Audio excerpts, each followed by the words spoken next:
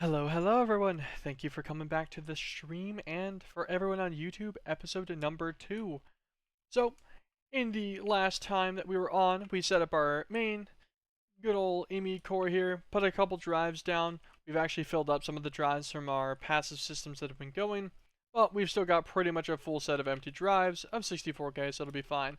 We set up our basic auto crafting needed that we're going to be using for all of our future autocrafting, with the intention of getting the assembler matrix and quantum computer fairly soon, which should kind of obsolete most of this little guy here. We found the joys in life as well of the curvy pipes mod. Fantastic for transferring all of our cables and stuff for the IME system, as well as fantastic for managing some slightly smaller setups. We automated, obviously, cobble into gravel, gravel into sand, sand into dust, sent them all into sieves. We also did that with netherrack here with a little simple auto breaker system. The netherrack kept getting replaced in a different spot, so we just left 2 breakers there, which is fun. These guys all go to a chest, compacting upgrade. Compacts everything. Anything smeltable goes to this furnace, just powered on RF, smelts quite quickly. Everything else gets pulled straight out. All of it ends up in the interface, deposits into our system. We set up a few botany pots for some of our basic things. These guys, the nether and stone essence, were mostly so that we could get black stone, since you can sieve that for ancient debris. So we'll probably set up something with that maybe today, as well as a couple good old trees here, just because we needed a bunch of wood for the solar panels, and that's kind of our power source right now. So securing more wood right now was a pretty easy move. We set up a good old matter condenser, gave him 2 cobble gens. Don't worry, this one is connected. Just has another little pipe here. Formed a full stack of 16,000 matter balls. Did the same thing with a little setup, automating obsidian in the stone barrel with lava. Automated lava itself as well, going into a drawer. Both of these are linked to this storage controller as well as all of the other drawers. This guy's set on extract only, so the system can read everything that's in here, so we can, utilize that lava or water directly in crafting recipes and such. And we've also been just acquiring a very large amount of resources. We're up to 72,000 iron ingots from just the last 2 days or so that this system's been running. So not an incredibly large amount, but enough to get us what we needed going. And I think our plan today is to probably expand a little bit on our power system, because I think we're going to need it, and start working on some other resource generation methods, as well as seeing what we can do on finishing up the assembler matrix and getting a quantum computer online as well. Other than that, I think that's pretty much a good little recap for anyone that was curious or wondering. Okay, what are we gonna do today? So we obviously need netherite at some point in decently large quantities as well. Netherite seeds are quite high tier, and they need a bunch of netherite in the first place, so that's not exactly a viable method in the slightest. Good to know. Netherite scrap.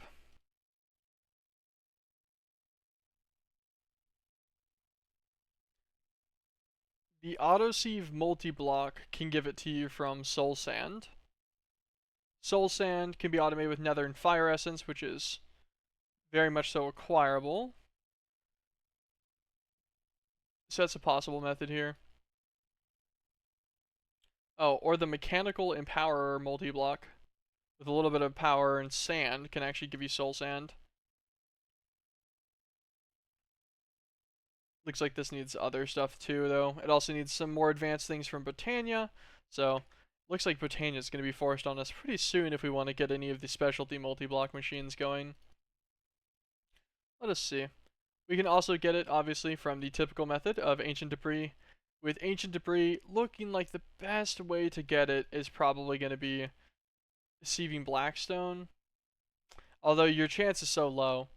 One blackstone in the diamond meshes, which is the best we can get right now, is a 0.1% chance for ancient debris, which is pretty terrible. However, we do also actually have these mining dimensions. So if I do @JA, we've got a normal mining portal, a nether, an end, and I think the void portal is literally just a void world that doesn't have mob spawns in it. So if we can get enough to get a netherite pickaxe going, so we really just need enough for 1 ingot worth. We could make the nether mining portal, mine in there. I'm pretty sure mobs don't spawn. I don't think lava will spawn in there either. That might be the method to get a bunch of ancient debris. Although I'm not sure what our move for unbreakable tools is.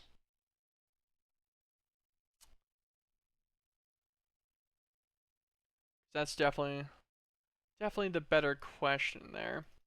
I guess we probably have all the mods tools, yeah. We do. They can be made either with a bunch of the aldomodium ingots, or you can make them with one and the smithing template. Smithing template's an ancient city's chest. Can I even find an ancient city anymore? Actually, there's both the lost cities and the hunting dimension. One of them probably still spawns the ancient cities. That's probably the intended way to get the smithing template. Or you could try to get 10 of the ore, like 10 of the ingots as a whole. Not sure actually what your route to this is. Obviously, all the modium seeds, but they are not exactly cheap.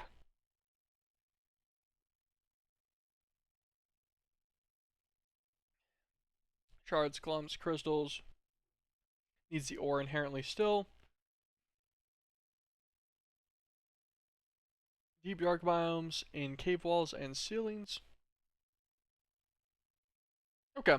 Lost Cities Dimension probably then. Deep dark, find the Aldemodium that way. That's best guess at least.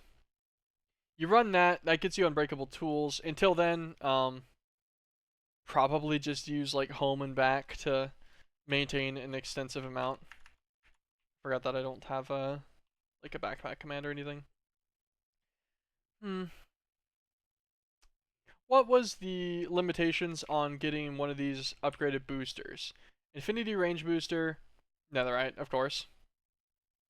This guy upgraded is going to be dimension cards. Okay. Um, and actually, we don't have potions, right? From like Potion Master or something. No. Okay. No kind of X-ray effect. Nope. And just a little double check in here too.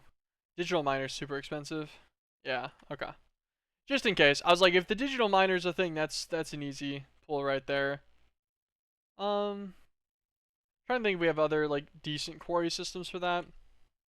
There is the void miners that if you do in the nether could potentially be good. Let's look at them. Let's look at the rubatine miner. It's a weight of 0.1 for ancient debris versus a weight of 10, you know, for nether quartz. So 1% of the time that you get nether quartz, you'd instead get an ancient debris. That's like, this doesn't seem like a terrible roll. I still know how often that is. Does it get better with the higher tiers? No. Looks like weighting sits at about the same. You can, however, do item and speed modifiers, which would help substantially. And I could always put these guys in the nether, like on the roof or something. Use like some waystones to get back and forth between them. Yeah, this is all extremely manageable. We have plenty of amethyst and such. We'll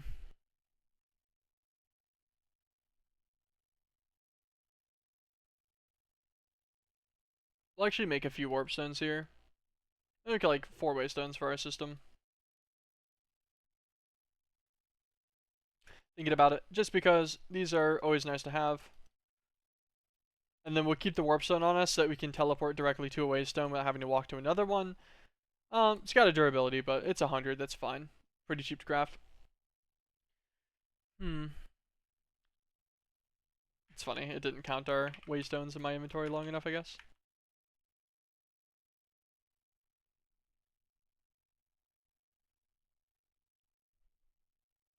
What to focus on? Trying to think about our like better move for weapons and stuff too. Could work on mob grinding stuff. Can any mobs drop scrap? Because I know that that's not an uncommon thing. Entity drops.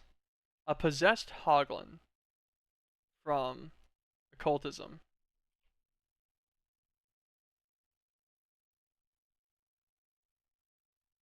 I'm also noticing that the mobs drop the coins. Do all the oh, every mob drops the coins. At a very low chance. Looks like some mobs drop it more often maybe than others.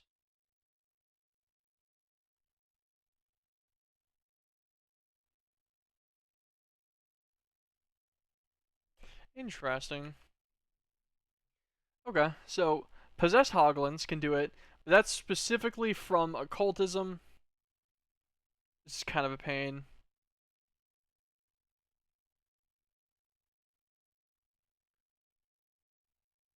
Get it from loot chests and everything, from looting around in the nether. So I could just fly around the nether and then potentially try to find it that way too.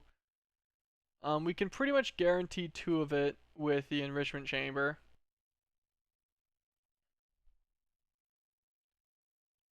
Oh, actually, if I use a crusher too, I can guaranteed get 3.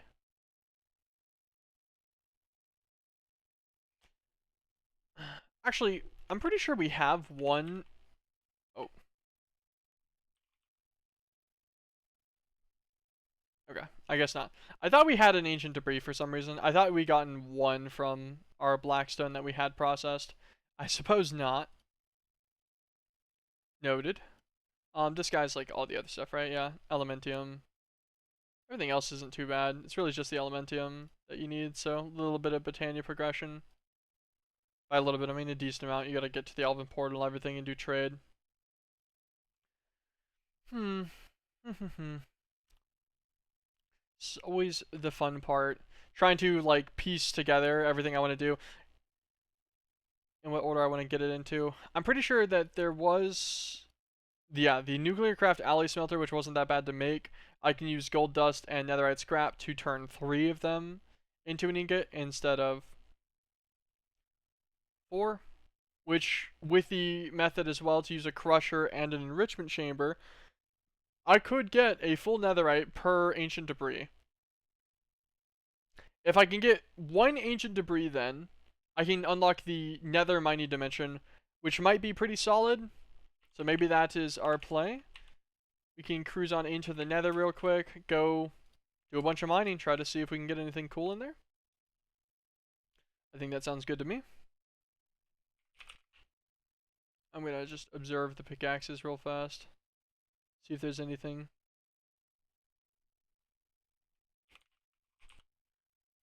Okay. I was just reading their indestructible tag. I was just curious if anything else was indestructible and tagged in the same way. Um,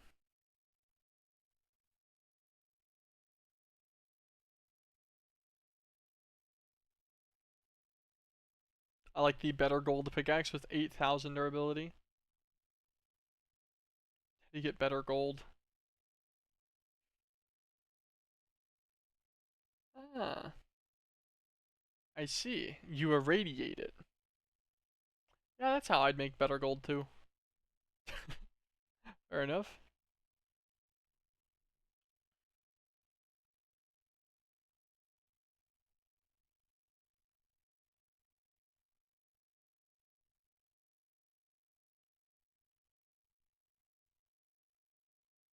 Dimensional pickaxes? From a dimensional pockets mod? Interesting. Probably mess with that at some point. We've got quite a bit of their dimensional like essence or whatever. Um, I don't know. Nothing here really stands out to me enough to matter, cause like we can eventually make it invulnerable through mystical agriculture stuff too. But this takes quite a lot of inferium. I do have a decent amount, but my decent amount is 26k.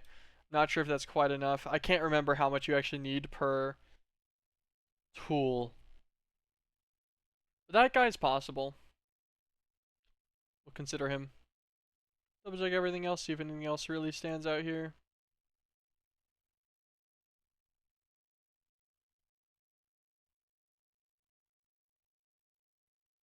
Nah. Okay, one thing. What is our stuff here that we can do. Yeah, we can only get up to Fortune 1 right now. Okay. And Auto Smelt and Fortune are opposing. That's good to know. And Mending doesn't show up yet. I'm presuming Mending does show up, even though it's not normally enchantable, because it's an enchant picker. So surely, right? It is funny to me that for a measly 12 levels, I can get efficiency 8 going. How much unbreaking can I get, actually? I can only get up to unbreaking 5. Ah. Yeah, so the unbreaking 5 takes 11 levels. I just don't have any XP right now. That could be an effective method. We will consider it. For now, let us just grab some sticks. Good old diamond. And we're just going to make a few extra pickaxes here. We're just going to go and just obliterate a good chunk of the nether.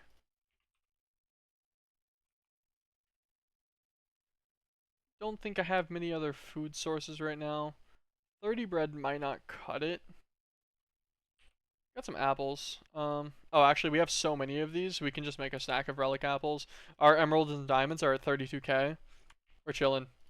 Get the bread out of here. We don't even need it anymore. And the relic apples, too, also give you other benefits. So let us head on in. We can always warp home to get back to our base, no problem. That's not really an issue. I forget what the optimal mining level is.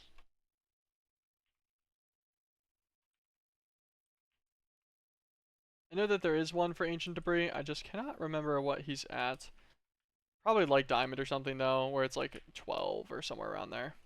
Let's also toggle our magnet on.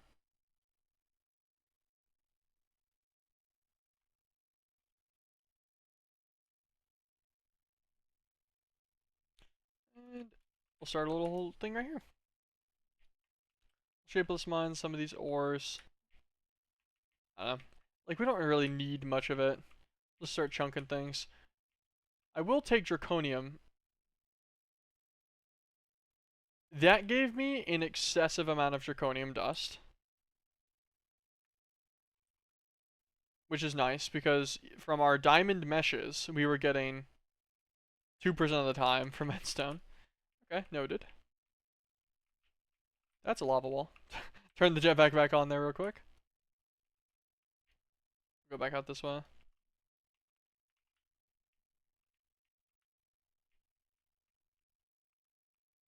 Could be more efficient about my durability and such. But I'm not too worried about it.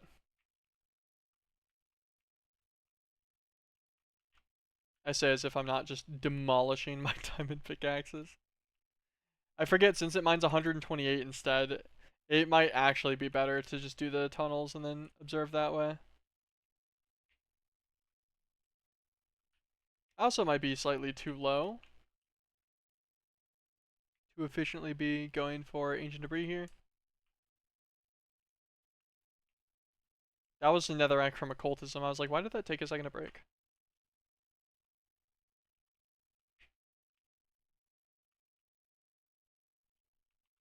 Okay, that's a bunch more draconium dust. Let's go home real fast. Pretty sure we can slash back to get back to it, which is all default. I don't have operator privileges, so. This is as pack was intended to be played, as far as I'm aware.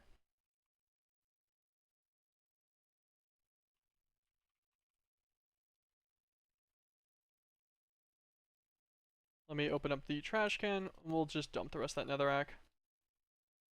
Save the draconium dust. Okay, cool. You know what, actually? Go home again. We can totally, well, we grab one more pickaxe, 2 more pickaxes, because I just thought about something. We made a dank 6. We will just put everything in here. This guy can store all of our stuff from the nether, no problem. Go back again? Okay. Now, back to our mining, and now we can actually mine a ton of stuff without it being much of an issue.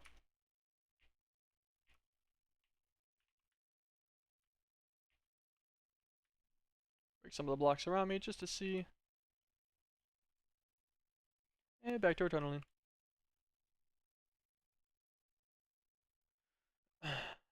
Filtered pickup, so it'll only pick up things that it's already grabbed before. And that's how we can try to see whenever we do eventually get our ancient debris. Let me actually look at ancient debris high level mining.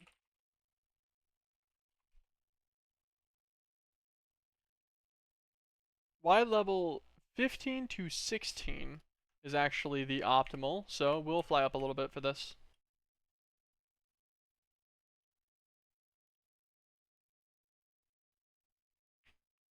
Right about here.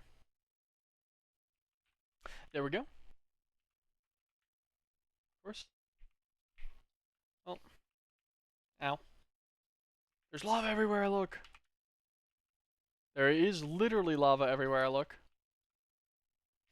Okay, this way is safe. The relic apple at least gives you resistance, so you're effectively immune to fire damage. It's just annoying visually.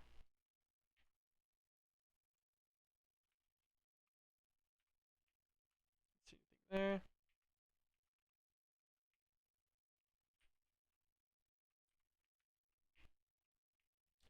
Kind of just gonna do these big long lines and then just hope that. Well, we have found 2 ancient debris. Perfect. That didn't take that long at all. We know that these guys convert pretty solidly into 1 netherite ingot, as long as you just make a few machines for them. We can look around for a little bit more.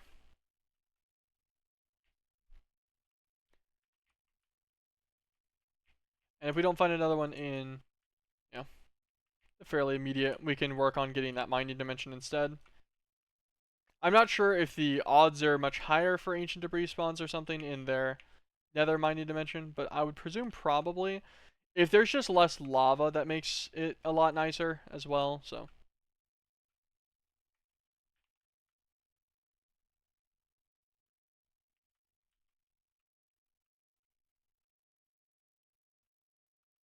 Well, there is a couple more. Perfect. That is 4 ancient debris.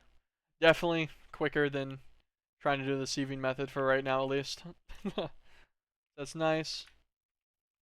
I'm gonna break all this too, actually, just because I'm curious. Just wanted to make sure that this wasn't hiding any.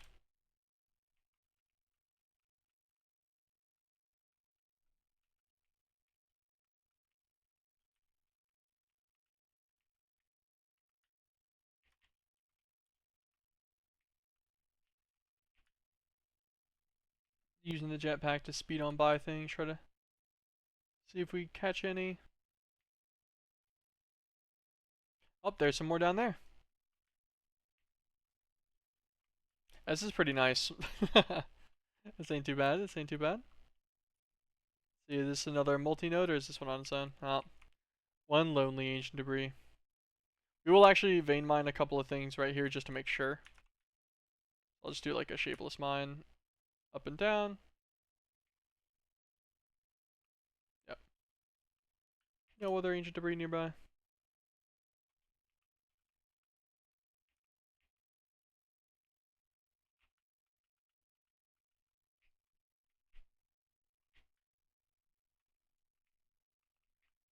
Dang. Even more immediately. Okay. Well, I'm not nearly as worried about our netherite requirements now as I was previously. I was like, man, that might be kind of a menace, but this is it's going very well, very well. Best part is I don't even remember everything that we particularly needed it for now. Because we've got 8, so that's roughly equivalent to 8 ingots. We can spend 1 on getting our nether mining dimension. Just in case that's better. What else really needed it, though? I feel like something more... Oh, we wanted some for the dimensional card. Or booster? What's it called?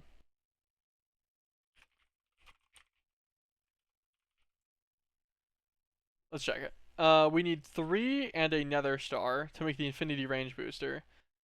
We need 4 infinity range boosters, so we need 12 to get the dimensional card for our system. That's still a decent amount out there.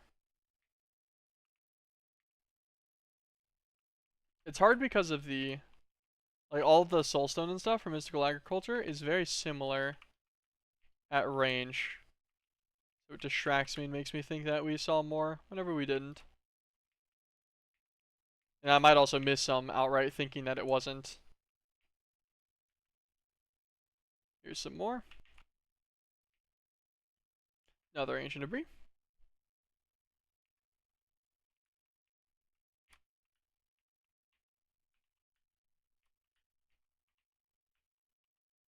Just breaking our couple lower durability ones.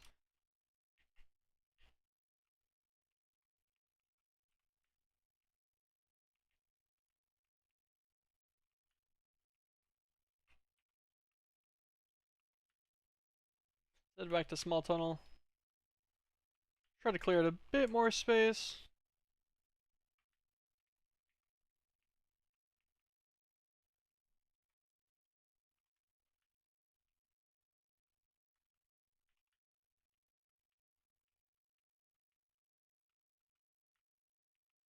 And now I know that this broke past this blackstone. Yeah, it broke all the netherrack and stuff past it. Let's swap off of our tool. Shapeless, break all these guys.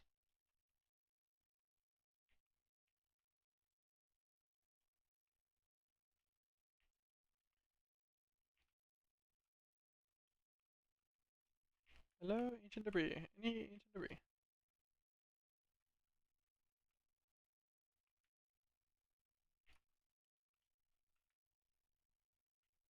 Oh, doesn't really look like it. It's fine though. We didn't do too bad luck-wise on the other one, so not too sad if we don't find any more here in this last pickaxe.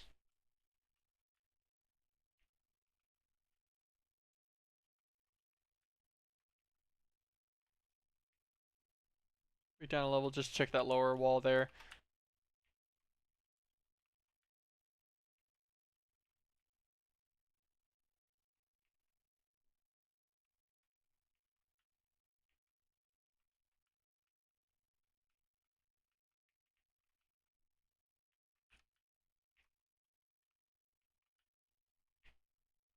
Well, don't see any left. That seems good to me. Not too shabby. Quick little 8 ancient debris. Oh, 9 actually, I mean. Okay. So, just to do another double check on what we can do with this guy.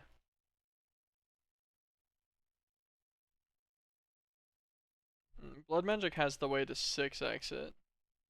But you need you use your arc with explosive powder in it to get the 3 fragments. You alchemy table it out, a bit of blood to get the gravel. Then you can convert the gravel using the cutting fluid into the sand, which you can then blast into your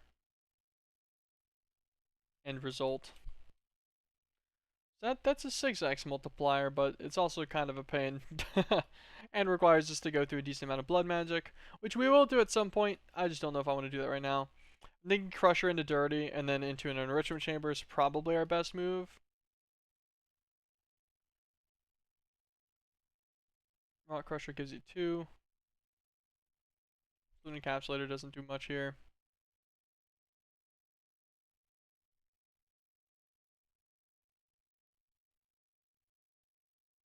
Yep. I think that is our best recipe. So let us get a... We actually already have a Crusher. And an enrichment chamber. So, this is Did we not pick up our enrichment chamber? I thought we picked everything up. Did we lose it? Oh, it's... We have a metallurgic infuser. We didn't have an enrichment chamber. That's what it was.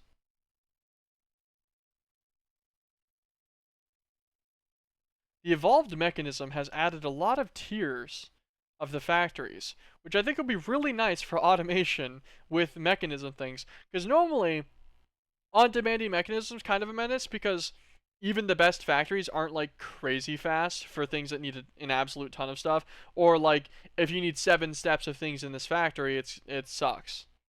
But these better ones might be nice.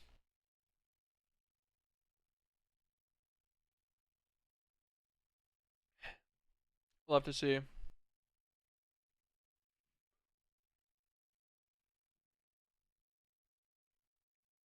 Okay. Down to the enrichment chamber. Let's actually encode this guy in. Might as well. We'll encode his steel casing. And where do we want our factory ones to be? We've got power over here. I think I'll leave this to just power as a whole.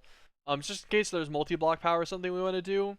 At like a, a lower scale early game. You can go in this room still without it being an issue.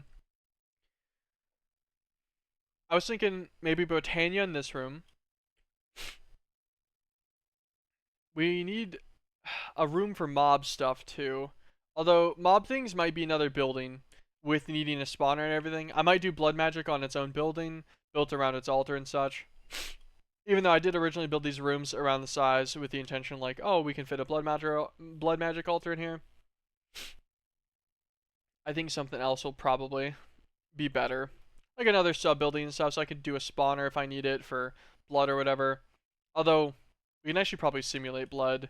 Surely Hostile Neural Networks in this, with all the other add-ons it has the blood simulators.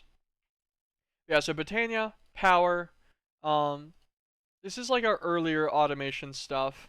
I want this to be like, I'll probably make more passive setups in here, things that, can link into this drawer or something. This guy will get taken out at some point too, no worries. So I think this guy will be passive setups. I don't really want to do that in here.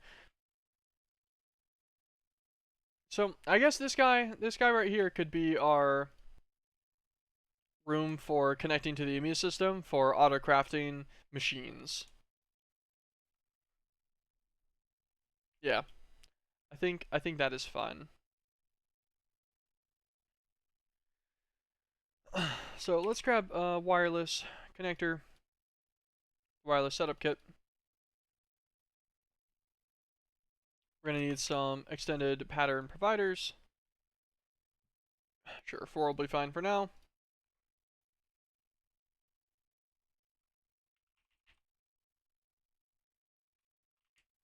These guys are just crafting recipes, so I'll throw them in there.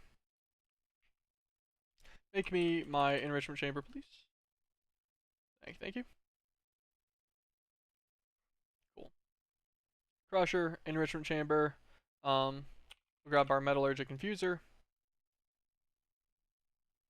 And I think that's really all we need for now. Not sure on how I want to deal with the actual infusing part for automation again. Because you have to automate your item to infuse section, which is a pain sometimes on things not wanting to get like added in properly or like misdoes an amount. Stuff like that happens. Easy, actually. I know exactly how to do it.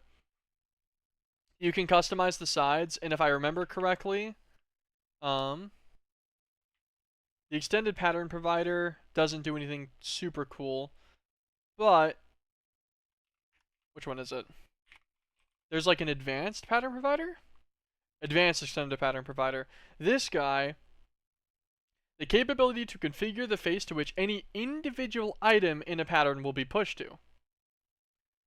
That, in my mind, makes it sound like it'd be super easy to set this up on one of the machines and have like, yeah, okay, so the top of the machine is the item to infuse input, and, the back of the machine is the item that's getting infused input. There you go. Easy peasy. And you just customize your recipes. I think that's going to be the easiest way to manage that. Although that does make me wonder if I should get the stuff to make one of these advanced ones right now. Oh, they're not even expensive. It just takes an extra processor. We'll just encode this guy. And let us actually grab one of these advanced processors then, or pattern providers, I mean. Crush up the stuff for the cards, and there we go. We just need 2 of these guys, and we'll also link up the wireless connector. Let's link it on the closest edge. You can go off this block for now. It doesn't really matter. Bind it to him. And we'll bind it to the front. Let me actually grab another pickaxe real fast too. Just because that'll be a little annoying if I don't have any. Okay. Grab some AMI cables just if I want them. I guess I don't really need them right now. I could just do these machines directly off of this for now. Yeah, that works fine. We'll do our extended. This guy. We have a cutting knife, correct? Yes, we do. Metallurgic infuser. Crusher. Enrichment chamber. Enrichment chamber, crusher, and metallurgic infuser. Perfect. These guys will all be named on a pattern access terminal later, which we should be able to make right now, actually. That will be the easiest way to keep them managed. Okay, reset all side configs. So, the top can be yellow, so top will be extra.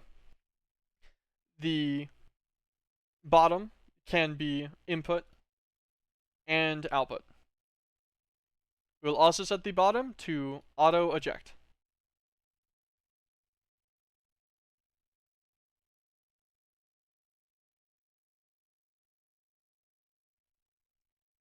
What's infused types?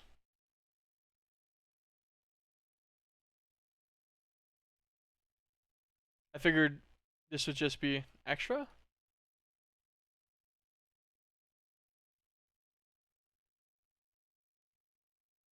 We'll put the infused types on the top as well, just in case.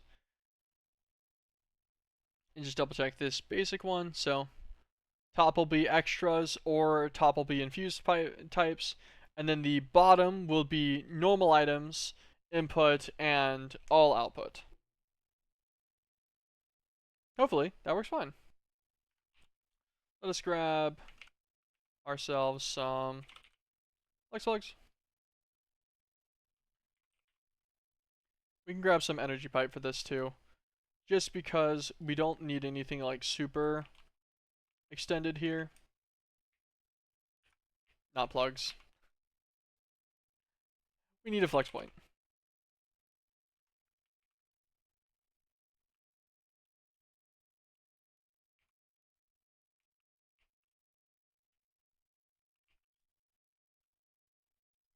Set this guy to power. This guy needs a pipe thing. I know that we could use curvy pipes for these, but I feel like normal pipes are easier to mess with if you're just trying to do something, a quick setup that you'll move later pretty easily. Let's set these guys up real fast too. So, clear everything on this one. Input and output with auto eject on. Clear everything. Input and output with auto eject on. This is just that they'll spit it whatever they're encoded with out straight out the bottom. And we just need to remember this guy specifically. Advanced pattern. Okay, advanced pattern encoder. I was pretty sure this is how this worked. Is that it had a specialty one.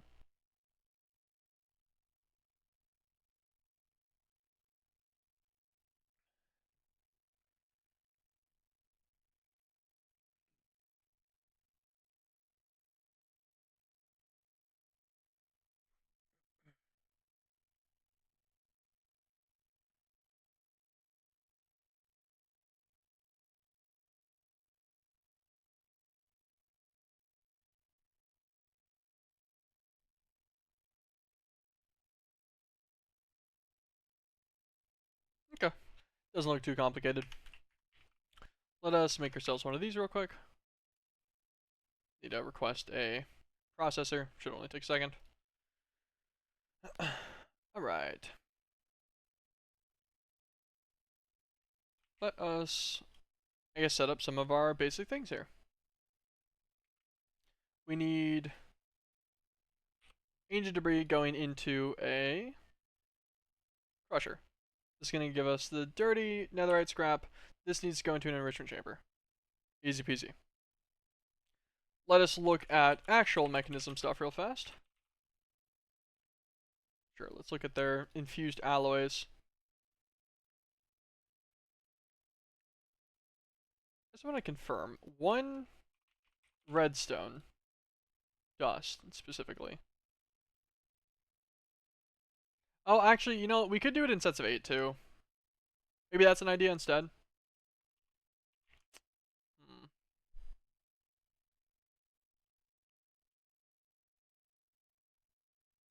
Sorry, I'm trying to think about how I'm going to sort the recipes for this real fast. So if we look at redstone dust, we should have an item, like an infusal thing here. Allergic infuser. Yeah, so a redstone dust is indeed just 10. However, you can also do enriched redstone, which is 80 from an enrichment chamber. So we could say,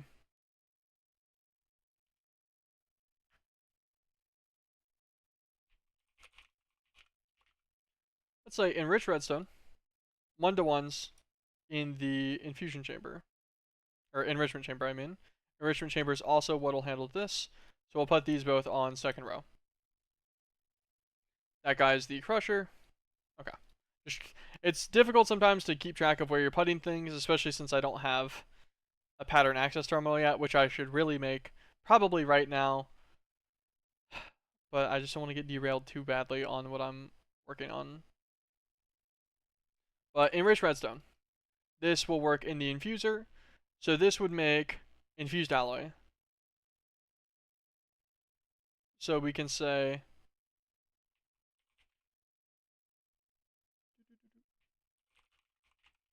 one enriched redstone with, if you middle mouse button, you can change the quantity. 8 iron ingots will make 8 infused alloy inside of our metallurgic infuser. This processing pattern we need to modify to have the enriched alloy, or the enriched redstone specifically, go into the top. And we also need control circuit? Yes. Basic control circuits. We'll encode it the same way. Set this guy to, this one should be 4, because I believe these take 20 each, yeah. This one will be 4, it will convert into 4. And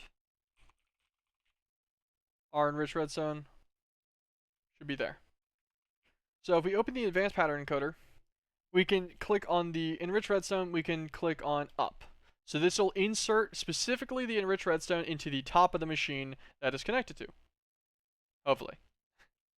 This guy, we will do the same thing. Alright. And we'll run some things in here and see if any of this works as it should. So these guys are our metallurgic infuser recipes. These will be just the first 2 to test with to make sure that the system actually operates in some way. This is our crusher, which will give us dirty netherite scrap. This is our enrichment chamber, which will give us our actual netherite scrap, and also our enriched redstone that we need. Okay. Eat a relic apple for good luck. See if our system worked. Let us try to order netherite scrap. We have 9 ore in here, so we should be able to order 27. So we actually have 9 on me. I didn't put it in the system. So now we should be able to order 27 scrap. It's crushing, as it should be. Doesn't really take that much RF either. These guys aren't upgraded yet. We'll work on getting that soon. 3 netherite. It got pushed out into the system. Immediately the system's like, okay, I got the dirty scrap, sent it to the enrichment chamber. Perfect. This is exactly what we wanted. This guy is working as intended so far. What did the mechanism speed upgrades take again? Fused alloy, osmium dust. Okay.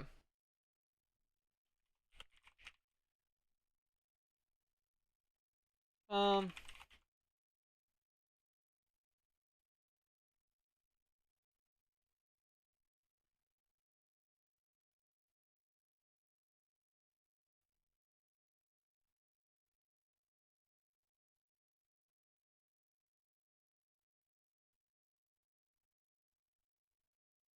this is interesting. Oh, I see. Cosmic and dense splits into cosmic and dense. Okay, it is literally splitting them in half. What are they called? Are they called installers? Yes, that's what it is. Okay, so you can make all of the tiers of installers for their stuff.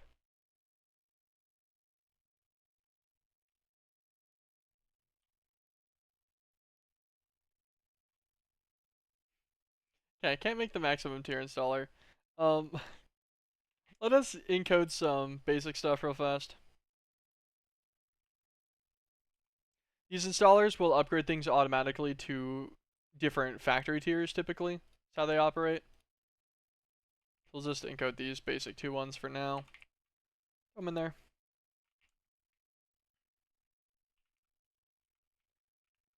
We're kind of waiting on our netherite scrap to finish. Ah, we forgot to put eject on. I was like, I don't know why that's staying in there, actually. That shouldn't be happening. Forgot to set eject on that one. This one, okay, we did on that one, though. I guess I should have known it was working.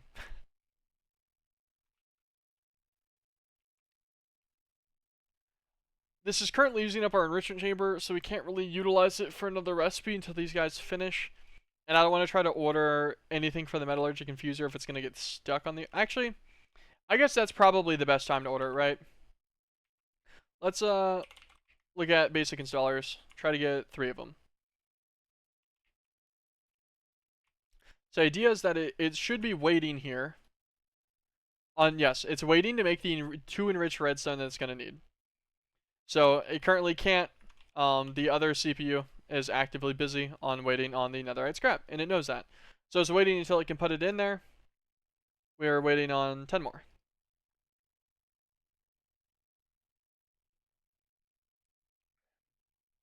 Once it does, though, we should see it automatically kick the 2 redstone in here, get it enriched, and then send the 2 enriched redstone over to the metallurgic infuser, hopefully in the right slot, process it all properly, eject it out, and then do our craft. Maybe I shouldn't have ordered all of it for the test. It's fine. We'll have the stuff for it now. I guess we can observe real fast and see if there's any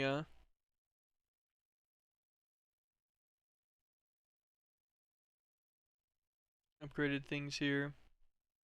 Any other better methods? Just in the normal crafting stuff, because I actually didn't check that previously. Ooh, we're actually going to need it for some complex link circuits and stuff at 1.2. I like how fast the jetpack is sometimes, though. A little faster than I want it to be.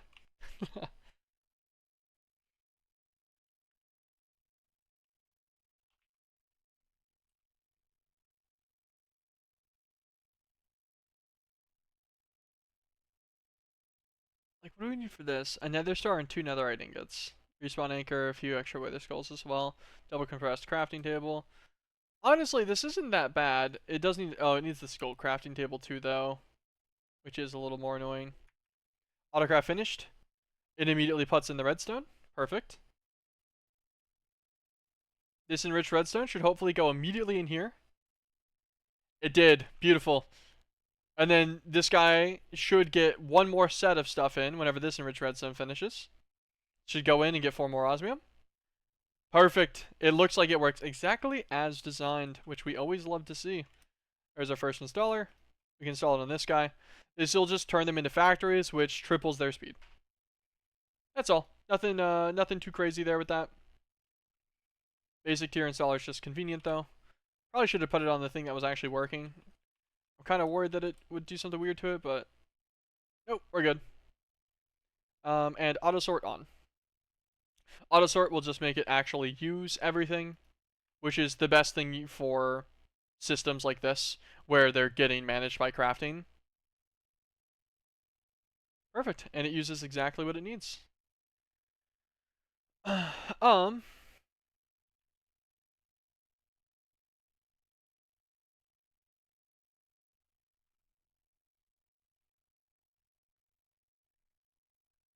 Smart blocking. Perfect. I was pretty sure this was a mechanic that they'd added in for the newer versions of AE. So smart blocking, this will not block the same recipe type. You need this on this guy particularly, your infusing factory, because otherwise, normal blocking mode will slow your recipes down. You know, like especially having 3 of these, if you only encoded a recipe to be able to do 8 things, then it won't ever fill with the stack or whatever. It could potentially go slower, stuff like that. But if you don't have blocking mode on, it could try to do a different infusing recipe that needs a different kind of like actual infusing material to it. So I don't know, I can't think of a single one off the top of my head, but instead of redstone needing something else like carbon or whatever. So smart blocking, however, will stop it from blocking its own recipe again. So I could put in, it would do 20 sets of basic control circuits all at the same time, no problem, because it's the exact same recipe, but it wouldn't do both basic control circuits and infused alloys at the same time. Just to make sure that we don't get any kind of jam ups by some kind of misinput of the fuel type. So smart blocking on this guy. These other guys don't have any other. They have nothing special about them, so they can just be as is. Grab the third tier installer, throw him on the crushing factory too, and also put him on auto sort. Okay, well that works great. Happy to see that. That made mekanism very easy to manage here. And I guess we can look at the other installers real quick. We might as well encode up to the ultimate tier. I don't know which one's after.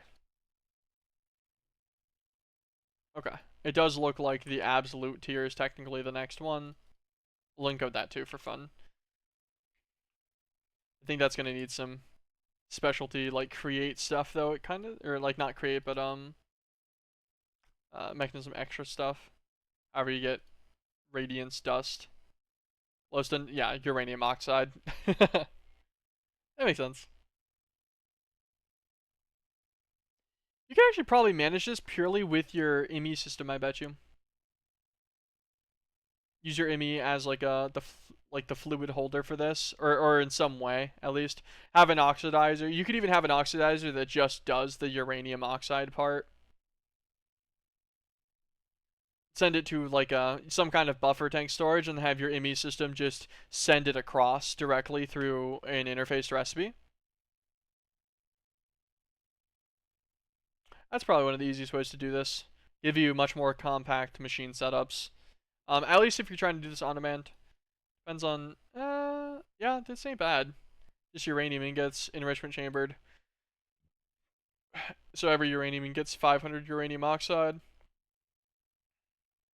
Kind of an odd amount there, unfortunately. Yeah, you could definitely manage it. Maybe even just fluid cells in your IME system, so you don't need any kind of buffer. Your IME just actually holds on to it. Probably fine, as long as you don't have anything that's like extending infinite amounts of passive into your system. At least that's not specifically partitioned to a cell that also destroys overflow. I don't know, something like that could be cool later. Okay, so let us get a pattern access terminal.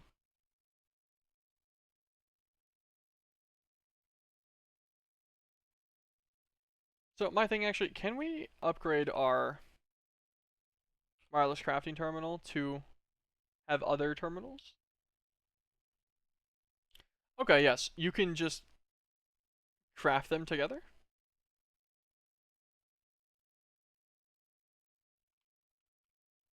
Okay, well that I think is probably a play then. Let's encode a recipe for this guy. Pattern access terminal, encode a recipe for him too.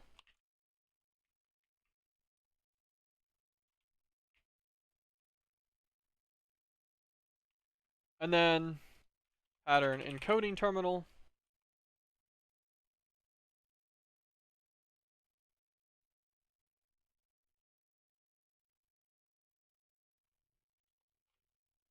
And then this guy can actually use up a crafting terminal already.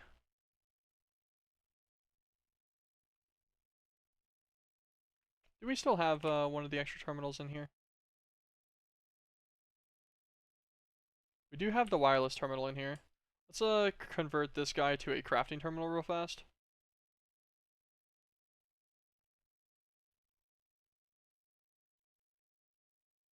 Oh, I was like, where did he go? He's still in the crafting grid. I was looking up here and confused. Okay, so this is an extra wireless crafting terminal. I don't know what that possibly... Oh, I see. That's funny. It's like actually looking at the crafting recipes for this instead. So pattern encoding terminal.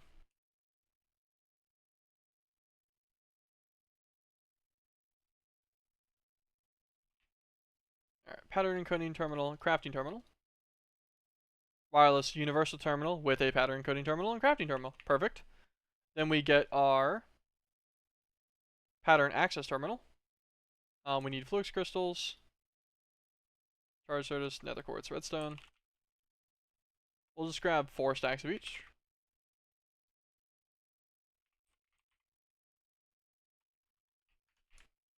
Turn off our magnet real quick. Just going through, do them all in this puddle real fast. We will get the other guy for this soon too. The reaction chamber, which would just allow us to do this through the system instead with water. So that won't be a problem. That will be managed soon. But for now, just dumping the flukes in like that's not a big issue. Then we do a pattern access terminal here. Craft him up. He's going to take a second to craft some of the processors.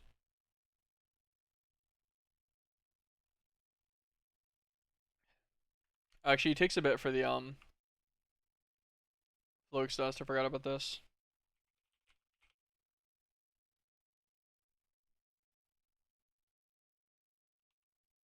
We should actually take the flux dust recipe out of this guy and put him in the crusher. Because the crusher's just going to be quicker than he is. So we'll actually remove this card out of here and throw him over here. It's just a processing card, so it actually doesn't need any modification to it. It doesn't care what machine it's on. It'll always interact the same way. That'll make that a little bit faster. Wireless pattern access terminal. So let's merge this guy as well. Now we have a wireless universal terminal with a pattern encoding terminal, pattern access terminal, and crafting terminal. So, I'm honestly not 100% sure how these work. Oh, there we go. Open X terminal. Beautiful. Okay, this is going to be nice. So, this guy is our normal crafting terminal. This guy is our pattern encoding terminal. This guy is our pattern access terminal. Pattern access terminal, so this is where naming things with the cutting knife comes in handy. So we can see the crusher, the enrichment chamber, and the extended molecular assemblers, you know, just their crafters and whatever. Oh no. Okay. And you can't shift click them back in. That's bad. So I scrolled my mouse wheel over them, and so it took things out.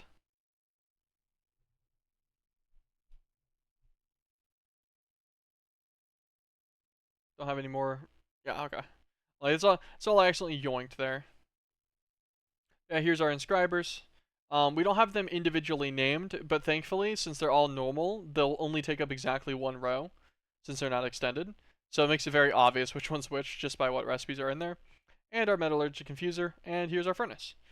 Furnace isn't named, it's just the block that it's on, it tells you, which is nice. The fun thing about things like this is if I named multiple things enrichment chamber like this with no spaces, even if the blocks they were connected to were different, I believe they would show up in the same layer.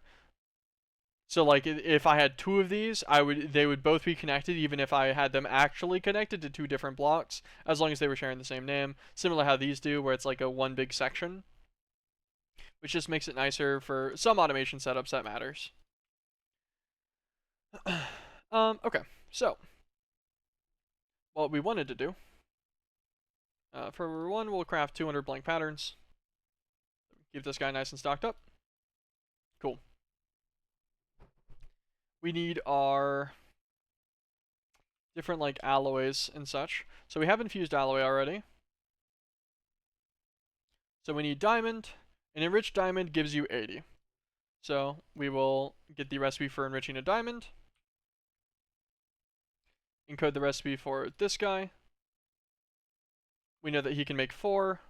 It'll make 4 of this. And 1 enriched diamond. We can right click on, or we can click on our enriched diamond here again. And then we can look at other recipes that'll need it.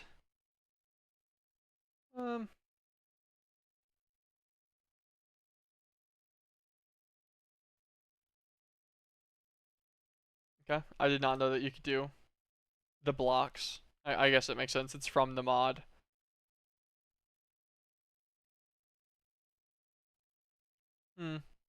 Contemplating how I want to do this, because I could feed it this recipe, but since it's 90 instead of 80, it would require me to do a substantial amount of blocks at the same time. Potentially something to mess with later. On our later automations of these, we can definitely scale this up. For now, we'll just do the normal recipes, I think. I think that'll be fine. So there we go. That's enriched diamond and reinforced alloy. Then we need enriched obsidian, which would be refined obsidian dust, which would be refined obsidian ingots. Or obsidian dust enriched with diamond. Okay, obsidian dust. Let's look at whatever the... So enrichment chamber can do it to 4. Okay. This guy will go to the enrichment chamber. Let's separate where we have the cards in our inventory, just to make this a little more... or a little less likely to be a problem. So, metallurgic infuser, enrichment chamber over there for now.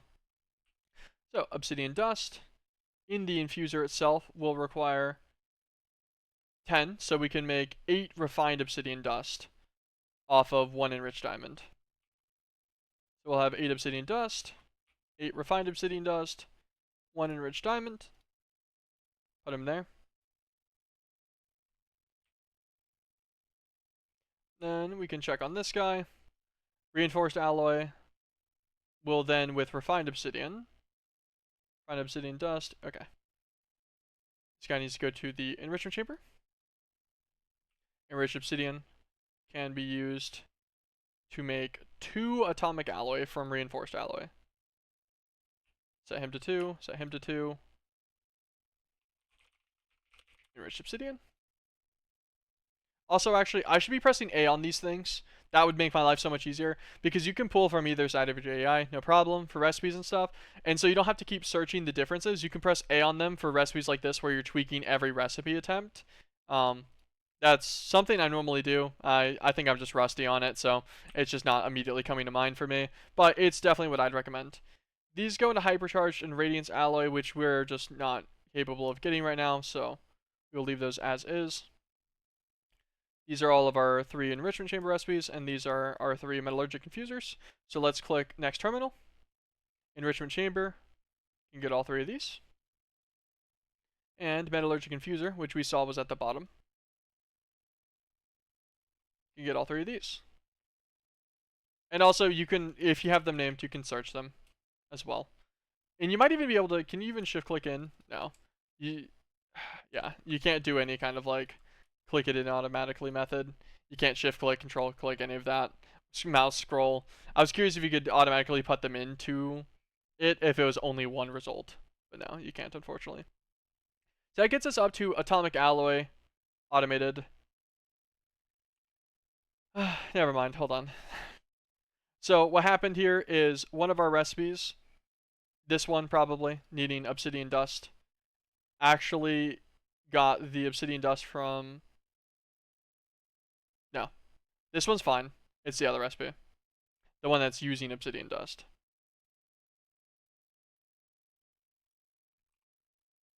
This guy. This one needs refined obsidian dust. It'll be the metallurgic infuser then. There we go. This obsidian dust must be wrong. Go back to our recipe for it. Open it up. Yeah, so this actually gave us the recipe for occultism. Speaking of which, I am noticing that you don't have a substitution aspect in this pattern terminal, so keep that in mind. It doesn't look like you can encode a recipe or like a pattern that allows substitutions.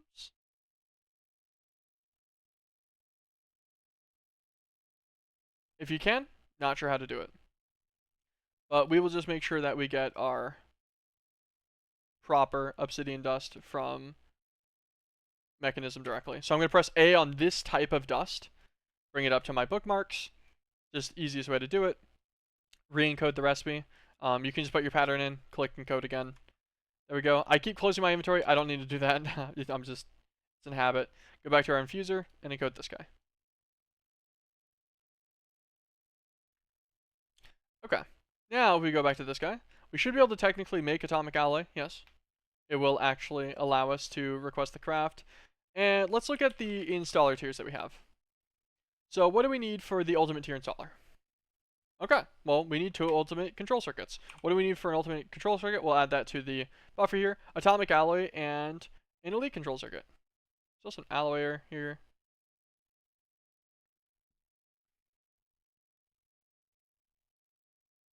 Wait, how bad is this at? What's the base control circuit take? HDPE. So you need to have that full line set up. So that's not worth worrying about right now. But this is a method to double your control circuits to your resource requirements, which is pretty good. So we'll try to keep that in mind. So this guy's gonna need an elite, and the elite's gonna need an advanced. All of them have alloy recipes. Noted. And this guy is just a crafting recipe. So these are all pretty easy. We'll cancel our plan here for the guy. Go to our pattern terminal. Okay, so advanced is just a crafting recipe. Elite, once again, a crafting recipe. Just encode all 3 of these guys, and the ultimate control circuit crafting recipe. These guys will just use the alloyers, which we already encoded. And now, let us try to order 3 ultimate tier installers. Says we can. Says we have all the ingredients too. Let's see if this is working. So it's enriching up the diamonds that we need first. We need quite a lot of enriched diamonds, so that's fine. This should immediately put in some recipes here. What order does it want to do this in, actually?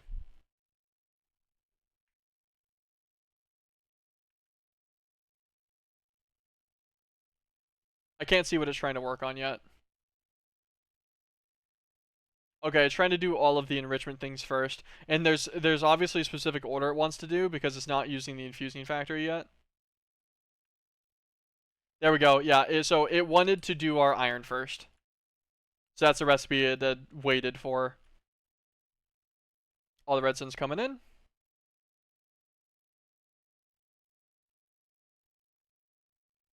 And this guy's already infused with everything he needs for these guys to get alloyed down. And like these are just the basic factories, and they're already pretty good. I know that we requested 3 of the highest tier installers that we have right now, but I'm pretty sure we'll need to tier them up as well, so we'll have to do that again later. Whoops. I did notice that it brought 8 more ingots in here and didn't try to refill them, so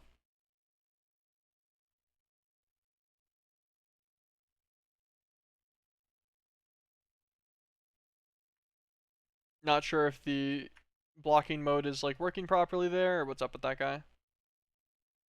Yeah, because crafting 2 but scheduled 32.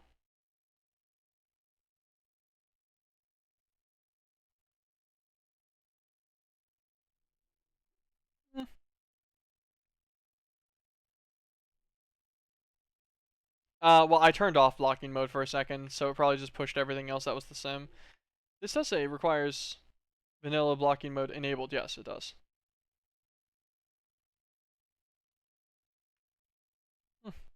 I don't know. I guess worst case, it's marginally slower, but it should still block from having messed up recipes, hopefully, which is really all I care about. The slight speed decreases are not too big of a deal otherwise. Yeah, these guys look like they're operating fine for now, so we'll just let this recipe run in the background, go work on something else, and make sure that that actually does get finished up later. And once it does, we will get the other tier installers too. I'm pretty sure we'll need all the previous tiers, so we'll get 3 elites and 3 advanced also queued up. That is going to use up all of our guys, so we'll have to keep that in mind. That's going to set all of our crafting on kind of hold here for now. Make sure that everything's still working. Yeah, it's enriching the other stuff that we're going to need, so that'll be all 9 installers, and that'll get our basic factories there up to ultimate tier. And we should actually also mechanism speed encode the recipe for speed upgrades. So glass and infused alloy, which we already know, and then osmium dust. Osmium dust can be osmium ingots in the crusher. So we can pop open to our guy. This guy is our osmium dust. Throw him in the crusher. This guy's just a crafting pattern, so we can throw him in any of the moleculars. Easy peasy. That'll allow us to order the speed upgrades. You can have 8 per machine, so it'd only be 24 of them to get all 3 of those machines to max speed. Although we probably actually want, an energy upgrade as well. You might as well. I think this one's going to be gold dust instead of osmium. Yeah. So go back to our pattern terminal here. Don't re-encode that guy. We don't need him. Click him in here, encode over that. So this guy is our energy upgrades. We then click on over to our next terminal, throw him in a molecular assembler. Perfect. And then we'll make 8 of each of these per machine, so 24 of each. And that'll get our machines up to a pretty solid speed without also like super increasing their power draw, so that they're a little more usable for the on-demand purposes that we want them to be. Let's double check this stuff in here, see if there's anything that we're particularly missing right now. Acceleration cards and everything we already have as recipes, I believe. We do. So, no, not too big of a deal there. This guy's going to need more ancient debris and such. Okay, we can go back to working on our netherite ingots. So, the idea was that we could use the alloy smelter from Nuclear Craft for these. It does take 20 seconds per, but it does give you a slightly more efficient recipe. Just to make sure that there's not another one.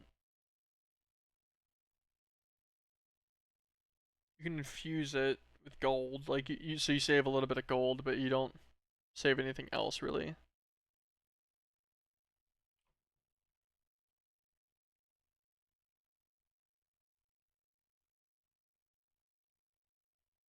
Yeah, doesn't look like that's a method. Oh, it made the advanced tier installers. It stole from the other recipe then, I think, right? Yeah, it did. Actually, nice that it made the advanced tier installers. That's funny, it recognized that it had more of the earlier step ones, and it was able to do these first, so it did steal them. So we can actually upgrade all of these to advanced first. And this will, once again, give them another speed increase, so that they can get their other recipes done a little bit better.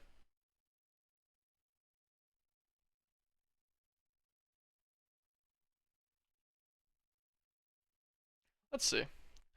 If we turn off vanilla blocking mode, but we leave smart blocking on. No, okay. It's definitely...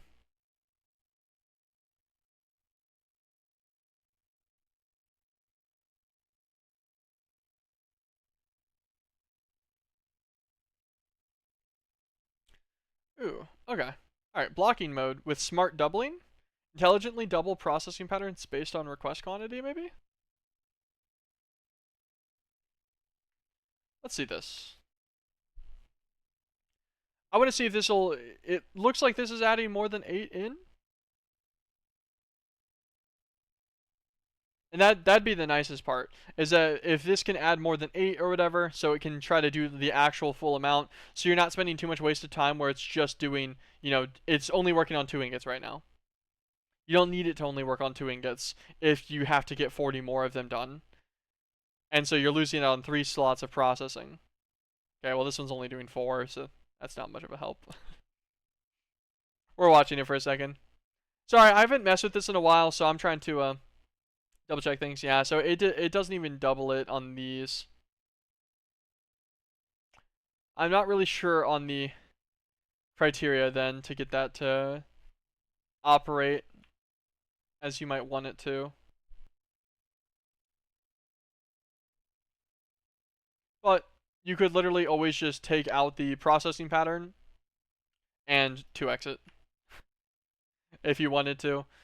You could just take this guy out. Uh, Probably shouldn't do that because he's actively trying to do a recipe. But you can take him out. You can put him in here. And then you can just double everything in here. If you do it in the normal pattern terminal too and not in the one in your inventory, it would work nicer. He is stuck on something?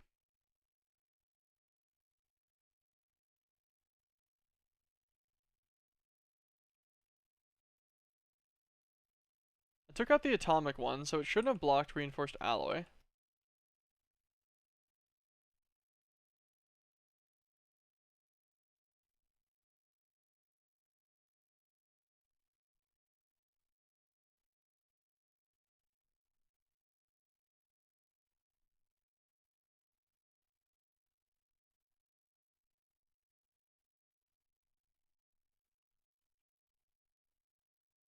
What's it missing here?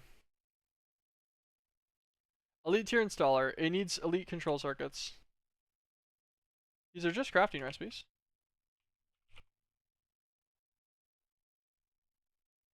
Okay, yeah. And it understands what it needs here. So, is it stuck on reinforced alloy?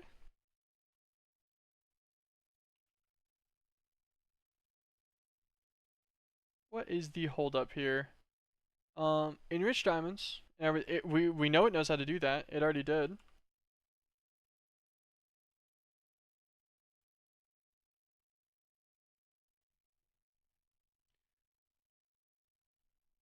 Both of them seem to be stuck on reinforced alloy. Let's cancel them real quick. It might have been because I was actively messing with the recipes while I was in there. Let's order the 3 elite tiers again.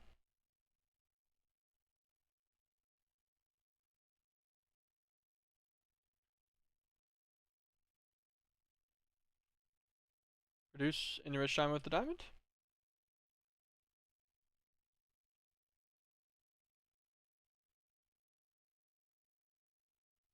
Okay, we have the enriched diamonds available.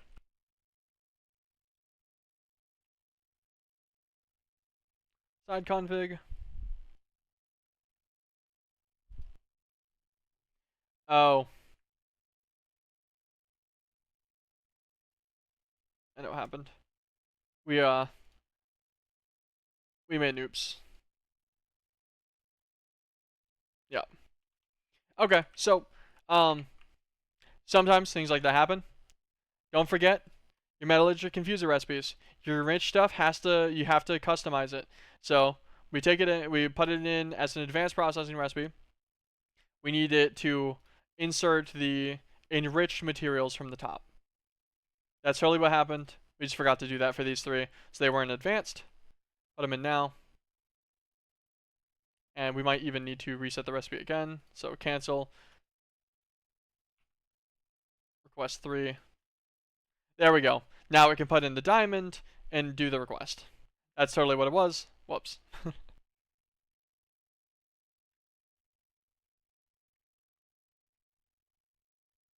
There we go. So yeah, just don't forget to change them. And so make sure anything that goes inside of your advanced pattern providers says advanced processing pattern. Otherwise, you're going to be sad. Whoops. Little things like that. Super easy to make small mistakes like that like jam up a whole system you don't realize for a second. Thankfully, I was sitting there watching it and figured out what was going on pretty quick. So not too bad.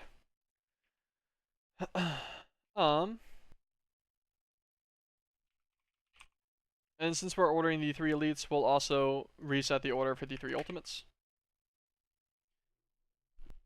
Man, my neck's killing me a little bit today. A little uncomfortable, but That's just how it is sometimes. We wanted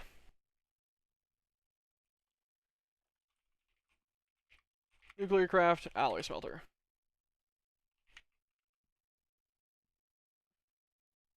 Encode this. Encode the plates. We use this with one of the graphite dusts.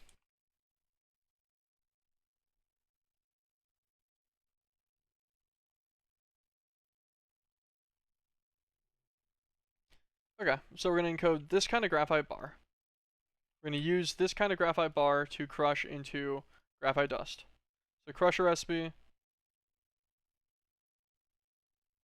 smelting recipe, crafting recipe.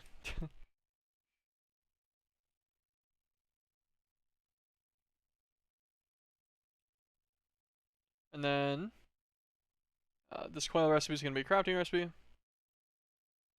These guys will be a crafting recipe for the plates, and it's using the right graphite dust. And lead ingots, of which we should have a pretty solid amount. Yeah, 14,000. That's not too shabby. And blast furnace. We can encode this recipe for crafting, and this one to smelt smooth stone. So you can go with the graphite ingot. And to get smooth stone itself, you can also go with the graphite ingot. Okay, click on over here. So this guy is going to crush dust. These four are going to be crafting recipes. Let's show them all in this assembler. And these three need to go in the furnace. That's actually the last of our furnace stuff for now. But now, if I look at the alloy smelter, I'll just be able to request one. It might take priority over some things, so it might like try to force in usage of the crusher here. I'm not really sure. Crafting 14 refined obsidian dust.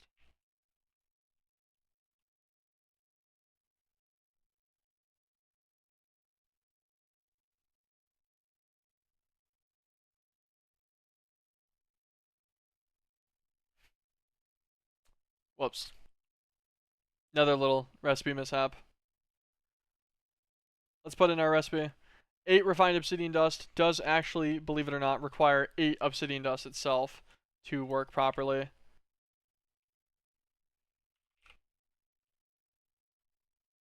So we're going to manually throw in some obsidian into the enriching factory real quick. We'll correct the 14 that it's expecting to get from here. But, whoops, it's like that sometimes.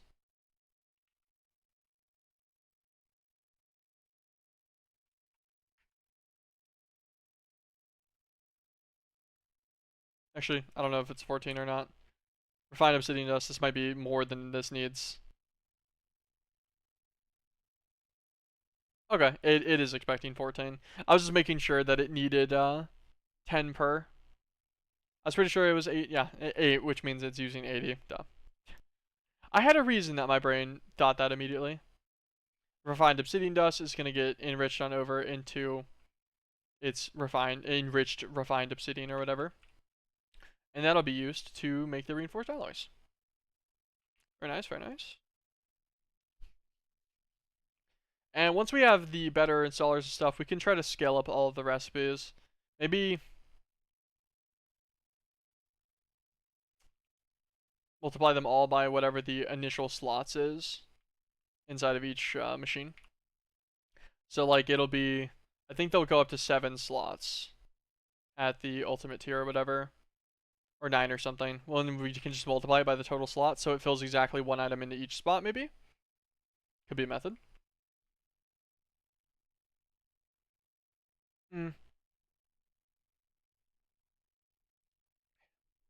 I guess the idea with that one actually though is the you can't quite nail the ratio unless it's 8.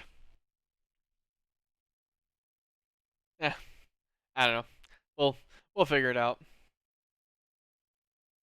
But yeah, as it makes the last bit of that atomic alloy, should go through just fine.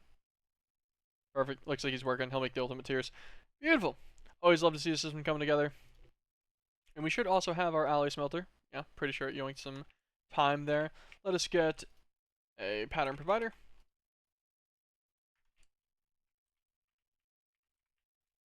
This one right here. Add on this guy. Nuclear alloy smelter. Nuclear is just to be very particular about which kind is there.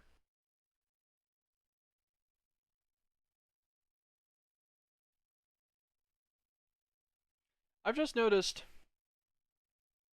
×2 and like in specifically these normal ones, the advanced doesn't have that though. Interesting. Consider that. Let's grab our installers. So we grab our 3 ultimates, our 3 elites, and see how many slots this actually puts in this guy. So he does actually end up with 9. Which is pretty good.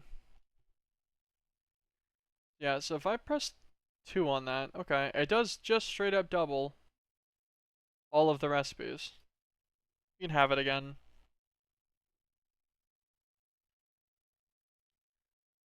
Hmm.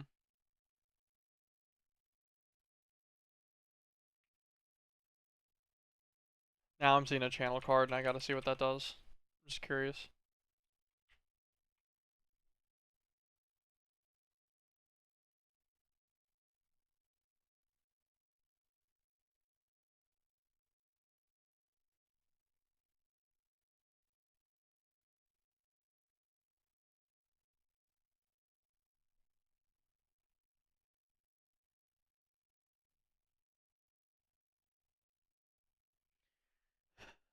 Will automatically connect to a wireless transceiver master operating on the same frequency.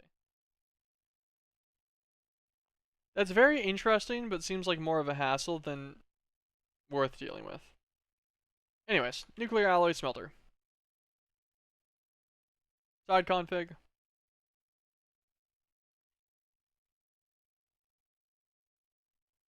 Let's leave its inputs on everywhere, and its down will be an output push. Pretty simple.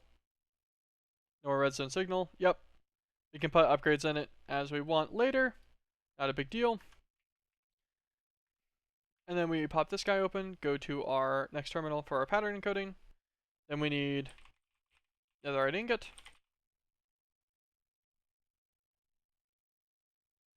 Netherite ingot from the alloy smelter.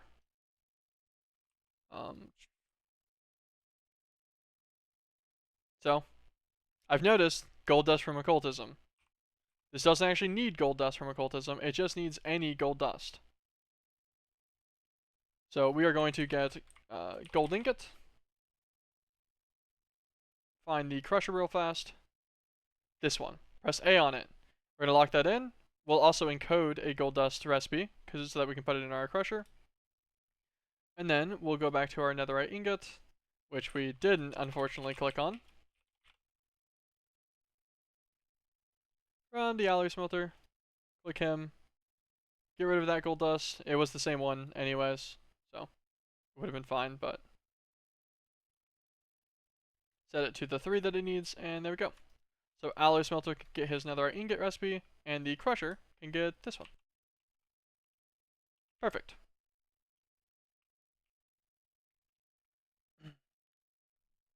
Let us take these guys out real fast and see if I can just... Okay. So you can't mess with them while they're in that, really. If I put them back in a normal processing guide, they don't lose their stuff either. So let's put this guy to 8. We're going to just multiply it by 4. 4. Code. Nice, okay. It keeps advanced. Oh, and you can actually even see it says 8 reinforced alloy with nothing, which means it'll automatically push into the closest to whatever the connecting face is on the machine. And 4 enriched obsidian up. So it does actually keep all of its data for that. We'll 4x this guy too. So 16, 4, 16, 4, 32, 32. Just because we have enough resources, and this will make them slightly faster. 16, 4, and 16. Last guy. 32, 4, 32. Perfect. That'll help all of these recipes and this guy in particular go a bit quicker. Let's take out the netherite scrap one. We'll up all of these to 32 as well, other than the netherite scrap, because I don't want that one to process in an annoying way. Take out netherite scrap for this one too. Multiply those a few times. Okay, perfect. That gets a few things a little bit more accessible. Let's actually do at mechanism upgrade.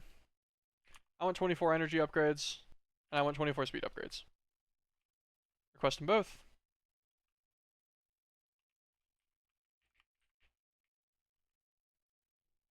Nice. Ultimate enriching factory is doing great job. Gold's going. Oh, it needs gold dust for the upgrades. I was like, wait, why is it actually doing so much gold? I forgot. Very nice. And then once we get 8 upgrades in each of these guys, they're going to be much, much faster. And then the issues where, you know, there's like, it's only going to be doing 5 instead of 9 things in here at one time, not going to matter at all whenever they're at full speed here. At least hopefully.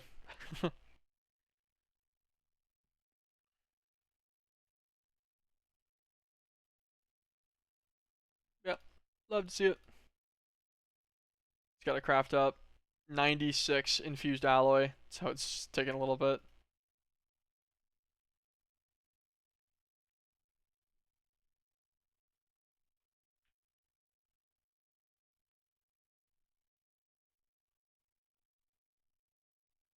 That was unexpected.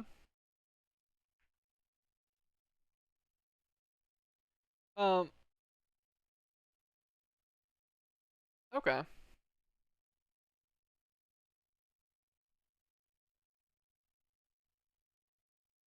I don't remember these going up to 16. That's definitely new.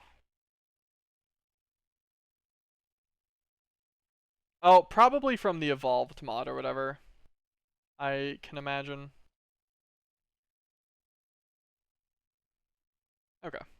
So with just 8 speeds, I wish it would tell me what the actual requirement was of its operational usage. But that's fine. Get the last of our upgrades together. And we will just shift click these guys in 8 at a time instead. I could definitely do the additional, 8 or whatever, but I don't think I'll need that many. And let's order 24 more. Let's see how fast they are, how much power they're using. 1,000 RF a tick, 1,800. God, they are quite fast now. The thing actually is, I could encode them now with another set of energy upgrades.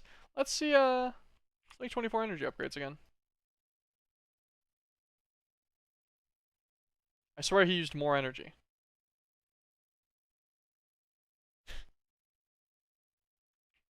And then this pipe's actually having issues now too. As funny as that is.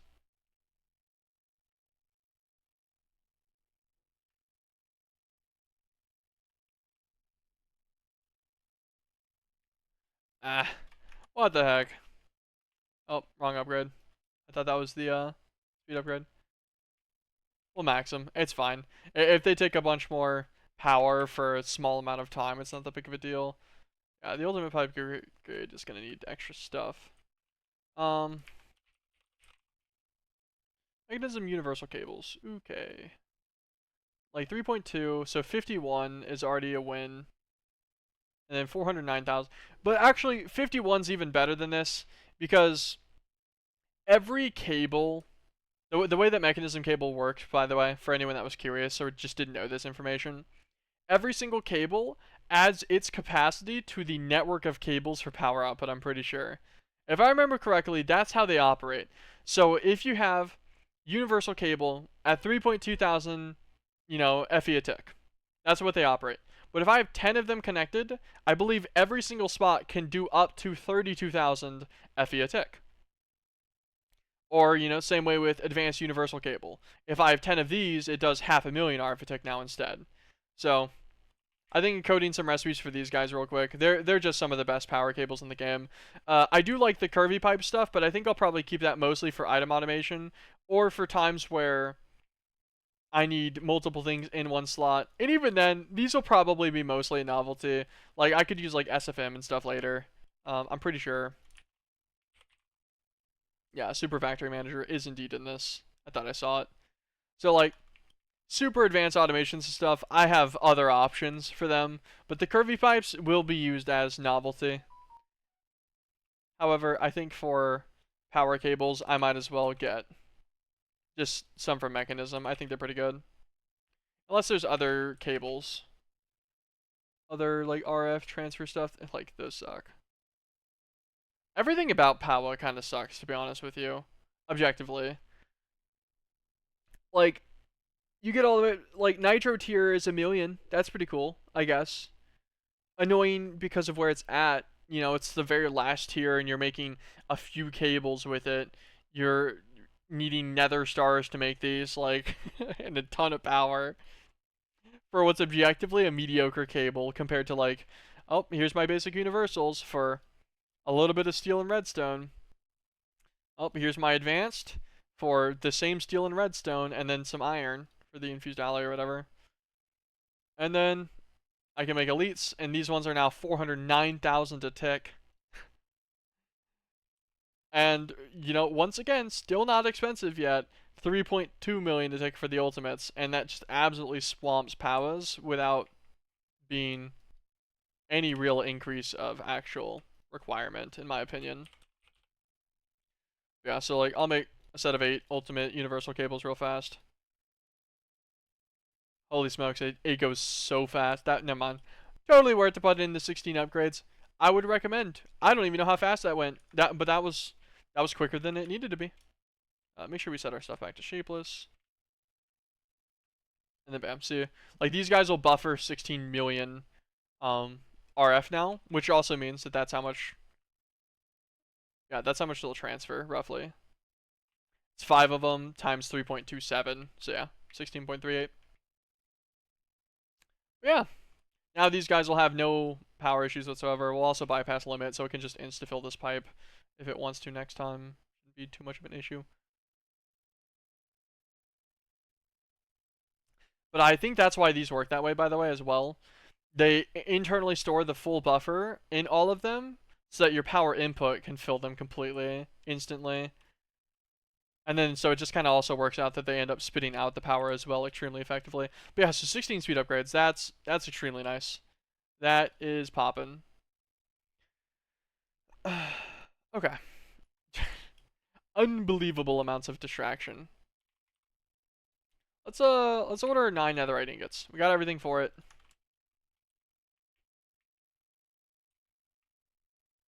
Yeah, these guys are going to take 20 seconds each. Unfortunately, the nuclear craft upgrades do take... Wait, no, lapis redstone. Oh, okay, hold on, never mind. We can set up the stuff for the nuclear craft upgrades too, I think.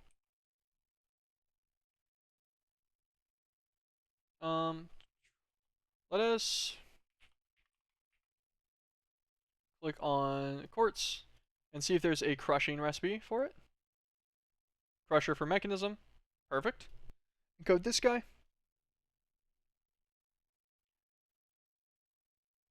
And then press A on this quartz dust so that we have it up in the top left for the actual recipe that we wanted it for. Encode this. We already have obsidian dust, so it's going to prioritize that one in our system. Thermal series. Okay, it's actually the right dust, so we don't need to mess with that at all. Encode this guy. He's going to be a crafting recipe. Encode the golden pressure plate. Okay. Let's go to our other upgrade real quick, which would be our speed upgrade. And this one is lapis dust, redstone dust, and the heavy weighted. Encode this. Lapis dust. Perfect. Can just be made in the crusher. And we need the heavy-weighted pressure plate. Perfect. These 4 crafting recipes can just go on into the molecular. These guys, click on over to this guy, go down to the crusher. Crusher was actually at the top, wasn't it? Yep. Crush that and crush that. Okay, now we do at nuclear, we can get, 100 speed upgrades and 100 energy upgrades.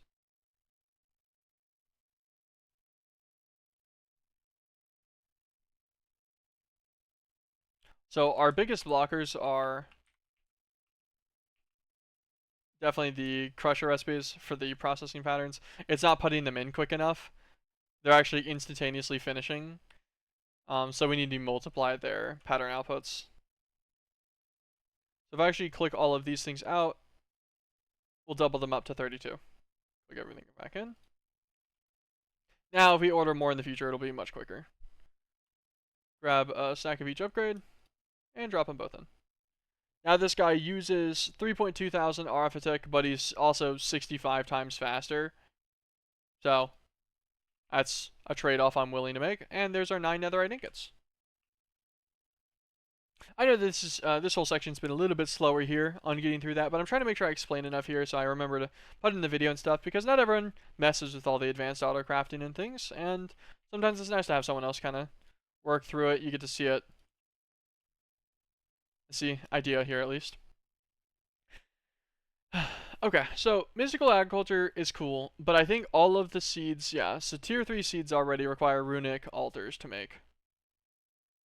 The redstone alloy seeds, I do get a chance to get the seed back, or like to get an additional seed from botany pots. So that's a method, and up to the ultra tier botany pots, your only real expensive is nether stars. Some kind of mob automation would be the best for that.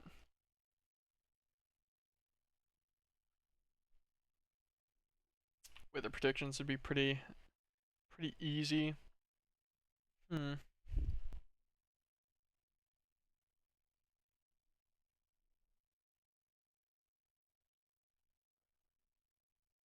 yeah, they're not too bad. They all require botania. So that's kind of needed for any progress towards mystical agriculture, which I think is going to be a very effective method of getting some of our further resources that are needed. Because, like, sieves worked great to get us started, but targeted production, a million times better every single time, unfortunately. That's just always how it works. Because, if I get an iron seed, is he tier 3? Yep, he is. Get an iron seed. I grow him in an ultra botany pot. So he's going to grow 6 times faster and also give me 6 times the output of what it says. Let us see. Let's say we just give it exactly what it needs, so a tertiary farmland. So it's going to take 2 minutes and 5 seconds normally. So that's 125 seconds. But you actually divide that by 6. So it's going to take roughly 20 seconds to give me 6 iron essence, which is honestly not as great as I was making it out to be there. Like, iron was probably the worst option I could have picked, because I think we make about an iron a second with the 3 sieves going. So, iron's maybe not the best example. But some of the other ones that are more focused are, like, redstone seeds. These would definitely be pretty nice, because you put these guys on tertium, they take the exact same amount of time, you're going to get the exact same amount of essence, but they convert to 12 instead of 6. So you're getting a decent amount additional of redstone here. And that's just also for one plant too. They're not particularly expensive, and you can even get the additional seeds from them, so I think this is definitely the further priority. I'm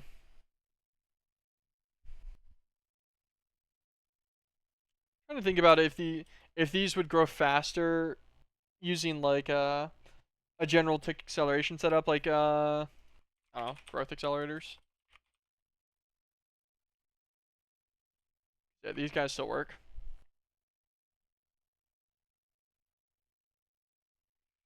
Because you could totally set down growth accelerators, and I wonder if these apply enough of a speed bonus to be worth it. Like, but in Ultra Botany Pot, every 20 seconds generates 6, which would mean a normal plant, presuming they only drop 1 essence, which I would assume they do, on growth, would need to grow in less than 3 seconds, which is definitely manageable. However, the question is if that's like less TPS intensive too or not. You've also got hydroponic beds, and I know how good these are. Hydroponic beds work great. Um, yeah, and so they are heavily restricted. Cool. Ultra body pots might be nice. Maybe just for a few resources. Not really sure. Doesn't have anything in here about farming things, right? No, this is all more particularly to the mod itself.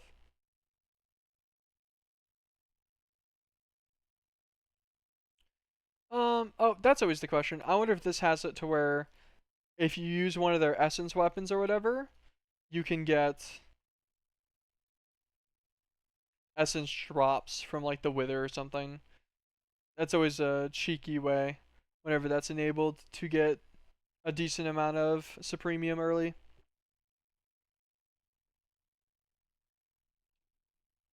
Just need enough to get to your sword and then wipe a few guys.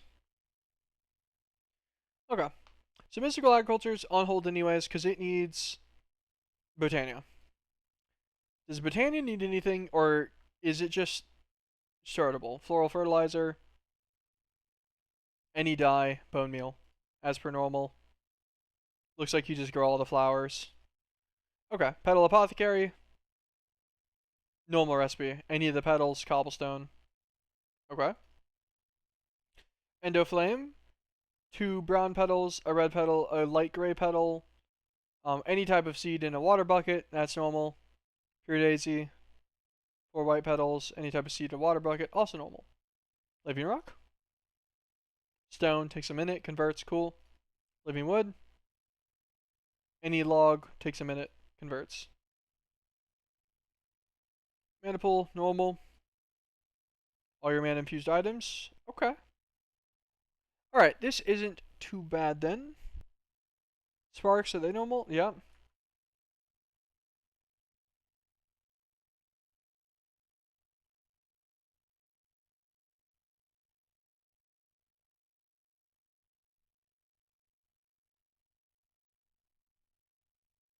Terra Steel, normal recipe.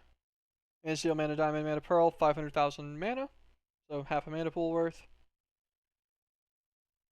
Alfheim.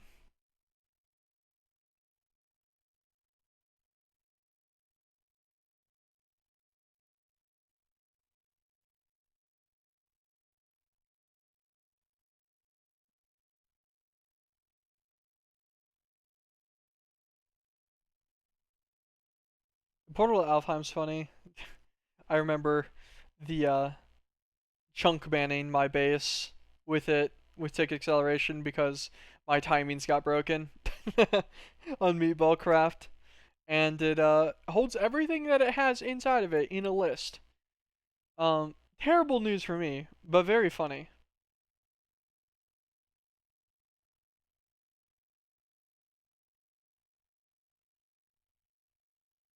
Elf Steel, that's new to do the Guy of Guardian fight. Elementium, Dragonstone, Pixie Dust, not crazy. 1.5 million though, so it's about a mana pool and a half instead.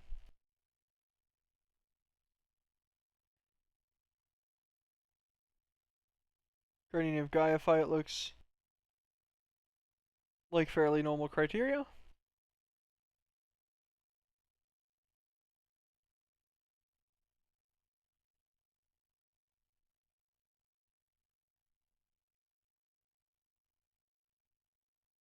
Flugel Tiara. This one's always nice. Creative Flight. Like Whole Talisman. This guy's effectively useless. I don't really know what the purpose of this is. I feel like it gets outshadowed in modded. Maybe standalone you could find a use for it. In like general modded with more things, pretty useless. Dice of Fate, for relic spam, always fun. I don't think any of these are any different, right? Yeah, infinite food. King's Law, which just doesn't really do that much damage. Teleport to a block. Effectively, it's just as useful as me doing like set home though. Ring of Thor. Okay, Terror Shatter buff. Odin just gives you the additional 10 hearts, and then blocks a bunch of the basic fire, fire, lava, fall damage. Fall damage is nice. This works really well with a jetpack, so you can't hurt yourself on accident.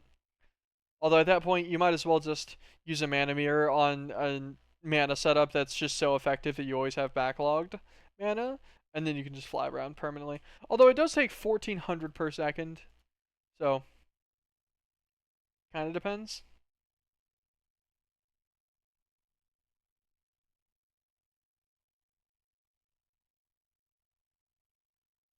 I never understood this one, the Ring of Loki. You copy their relative position to the first block. Shift right click while clicking a block will also place the same block to the relative position of the first block placed using the position of the selected blocks.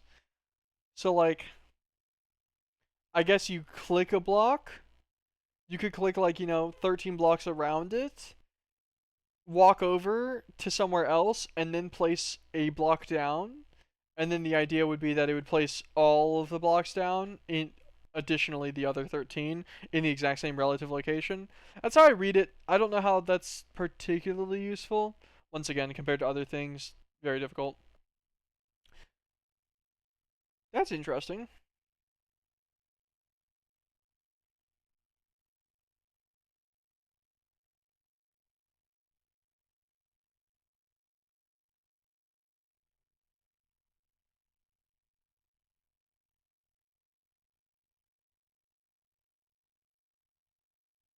So you can put mana in the A2 system.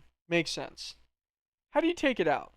It says you can put it in a recipe to spit the mana out. Does it do it instantly? Does it is it immediate transfer? Would it just beat out like mana spreaders and stuff for similar things?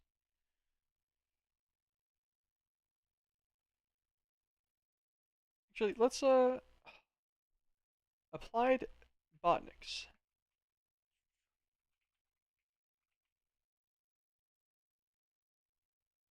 Man, that sucks. There's no hold G on it. Let's go back to applied real quick. Just hold G on this. Do we have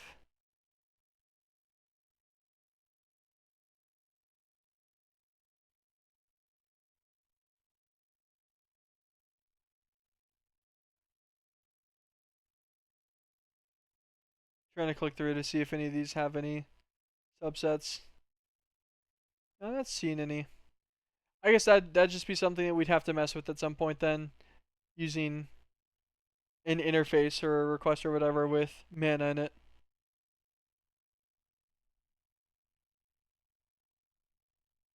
Very curious. Well, it doesn't look like it's much different other than Alf Steel for Mythic Botany being needed.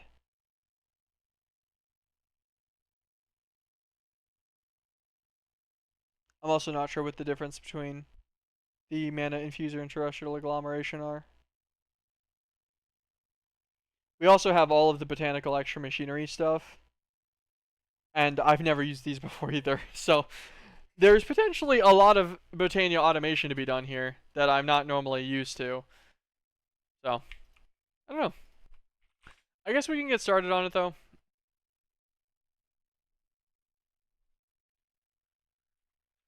I think we manually made all this blue dye. How much bone meal do we have? Oh yeah. That makes sense.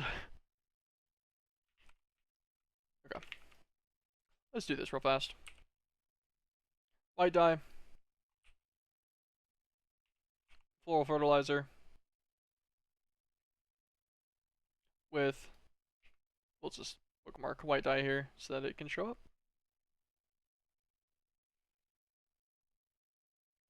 Let's use bone meal directly. 5 pieces of bone meal makes a floral fertilizer. I think is a perfectly fine recipe, at least to me. These guys in anywhere in here. There we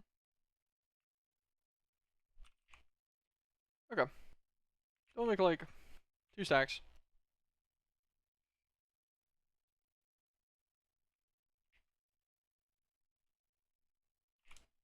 Let's grab 30 for now. I'll go over here to our little grass patch. That's funny. You can make them the tall flowers. Can I just pick it up as a tall flower now? Ooh, I can. Can I still plant their petals?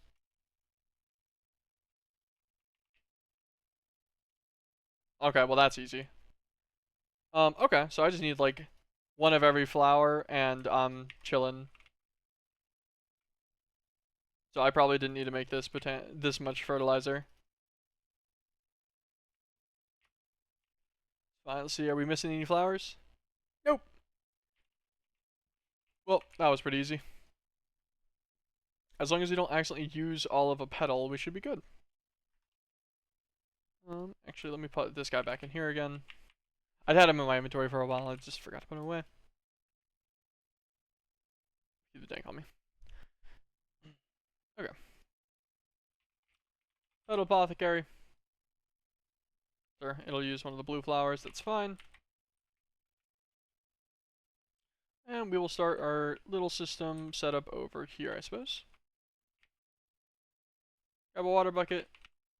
We got 12 seeds. That's probably enough for now. Definitely not enough for now. Thinking about it, I'm definitely gonna need more than that, but that's fine. What's our dirt supply looking like?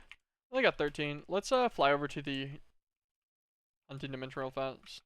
That's the end. Not the end. The nether. Honestly, same thing.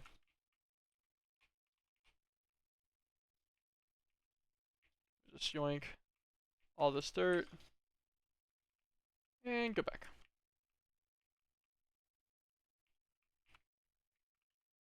Cool. Gonna need some dirt to mess with pretty much everything in this room. Mm.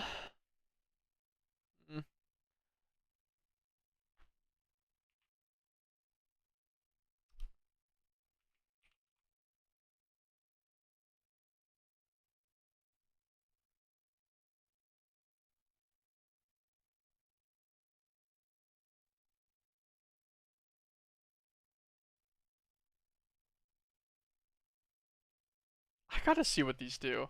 I'm so curious. I've never messed with any of the like even mythic and extra botany stuff. I didn't really mess with. We'll just replace things on the floor, I suppose. With this, it's not that big of a deal.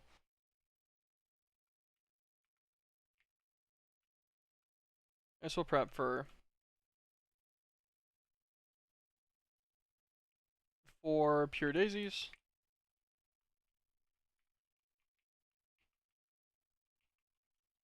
Put a piece of dirt here so that we can grow our daisies as needed. So let's get mystical white flowers.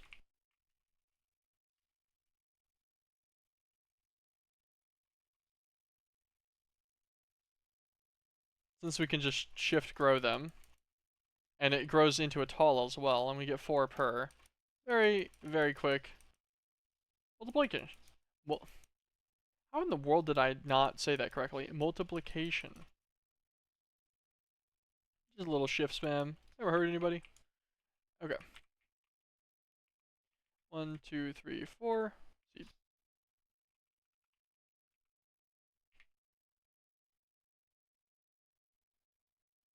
Take 2 water buckets out of our system.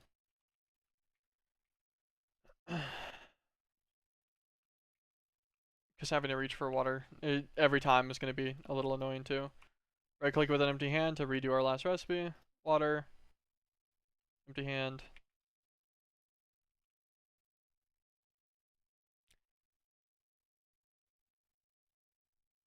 Can an interface do the petal apothecary?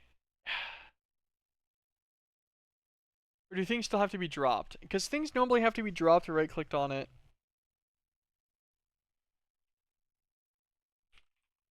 A mechanical user or something in here? Similar? I'm new user. I think it needs an item though.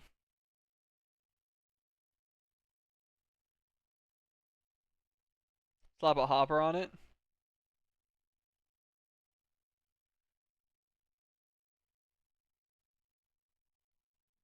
Yeah, yeah. I don't know. I guess we could put a hopper on it. See if it, just see if the hopper works in the first place.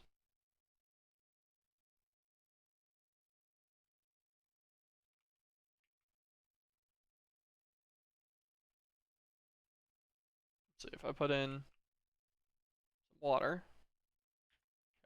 Hopper from the side, no working. Pretty sure it requests drop mechanics. Yeah, it does. So you normally do it with. Oh, get out of there. Hopper back. Normally you do it with their open crate or whatever. I'm just trying to think about how I got it to finish the items. Wait, actually, I guess it's all dropping things, huh? Actually, now that I think about it. Yeah, never mind. I remember how I did this. It's been a little while, but I'm not that bad at it. As long as I can get water automatically in the Petal Apothecary in any way, then it's easy. Because you just make the last thing inside of your, what's it called? Pattern from the AE2 system, the seed. So you put it on an open crate or something that'll instantly drop every item, make the last item that drops the seed, and as long as you can make sure that it's always full of water, you're fine. Now the question is, how do you get it full of water?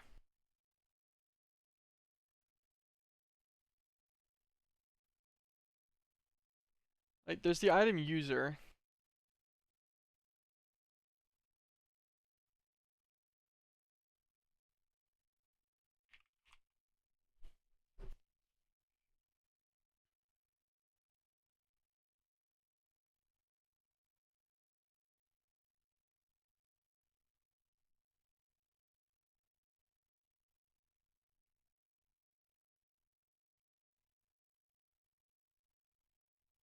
Hmm, I don't know.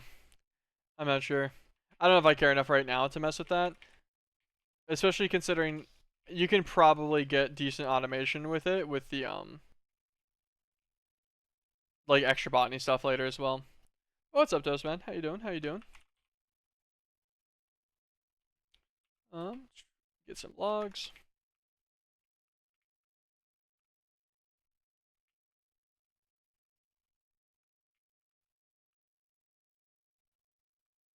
A little bit of a base of each. These guys will take 60 seconds. That'll be fine. Then it wants you to make some ender flames.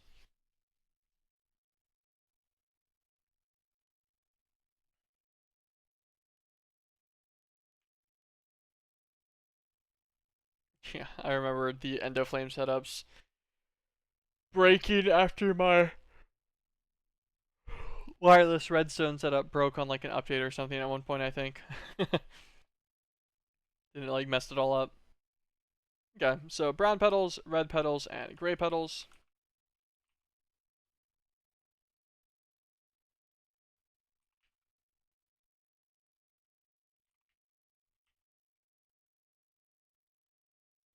Pretty sure it's gray, not light gray, so.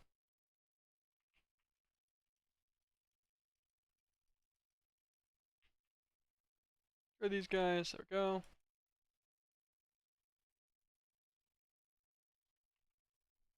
Figure I'll make like 10. I guess I'll make 8 actually, because that's what we have the seeds for right now on. Actually, hold on. Double actually. Yeah, we do. I was making sure we still had that plant. that wheat down so I could grow more later. Pick that up in a second. Actually, we'll pick that up right now. So we can queue up another set of it. Get the 32 or the 16 here. 16 there.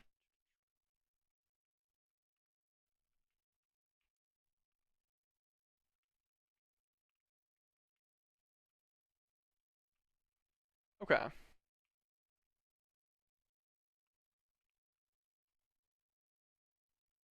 What is it? 2 of these. 1. 1.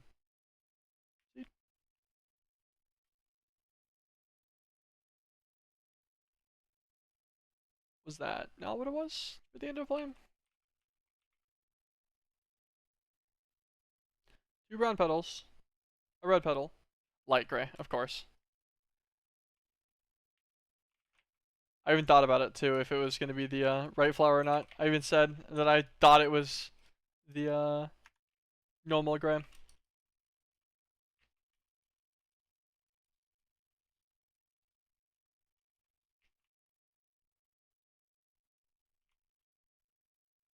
Light gray. Seed. Water bucket, drop. And click seed. Put the seeds in our last slot.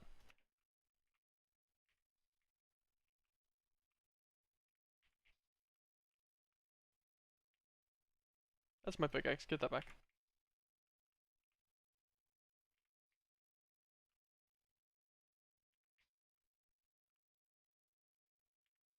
There you go. 8 endo flames. That'll be a decent little setup. It's only about 240 mana a second at full bore, but that's still not terrible, at least. They won't die on you automatically either. Oh, it'll give us a 9th one too. Sweet. Let's get a Wand of the Forest real fast.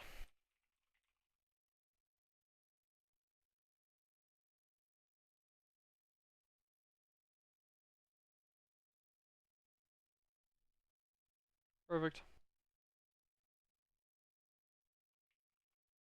I have to get at least 1 mana spreader. Probably want to get a couple though. Drop these extra things in here. We got 4 for now. Uses up all of our living wood actually. Let's grab some more logs.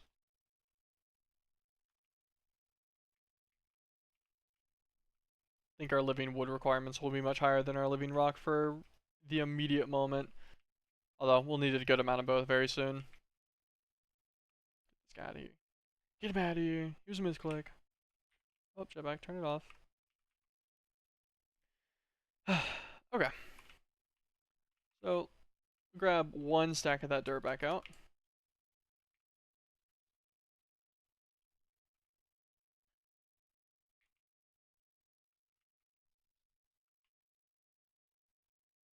Grab all these guys. Claim all of our quest rewards just to get our extra stuff in. Okay. Have I put a mana spreader here?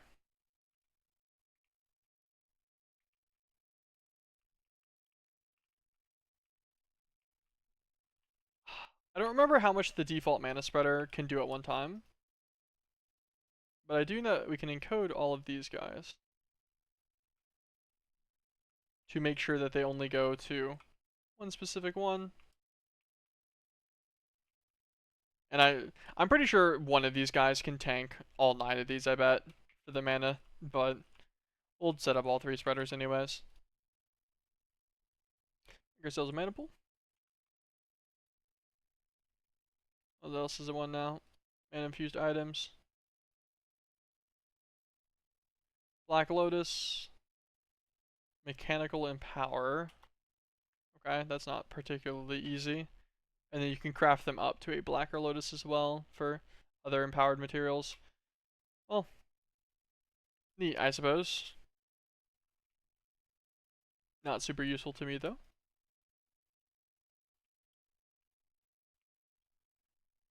I don't actually remember how far their eating things range is. Let's go Botania, actually. Probably knows. Generating Flora, End of Flames.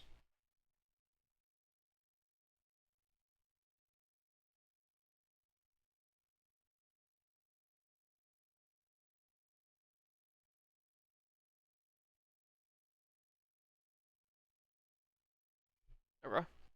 Fantastic. Does not tell you. Well, I guess easy method.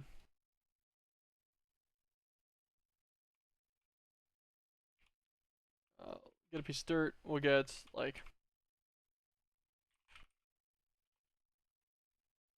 Let's just grab a normal pressure plate. Let's use a wooden one.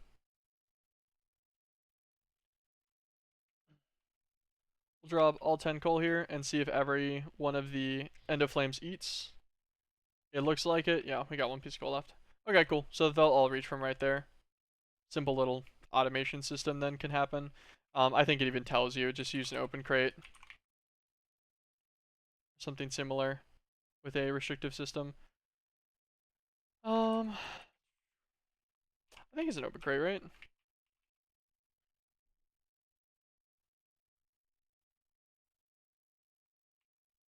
It's in the book. I'm like checking the quest book, like,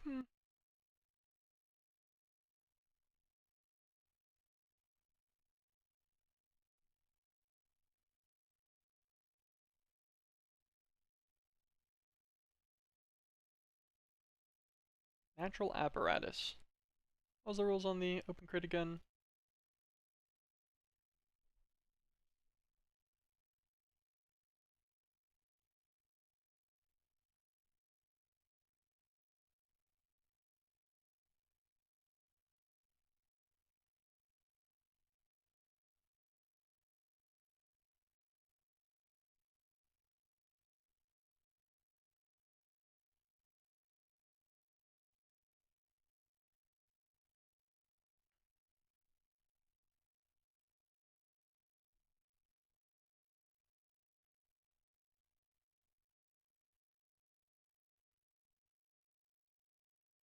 Okay.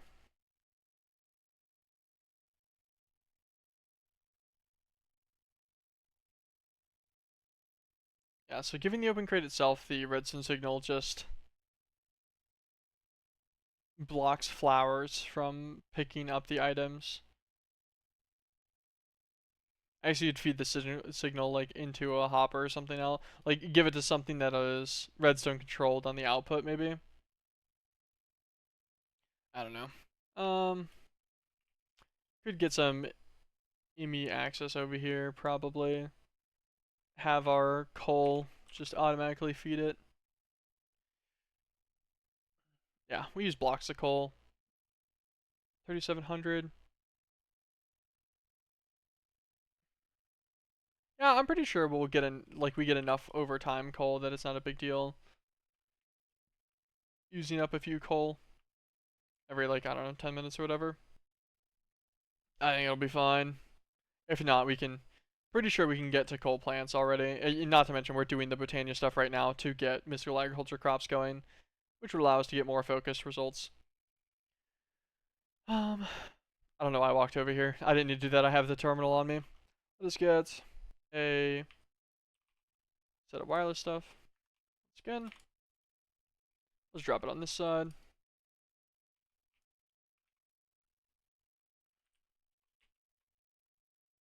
Let us also try to make a. Ooh, they need like 3,000 sand. How much of everything else does take? Not much though. Hold on. Small detour to acquire 3,000 sand for the system. So we can make 8 more solar panels. Because it actually wants 375 compressed sand. I know that this stuff has backlogged very heavily. So we can just yoink.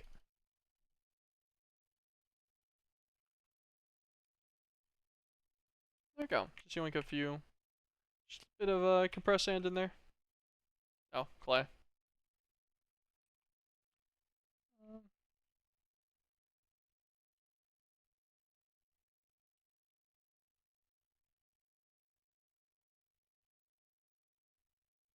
Okay, so you can only make it up to the 1x compressed for the clay, but that's still fine. Dust. Give me compressed dust.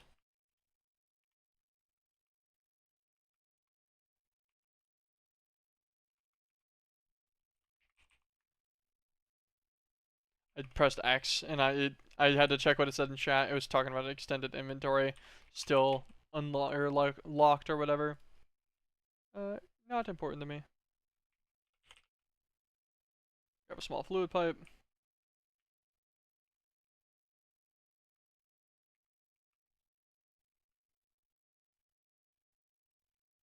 Little mouse button into off on these.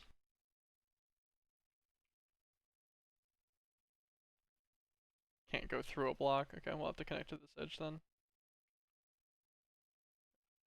Oh, is it because it turns too harshly? Put it in the center of the block, a little further. Perfect. Extract. And set the extract to every 10 ticks instead.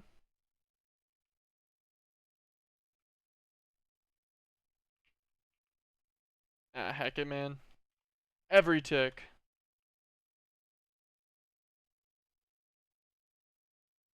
Now we can do it pretty much as fast as we can click. At least clicking by hand. Press clay. And I'm pretty sure the system already knows how to make clay balls out of the clay blocks. Maybe not, actually. Let's encode that real fast. From a molecular assembler. Okay. Sorry. I just got detoured because I noticed that we're going to keep doing things that need additional power, so. Oh, wait, no crafting CPUs are available. Eh?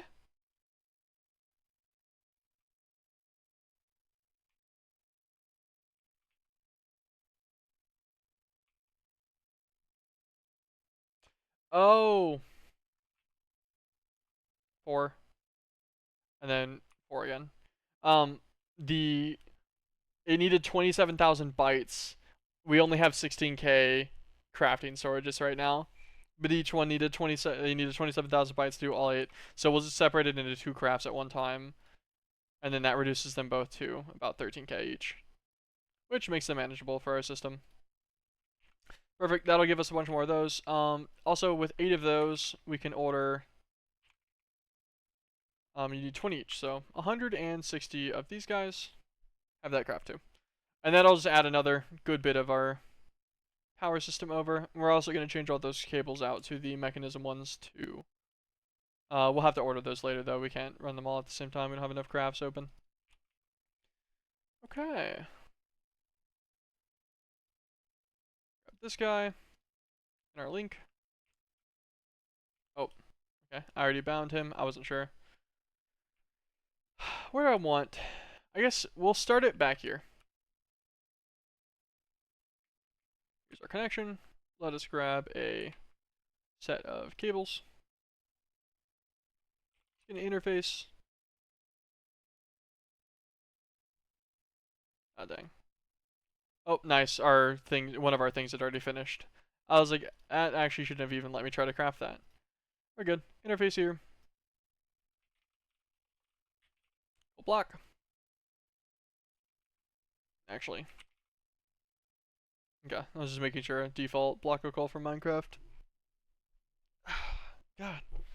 Thanks, killing me, man. Trying to like stretch it out. It hates me. Anyways.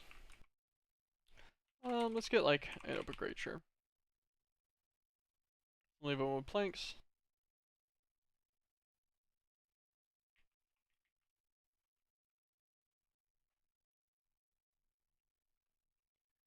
Um,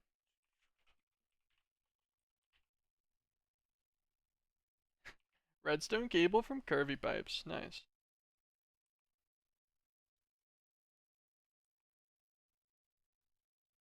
Yeah, I think we'll use that. That sounds like fun. It's gonna be great. Trying to think about a power like an input output system that I can redstone control.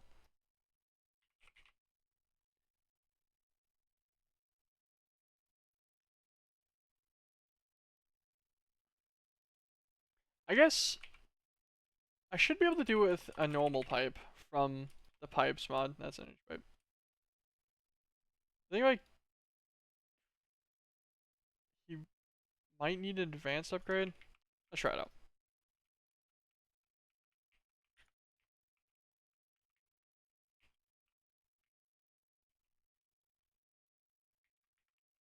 We'll actually separate this for now before it just drops a ton of coal on the floor for fun.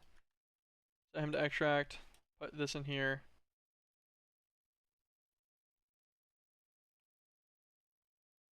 Let's break this then. Let's try one of the lower tier pipes.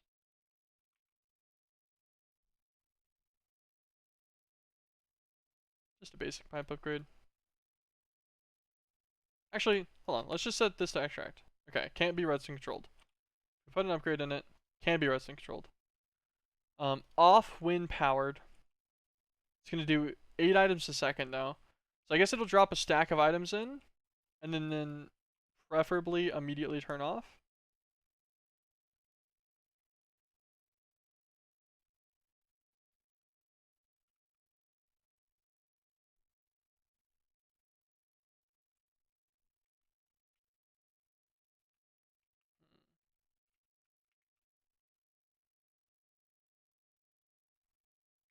Surely anywhere on this section would work.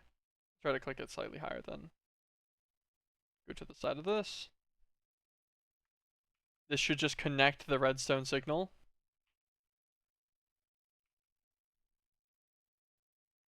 I guess actually, that's nice. Thinking about it, it only operates every 15 ticks.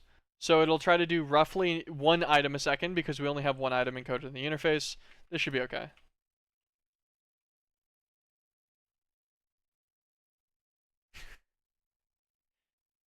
Alright, nice. Okay, well that works exactly as intended. So rarely I actually do things that don't make me sad. On the first round. That's great. I like the curvy redstone pipe's nice. I'm curious if they have the same redstone, like if they have redstone strength or not.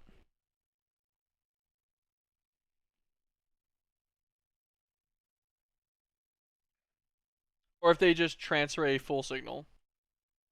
And then we lose this 1 coal block because it's not gonna last long enough.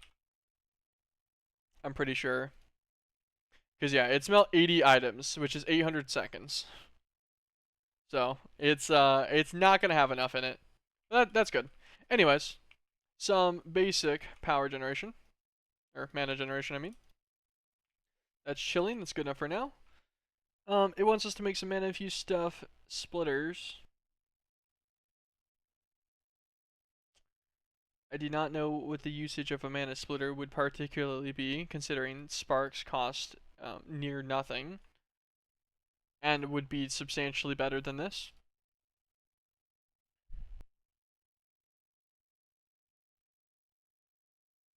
Runic altar seems as per normal.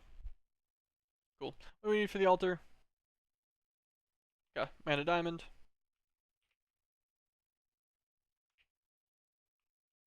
Pretty sure we have enough for this already. Yeah. They don't take too much energy, thankfully. Too much mana. Let us get ourselves the runic altar. Put a spreader here. Altar here. So, if we want to use the altar, it'll just take straight from this mana pool. That'll be fine.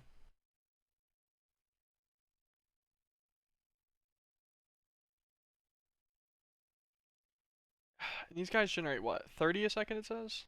Let me also check all of these. Cool, yeah. They're all being maintained just fine. I think quest says, yeah, 30 mana per second. We have 9 of them, so we're making 270 mana a second. So 10 seconds, 2,700. 100 seconds, 27,000. So 1,000 seconds would be 270k. We need 500,000. So it's a decent amount of time per Terra Steel, but it makes sense. It's also not that many Endo Flames. This is a fairly low energy generation system here. That's fine. We'll deal with getting more mana later. This is good though. How much living rock do we have? We do have enough to make a few more. Let's claim all the quest again real quick. Let's make 4 more. Let us get some sparks. Well, I want at least 1 more spark, so we'll craft up some iron nuggets. Let us get... So we need a mana steel, rune of earth, and pixie dust. Ooh, okay.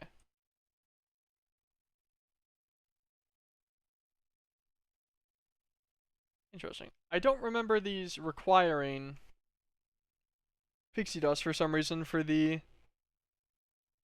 augments.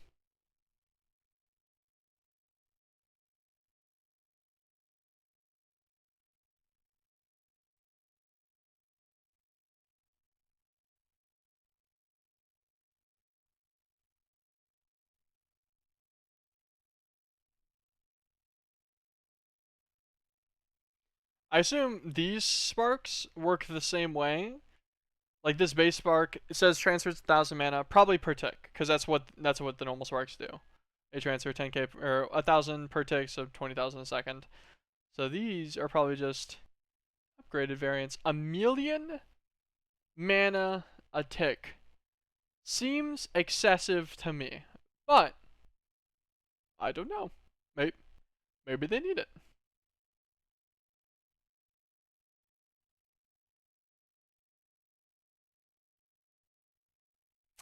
I'm trying to remember what all the upgrades do. Dispersive, I think, fills you with mana.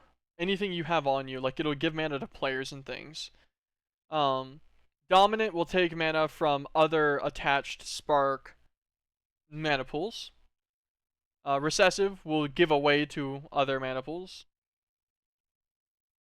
Literally no idea what Isolated does. I have no clue. And the Spark Tinker. Very interesting.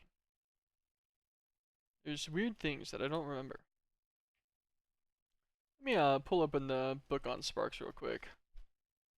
These aren't anything weird, right? What in the world would that be called?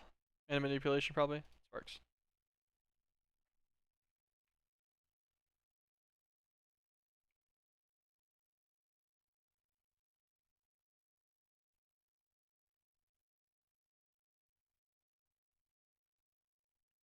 I had no idea that you could dye sparks. I've just learned this right now.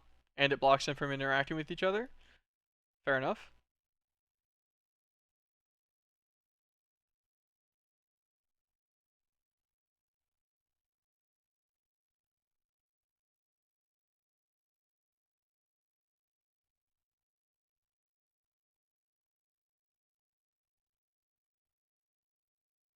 And sparks still can't be used on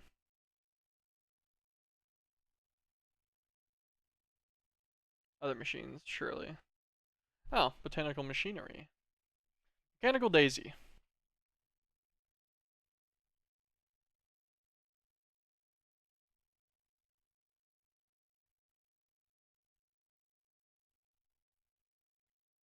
Okay, I presume this means you can feed it the blocks and it'll process them.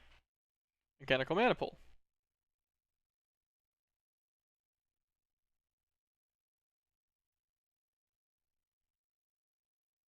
And so this is just a mana pool with an inventory, so you can pump in and out of it. Okay. Extra botanical reforged. Okay, tiers. So it adds the additional tiers of things that we saw from mechanical botany.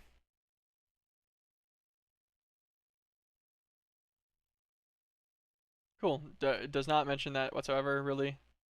Upgrades. 16 upgrades for the greenhouse. Let's go through them in order. Stack improvement for slots flower. This upgrade increases the amount of flowers received per slot. Oh, this is like, it means literally for the greenhouse.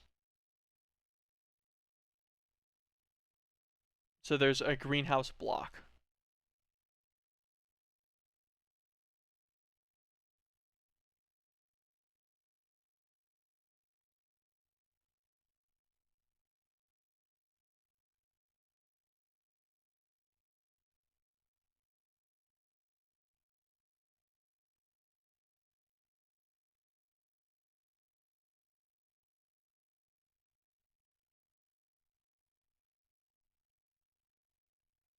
What's the greenhouse? Colossal amount of mana.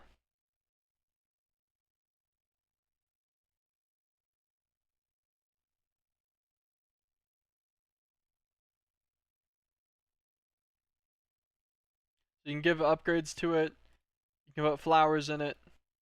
And it just eats the fuel of that flower.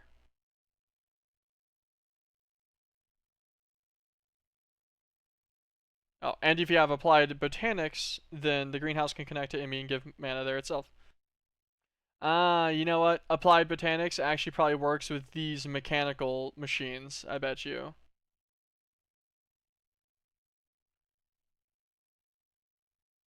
Can't mess with any of these other ones. But I bet you the interfaces and stuff can operate with those machines directly with the raw mana for applied botanics rather than needing other things. Okay.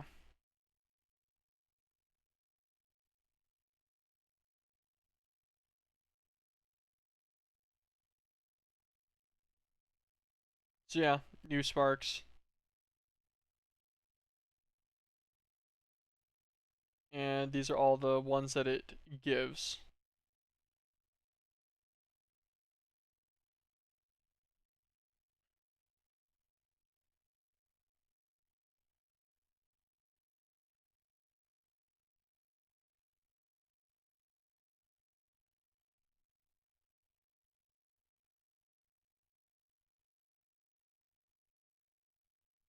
Okay.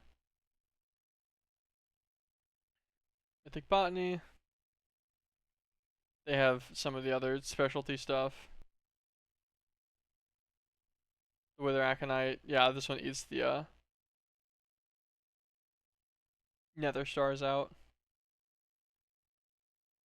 Oh, that's probably really good actually in the greenhouse, I bet, because you don't risk losing the nether star to the floor from just despawning in the open. You could technically stop that anyways with a pretty simple like magnet loop and stuff, but I can never be bothered to do that. I just let my extra fuel die if it happens. It is what it is to me.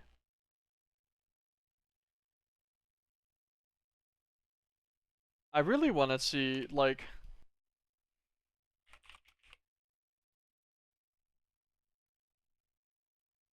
because you've got the botanical machinery. What do the other ones do? Extra machinery reforged.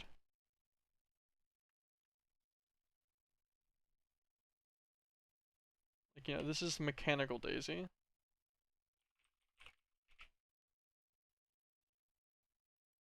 Yeah. So it is indeed used to craft the other ones, but there's not a section in it.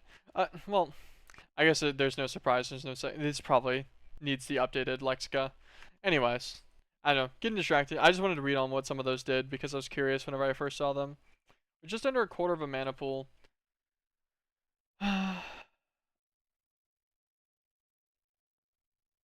Alright, so let's get all the stuff up for the plate. So we need all 5 runes, a block of mana steel, craft 10 blocks of iron real quick.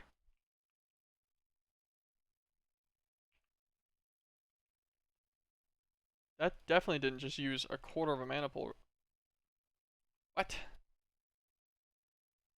Why do I feel like this is higher mana cost than normal? Well, I guess it could be. I very well wouldn't know, actually. I don't use it enough for that. Okay, noted. Well, I just KO'd all of all of my stuff. And I need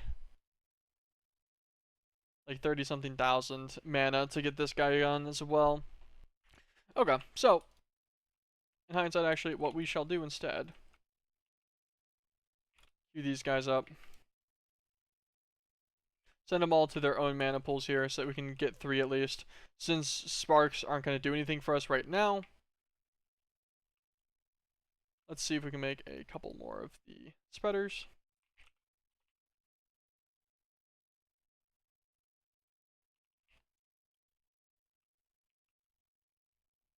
I think we can here.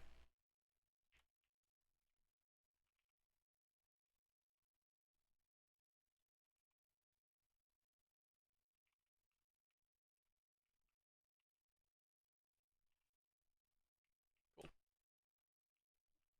Then operate these guys on the runic altar. Okay, this gives us a slightly bigger backlog of mana, which is really what I wanted from this. That's why I did that just now.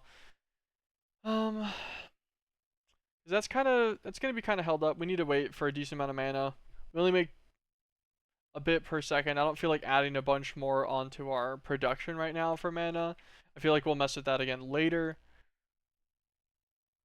I think we can, yeah, we can leave that as is for now then. A little start into Botania, We'll get our portal to Alfheim and stuff as stuff builds up. What else can we mess with? Oh, does this tell us anything? No. I'm pretty sure the book will tell us whenever we throw it through the Alfheim portal. That's best guess at least. There's always blood magic. That's an option. You get started on. Although I'm not sure if I want to do it in here or if I actually want to build a separate structure for it. Like I was saying.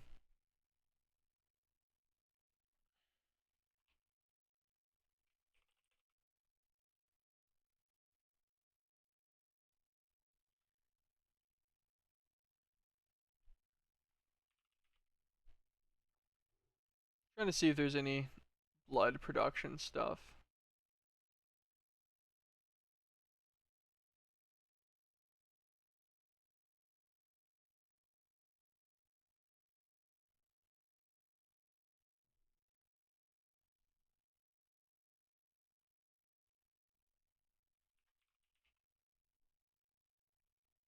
Life essence fluid. Okay, well I can make a fire-tuned machine, or whatever, that multi-block, which takes multiple magic things and such to make a life essence fluid that way. But otherwise, it's not looking like there's too many options outside of normal. Okay, yeah, so blood magic's probably going to need its own standalone so that it can have sacrificial stuff to it, like a well of suffering or something similar, to keep a pretty standard blood supply. Actually, does Woot have...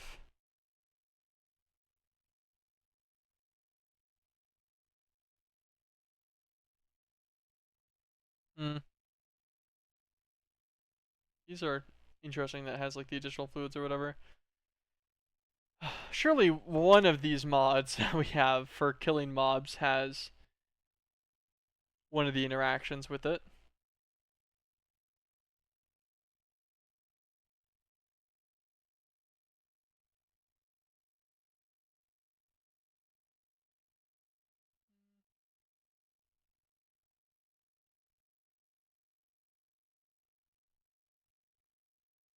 No, hostile neural, it's just normal network stuff.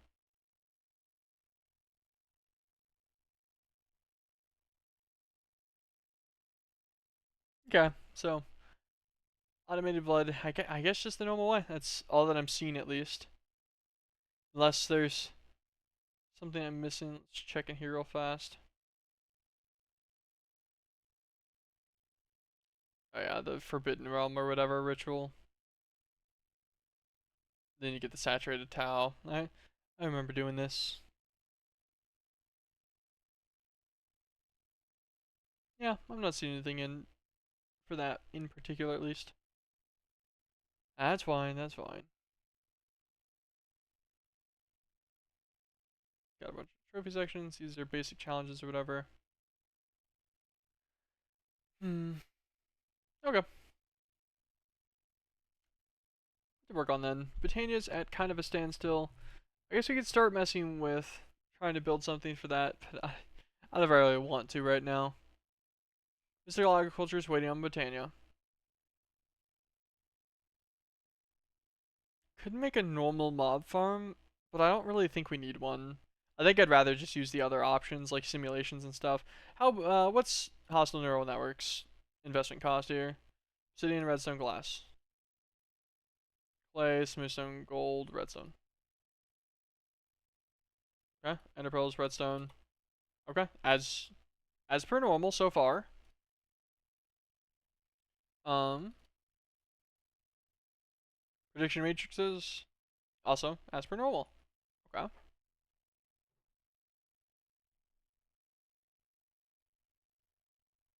that's pretty good.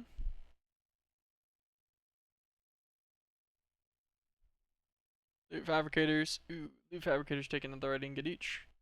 We have some extra netherite though, so that wouldn't be that big of a deal. Also, fabricators are usually quicker. the simulators by a decent speed. I'm extremely curious about what the upgraded loot fabricators do. I will be honest.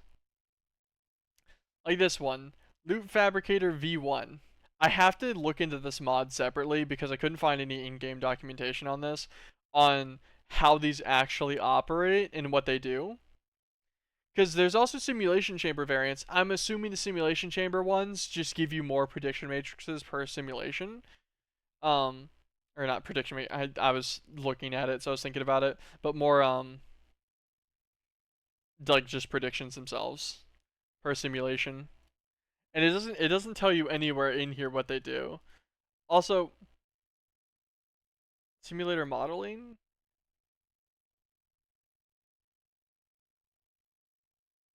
really expensive. There's up to 4 simulation chambers and loot fabricators. And then I saw this that there's merged like data models that you can do.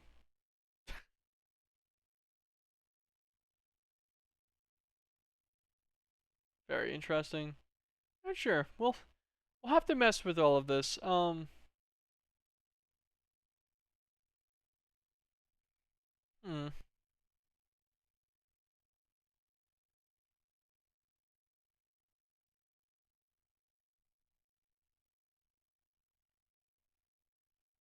We'll also have to set up basic stuff to automate the prediction matrices themselves to do this, which requires passive glass, iron, and gold, and clay.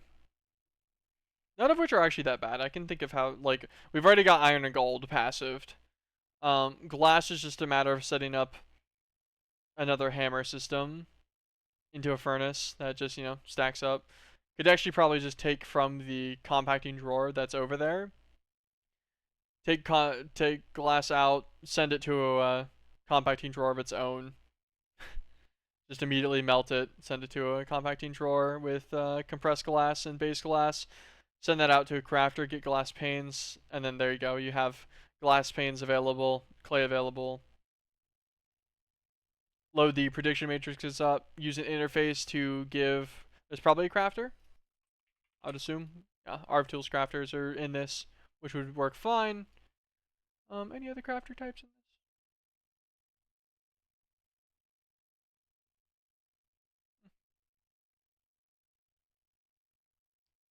I do know that there's also crafting stuff for the AE2 system now that like supposedly has some level of self-maintenance that you can do on it without causing a bunch of lag. Well, presumably without causing a bunch of lag, but I'm not sure.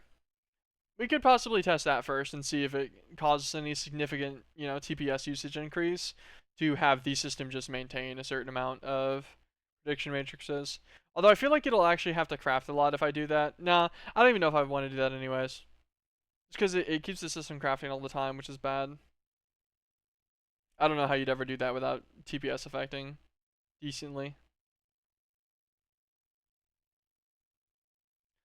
I know I'm going all over the place. I'm trying to get a scope of things to mess with.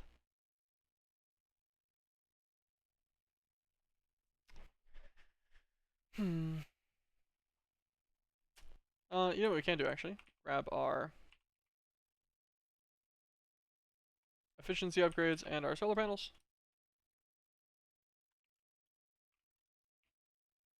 And also cable.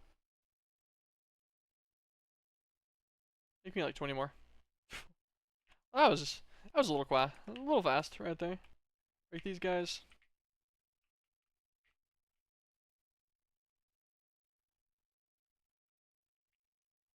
This cable can handle pretty much anything you throw at it now. This plus our solar panels will also provide a fantastic battery buffer to our whole system now. Because each one of these guys holds 32 million RF. And then this cable, every single cable individually will hold 65 million.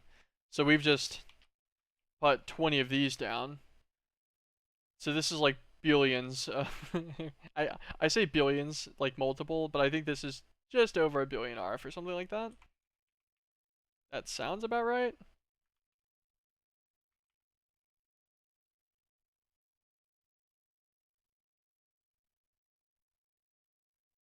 I don't know though. It might be a little high. Because what am I making? These guys at full will generate 4,096 a tick each. I just added 8 more. I already had 4, so I should have 12 of these guys. Um, so then that's going to be like 49,000 RF a tick.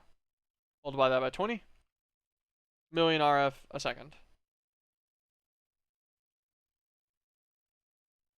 Yeah, so I don't know if this is holding billions then, considering, we filled it up already.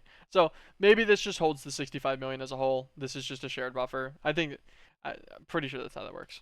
This is a 65 million though, but all of these will hold an additional 32 million on top, which is then pretty significant. We have 12 of them, so these guys will hold almost 700 million. So about 800 million or so RF stored just in this little section now. Pretty decent. We don't even need a battery yet because we don't have anything that requires anywhere near that. And also, since we're generating 49,000 a tick, I don't think we have to worry too much about our increased power draw on this guy. Yeah, like our system uses 1.6 thousand RF a tick right now. I like that it has its own thing for curvy fluid glass cables.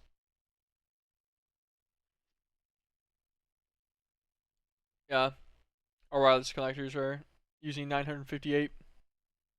Everything else uses like nothing. The controllers only use 400. Um, okay. Actually, something we can detour into that we'd prepped at one point a while ago. Grab the wirelesses back out. Didn't actually want to get rid of those. Keep this guy. Put away the coins. Put away this. Keep that. We have our assembler matrix stuff that we wanted to mess with. I just need to remember how many of every block it takes. Because I've forgotten.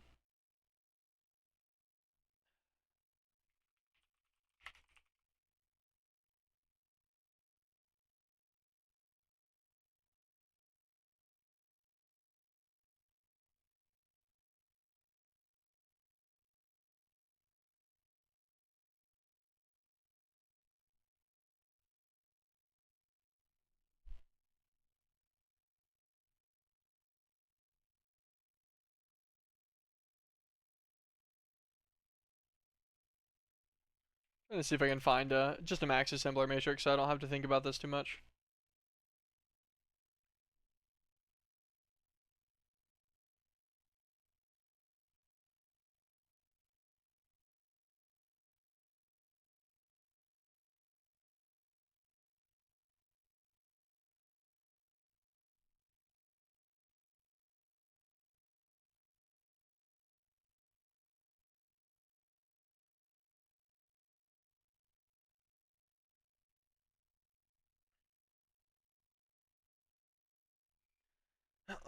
Okay, so you need 150 walls, 68 frames.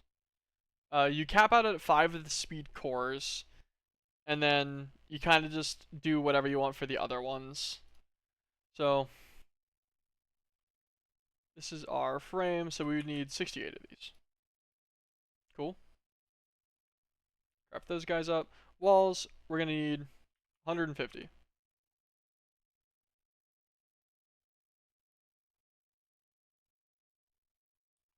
Okay. That's a lot of wool requirements. Hmm.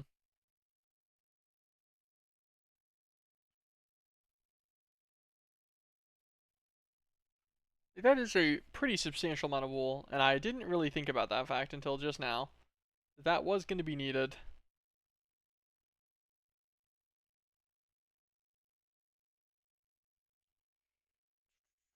Um,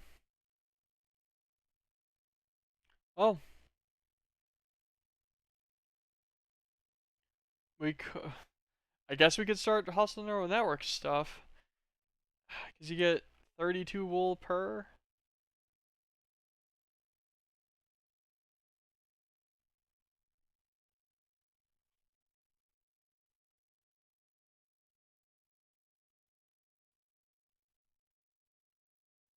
Interesting. There's a fabrication plant.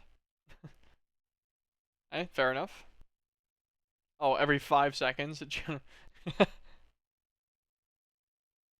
Yeah, just energy limit. Like typical energy limit. 2.1 billion RF. Hey, fair enough though. That's low cost for 1,024 sheep prediction. Actually, it's a low cost.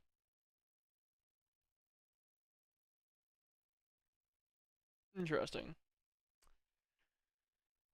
Or do we just buy the bullet, make a normal mob farm?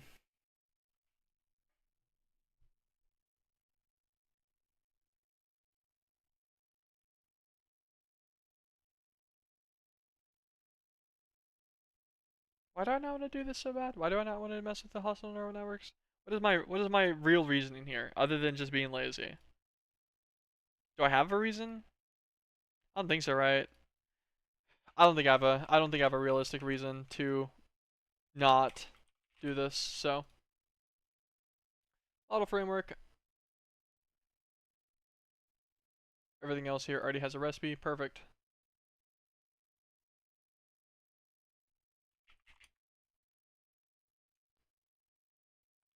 Um, I can't remember what it's called. It's the little handheld, the deep learner. Learner.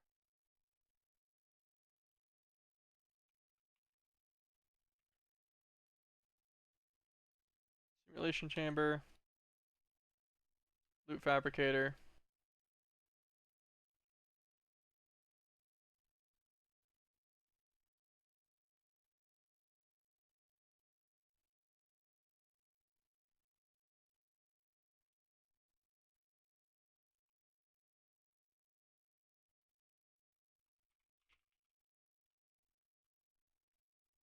We'll do normal glass pan. Also encode a recipe for the normal glass pan. Put this guy in here too. Wait, actually, is that mandatory? No, okay. I just thought about it. I'm like, actually, that was very particularly mana glass on both of those. I had to make sure that that wasn't a thing. We'll need one. Roll my recipes real fast. Okay. And that should be good for these initial guys.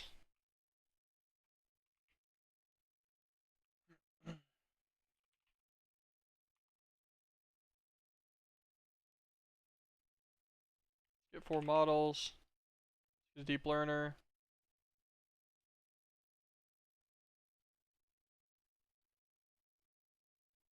Let us get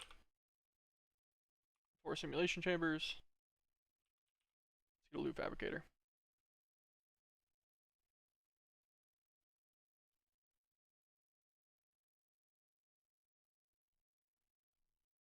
Okay.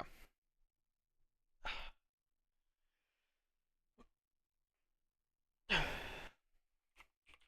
we get a mob grinder? Yeah, okay. Actual grinders get expensive. Hey, fair enough. Masher's fine then.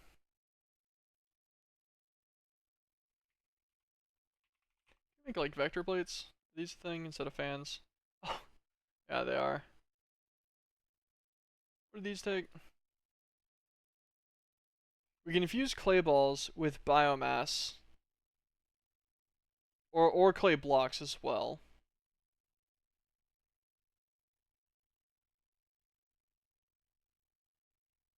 I feel like we should be taking sand to automate glass. Should automate glass, glass panes, clay.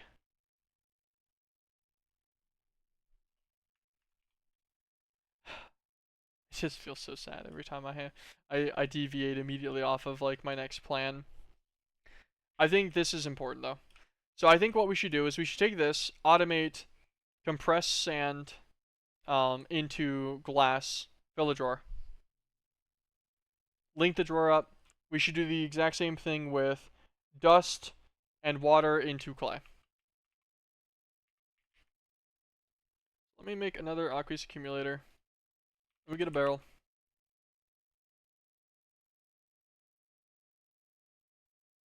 Actually, can you pipe in to automate this? I didn't even consider this until just now. Can you?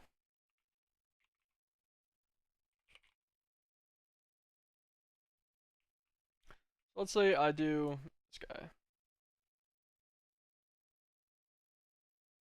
This guy's gonna be compressed dust. 1x filter extract. Cool. Leave this guy on passive. I put a water bucket in here. It works. Okay. Okay. Okay. Okay. Well,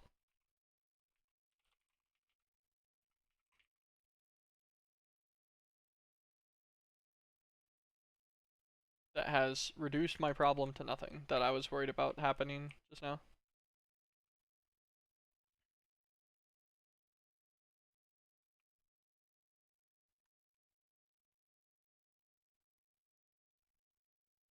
Pressed clay.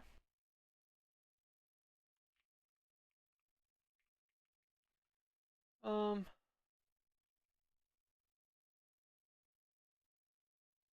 Let me put clay balls in here. So this will actually stop it from needing to craft anything as well, which is really nice. So let me get my configurator, lock this guy. So this will just put in the compressed clay, convert it immediately down into clay and clay balls. Super simple system here. This is going to be great. We will make sure that we get our linking tool as well. We're still linked to that controller. So there we go. This guy will now be passive clay into our system. We have 4,600 compressed dust additional. Yeah, so we're at the cap here, so it's waiting. So this is very, very backlogged, as expected though, for the dust here especially. And then sand actually isn't as back. Oh, sand isn't as backlogged because I took out a bunch of sand earlier. I took out like 1,000, probably. Well, obviously over 1,000 compressed sand because I guarantee it's made more than 100 since I did that earlier. I took out a bunch of compressed sand already. Okay. So that's gonna be fine. We'll literally just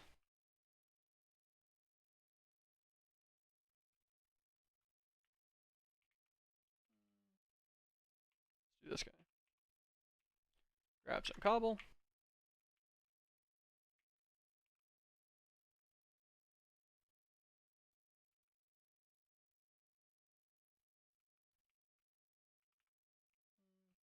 We'll do it like this. I suppose this is fun. Get ourselves 2 buckets of water.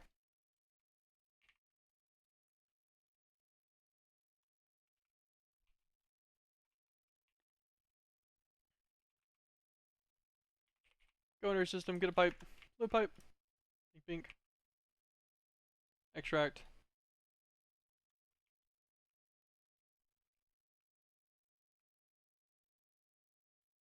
Cool. That's fine by me. Let me also open that sound up and muffle that sound. That'll get really annoying really quickly.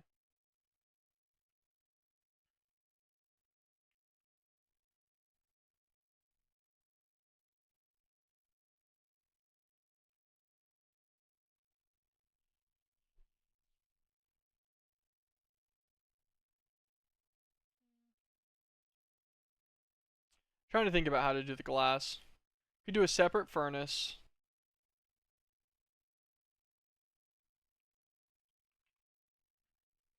Yeah, actually, that might be an easy way to limit it too. If I just do like this furnace will take 2 seconds per craft or per smelt.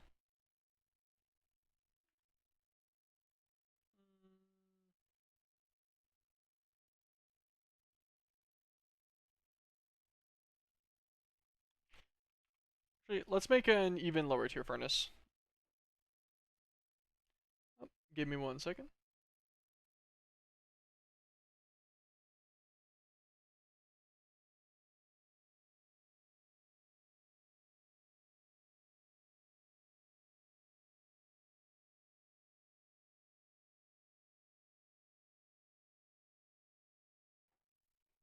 Okay. Sorry, just had to answer some real quick. Okay. Yeah. So let's upgrade this furnace slightly. We'll do it to like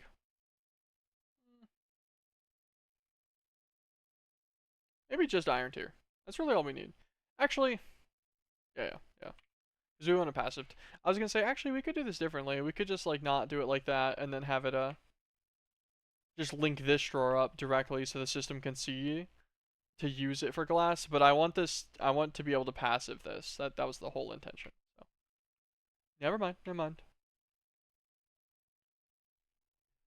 I guess you know what? Sure, you can go right here. We're gonna give you a furnace factory upgrade.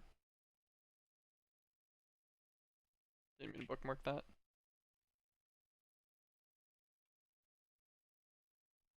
Cool. This little factory upgrade. It'll give him two options. Auto split on, sure. Top will be input output. Doesn't need any kind of auto stuff on. So we will set this guy here. That'll take him in. We'll set up another compacting drawer. Functional storage. Could do it with the downgrader. We'll test how much the limit of the downgrader is actually. Here, let's see. I put in a piece of glass as my bottom.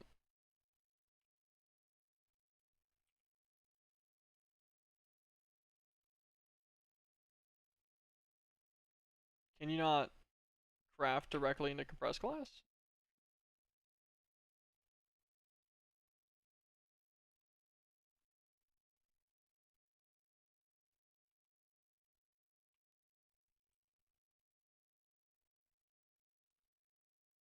Oh no, you can't. Okay. Huh. Alright. Not a compacting drawer then. We're gonna need a normal drawer. Well, fair enough. That guy can go away then. Take a normal drawer. We'll just link this guy up. And then we need some kind of like I guess we'll need a crafter. We need to downcraft it.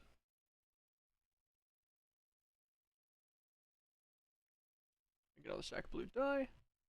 Machine frame, craft him. Crafter tier 1. Have it craft everything else real fast. Yoink. Okay, crafter tier 1. This guy.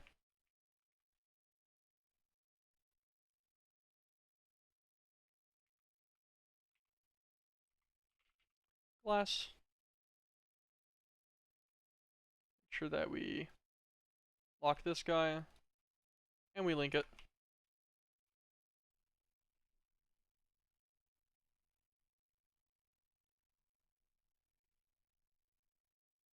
Actually, second drawer.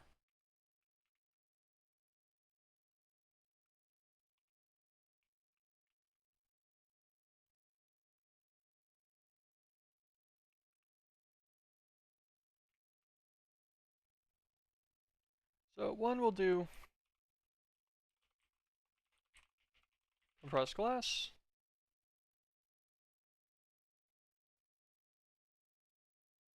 Right click on it, there we go.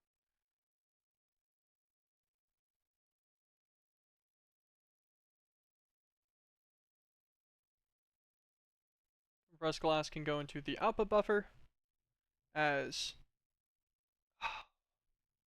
maybe we need one more tier up.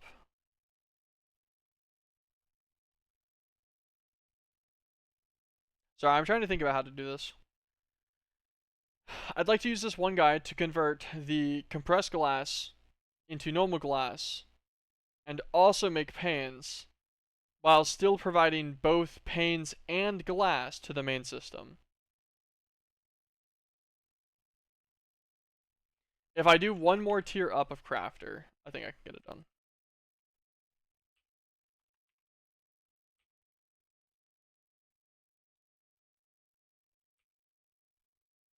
So if we do a crafter tier 2 here.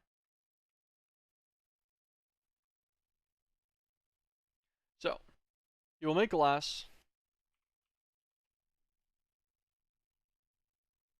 You can send this to the internal buffer. This guy can then make glass panes to send to the external buffer.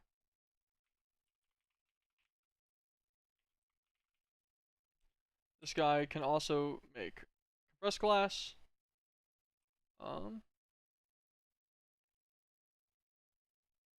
Yeah, there we go. Into normal glass and send this to the external buffer. We can do this to limit the internal buffer heavily. We'll set this up on the external buffer. Let me get some glass panes. Let me lock this guy as well. Link him to. Okay, so this will get our compressed glass, make glass panes. It's going to automatically fill glass panes first into the system. Once glass panes fill, we'll put some in the output slot here. And we'll get some normal glass to also put in the output slot.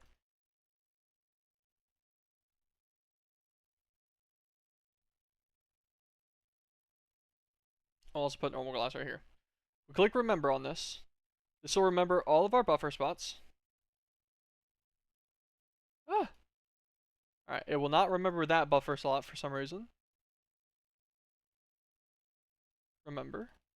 There we go. I think the shift click got him. I think that's like what cleared it.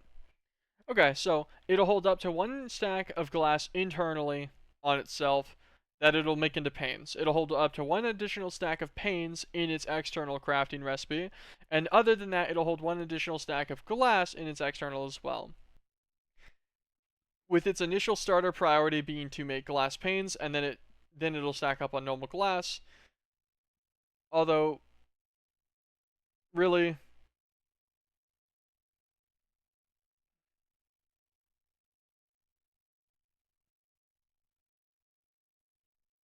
we'll change this.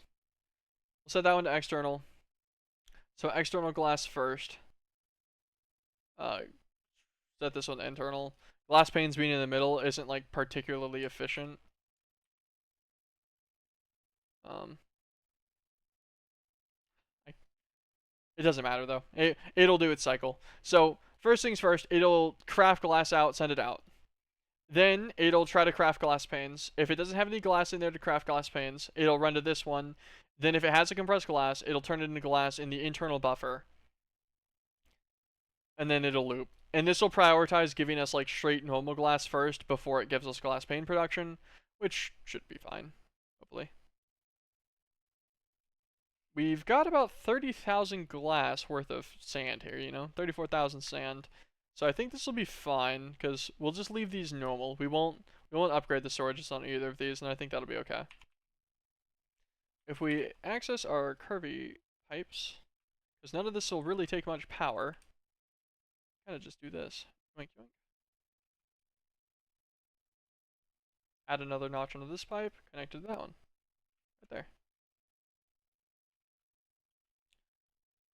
Okay.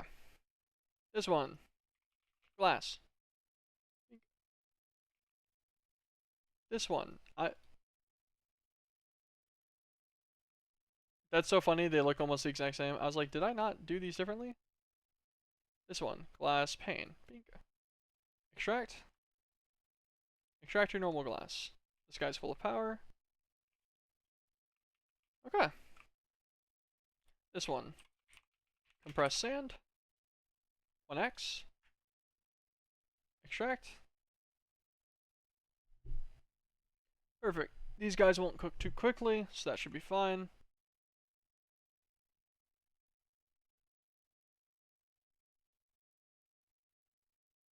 Oh. Set this one to extract.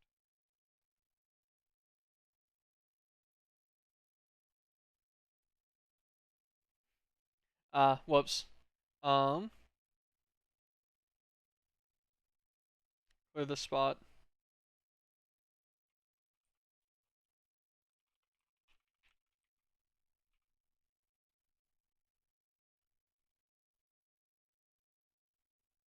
Let us on to activate. Once the next craft hits in, we'll click remember again. There we go. Ignored. Cool.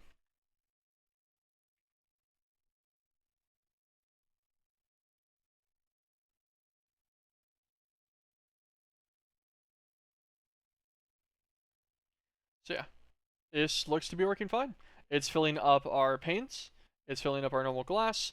It does. It looks like it pretty much ends up doing. Since it does two at a time. I totally forgot that this was kind of self-regulate. That it prioritizes one recipe. It does one recipe cycle to create 9 sets of glass.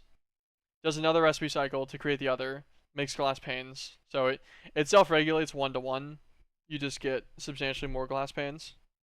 So that's fine. We also have a bunch of clay in the system now. And our compressed dust supplies are doing fine. We're at 14,000 clay balls. I guess that's the benefit, is it's 4 times larger. Oh, our dust is actually like literally not moving in a negative manner whatsoever. I guess these guys are finally out of dust. They're not holding on to an extra stack worth. Oh, no, that's duh. We have void upgrades in these. That's why they're not like holding on to a bunch extra. I forgot I did that. Oh, let's just do this real fast. Just in case I need these guys to have more stuff for something later.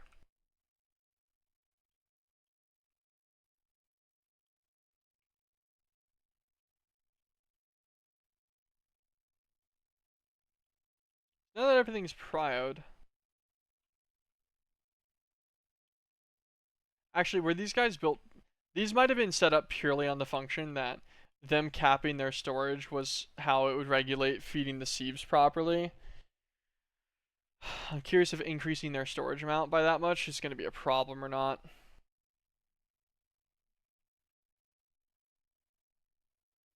Eh, surely not.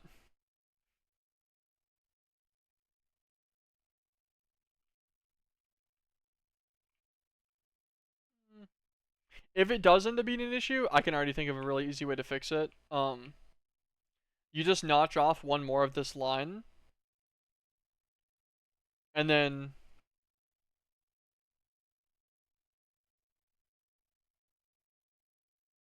yeah, you just notch one line off of this, set it to extract specifically the compressed of the next tier. So like on this one, set it to extract compressed gravel, and so it would always extract into these mechanical hammers if they needed it. I don't think it'll be an issue, but that's how I'd fix it if it becomes one later. And this will just let us backlog a little bit more, just in case.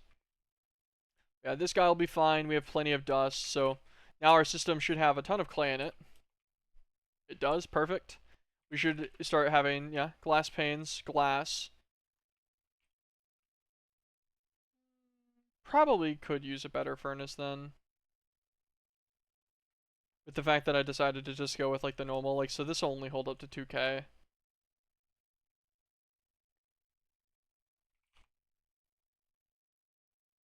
I prepared one of these.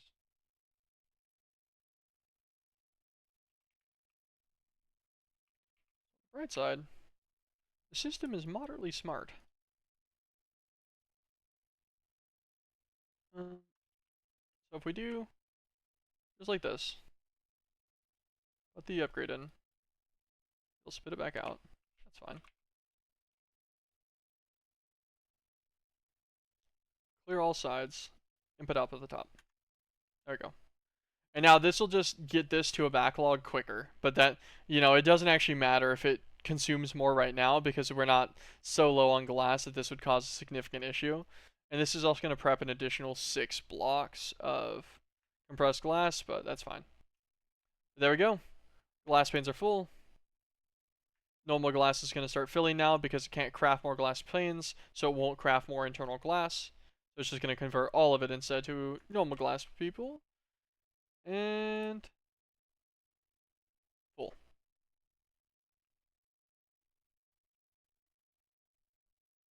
This guy's going to fill up of compressed glass, and then this guy will hold on to as well an additional 6 blocks of compressed glass.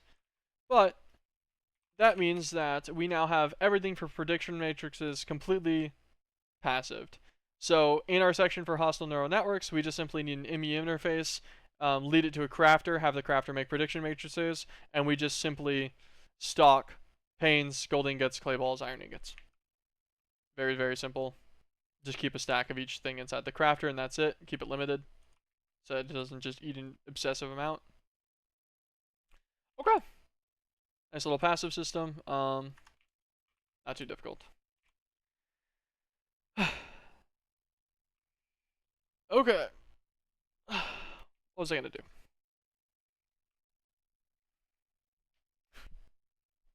I needed slime balls for vector plates. My assumption here was that I could go with the biomass option.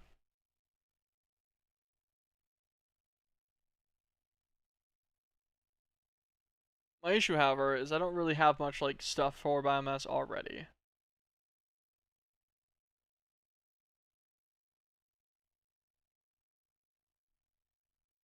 Hmm.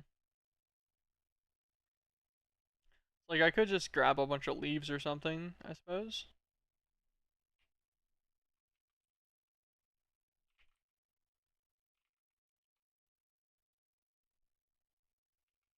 Do you have any like better tier shears? No, not really. Not that I have immediate and quick access to, at least. Got some saplings. I was surprised. For some reason, I thought these gave leaves in the body pot. No. You have apples and stuff, though. I think apples would also work. But this is fine.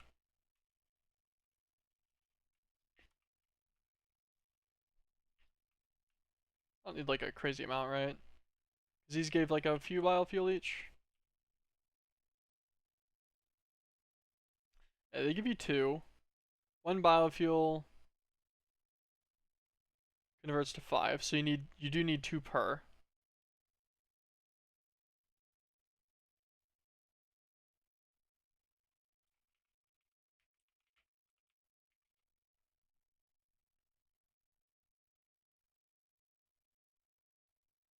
Okay, so you need 8. No, yeah, 2 per, 2 per. I was looking at the clay block recipe there. Um, okay, well, we can, I guess, tell it how to make biofuel with leaves. That's not too difficult. So let us do biofuel. Actually, let's grab just one of the leaves. Oak leaves, crusher, biofuel. Do it like that.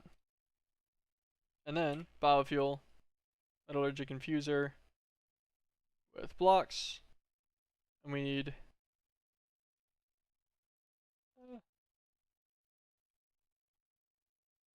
no. Give it back. Give me my recipe back. There we go.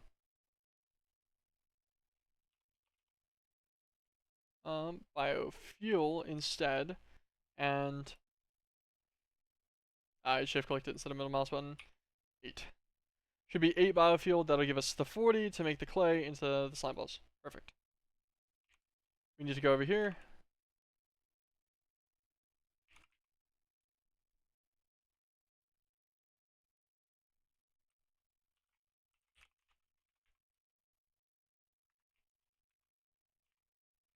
Advanced pattern encoder. Make sure we put the biofuel in the top.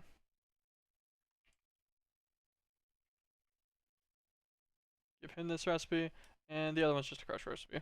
I need to walk over for this one, but I actually didn't need to walk over for either of them. Okay, that got us the slime balls. Let us look at vector plates. Or NED conveyors, I think is what I actually wanted to do. NED conveyors. Just a crafting recipe.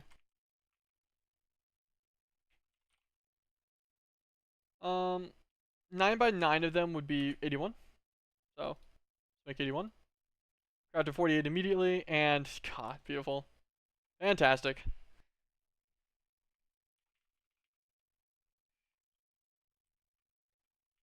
And then presumably angel blocks are in this. Yeah, I thought I saw them.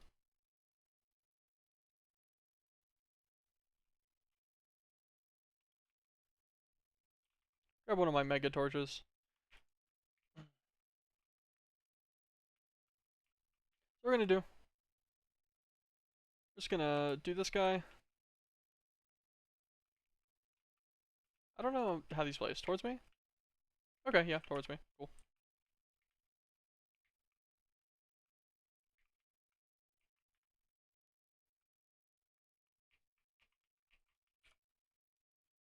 I've lost that one. I'm sad.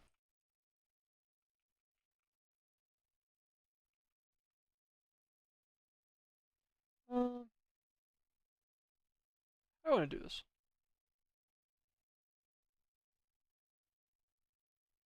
Do I want them to be competing over getting like pushed back into the center? I'm just trying to think if there's any issues with that. If I want them to all like push over a 9x9 into a wall first and then get pushed into the mob masher in like a corner. That might be a better move. I think that is. I think we'll do that instead. Let's do this. Alright, for that process. 1, 2, 3, 4, 5, 6, 7, 9.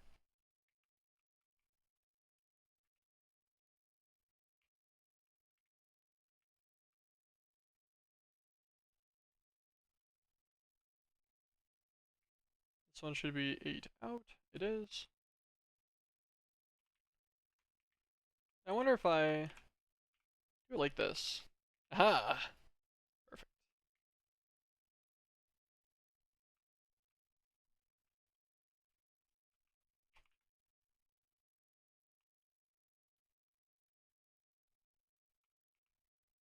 Then we just simply ah back.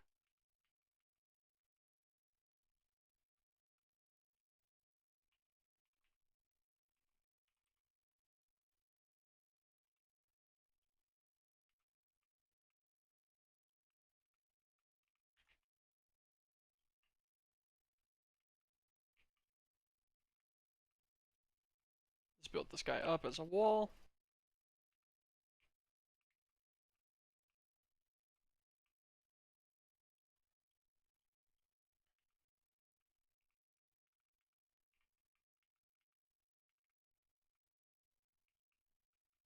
And surely if I put it like somewhere like right here.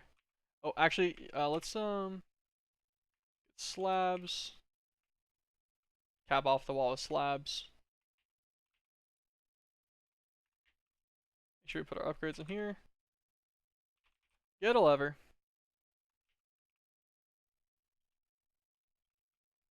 Surely if I put one like right here now, it would spawn all the mobs and just push them directly into that guy. I think.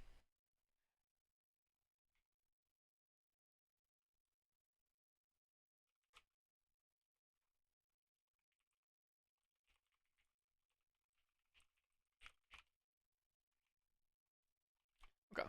Put the extra conveyors away. And we did all of this so that whenever we get the thing of the grove, summon 6 cows, chicken, sheeps, and a pig. You can do this. I just need to make sure that whenever it's finishing, I turn it off so that it doesn't murder all of my rewards. All this stuff away. Keep my models on me. Yeah, perfect. And turn this guy on. Alright, good luck, mobs. I hope none of you fall off.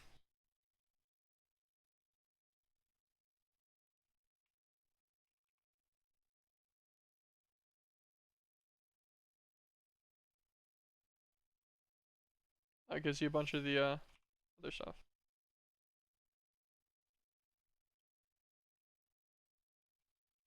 Okay, noted that it can spawn some mobs on top of that.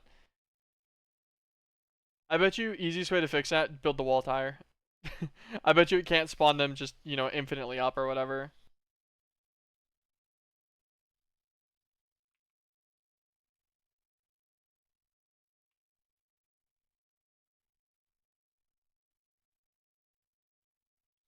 So wave 4. Walk a little closer so they jump off.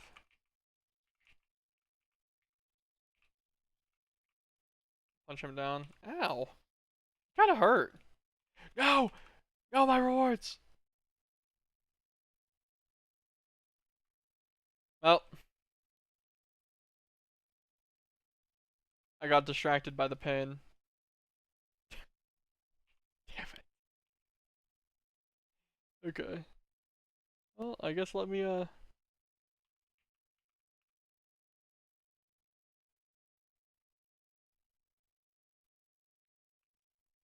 Goodbye, cow. Goodbye, cow. Sheep. Learn all of these.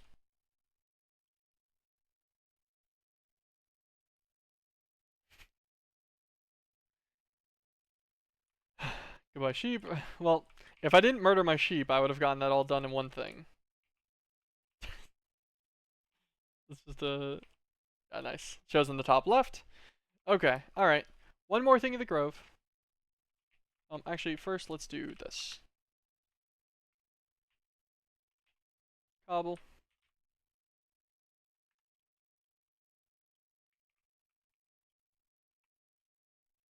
There we go. Just extend that much higher again. Thing of the grove.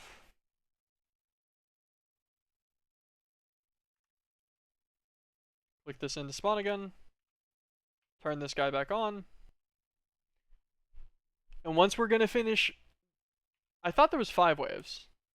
But there's 4. That's what happened, is the other ones usually have 5. So once we're on the 4th wave, I need to make sure I'm ready to turn it off. Also, how in the world?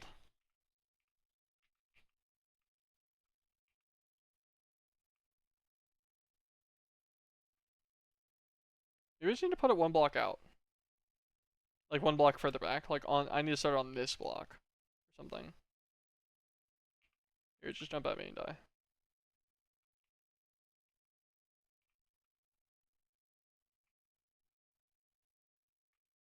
Or just build it even higher. Surely there's a limit to their shenanigans. Alright, there may not be a limit to the shenanigans for this.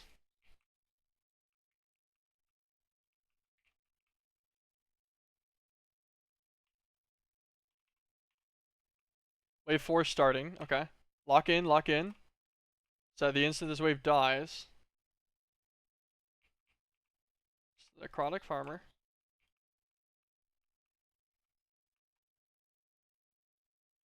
Ah! Perfect.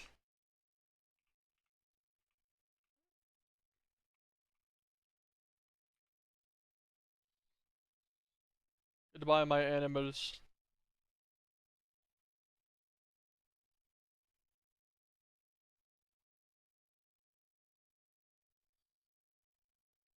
And perfect. Got all the data models to basic, which is really all I wanted.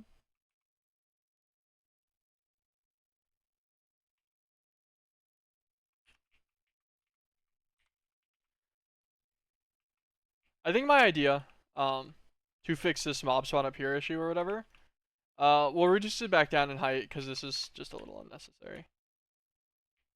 Real quick. Break the slabs or whatever. This is fine. We just, I need conveyors. Give me 20.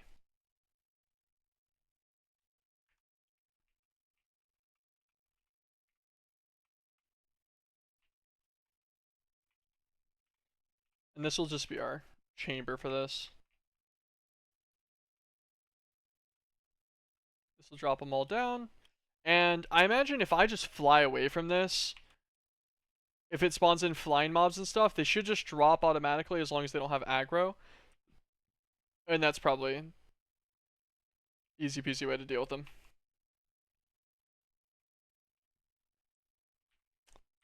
Okay, cool.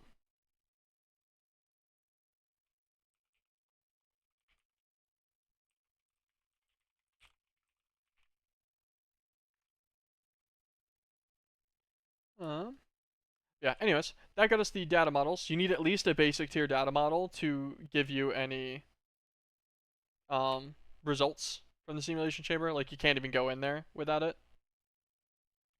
Unfortunately, the basic tier only gives you a 5% chance for a prediction matrix, versus whenever it gets to advanced, it kicks up 4 times more than that. And all the way to self-aware, it's obviously almost a guarantee. How much do these cost? Oh, they're only 64 architect too, so they're cheap simulations. Let us do them. I suppose in this room. This room shall be our hostile neural network stuff. Let's get our wireless guys back so we can get a link into our system. So one right here. Keep forgetting that shift right clicking clears what it's binding or whatever. I need to do that anyway, so it's fine, but I just like start flying away too quick. Let us make a crafter. Crafter tier 1. Let us actually do this real fast. Crafter tier 1. Encode it. Machine frame. Encode it. Blue dye. Encode it.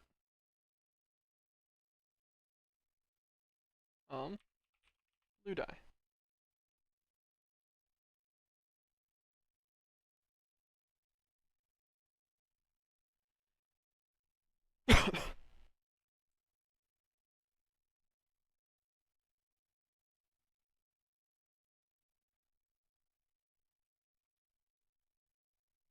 Maybe actually clear this. Send that guy to nothing.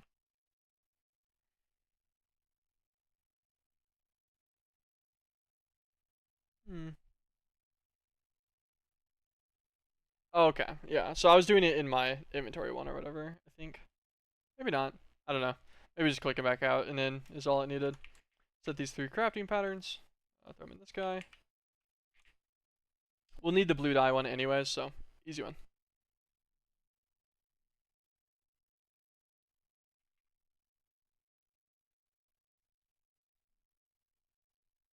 And then now we should just be able to order a crafter.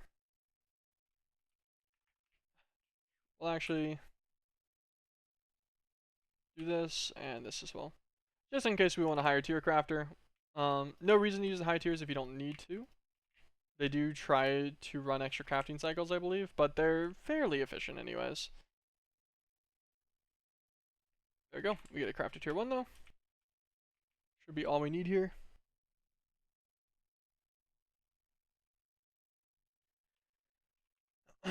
Interface.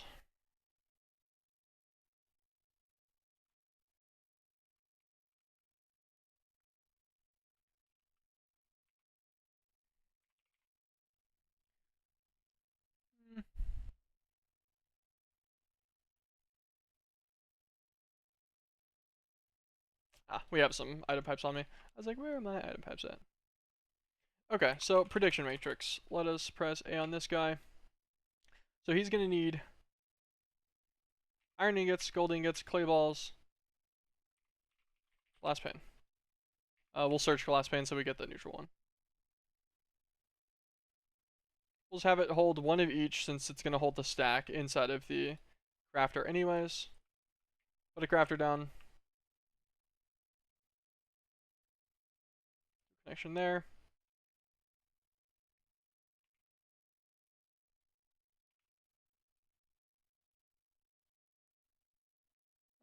One stack of each thing. Then we grab cobblestone. Cobblestone is just my favorite, like, filler block for these. They don't store any MBT or anything on them, so they're usually pretty easy. Take out all the cobble. Prediction matrix. Encode the recipe with glass panes. Send it to external. And then I can technically click this twice. Fly. Perfect.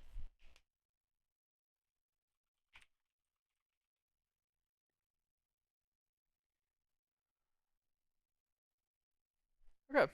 Now, this guy he just needs power, and then he will provide prediction matrices galore. Let us move this over. Put that torch down. Also, the put the mega torch down there just in case. I don't want that. Like, I guess it doesn't matter if it spawns things on that platform. They'll be sitting against a kill button, so it doesn't change much. But just in case, I don't want random mob spawn nonsense. I guess we can do our simulation chambers against this wall here.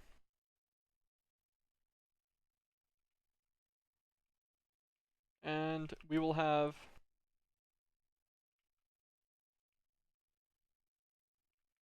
Yeah, we'll have it tucked into the corner. I was originally avoiding the corner. I don't really know why, though. Okay, turn that off. Corner plus, perfect. Right click him.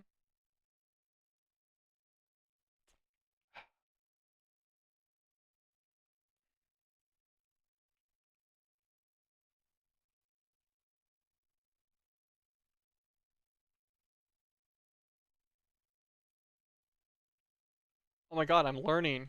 I'm learning on how to do them properly for the connection points. That was nice.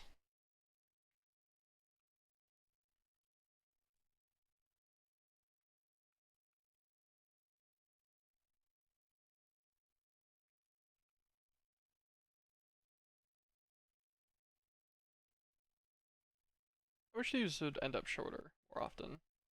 Like, I feel like they try to, like, arc too much.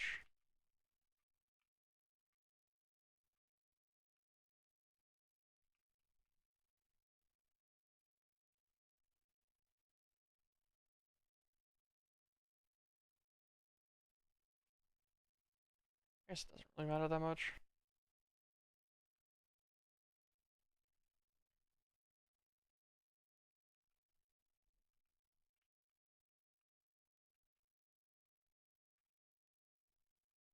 Why is this one so much bigger?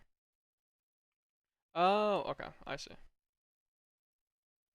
So it dampens them down if it's the not the last one in the chain. Okay, neat. I'd not noticed that before. Alright. These guys are all gonna need power. Let's have them all filter straight into a loot fabricator, and I suppose actually we can just do it like this.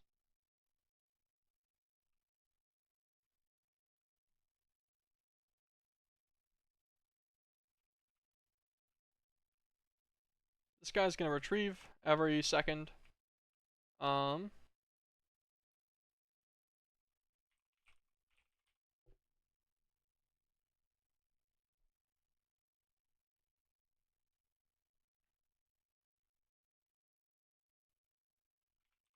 sheep prediction.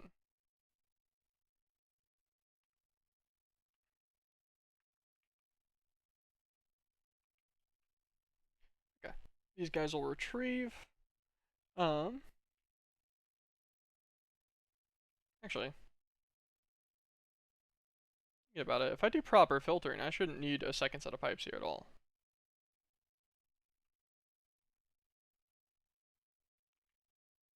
Because these guys I can leave as passive ends, so they'll just get item inputs into them.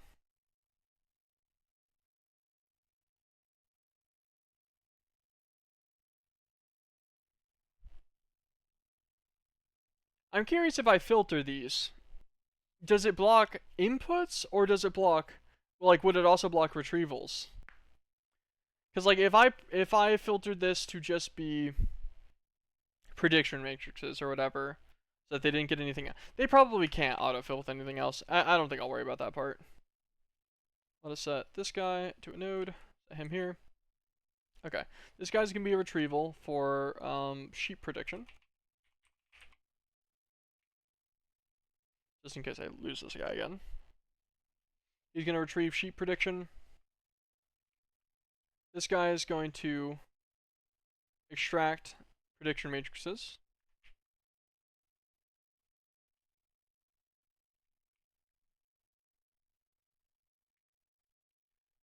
This guy is going to retrieve generalized overworld predictions, which will come from sheep, right?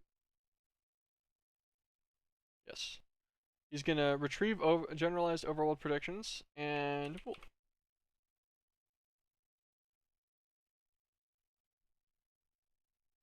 every 20 seconds.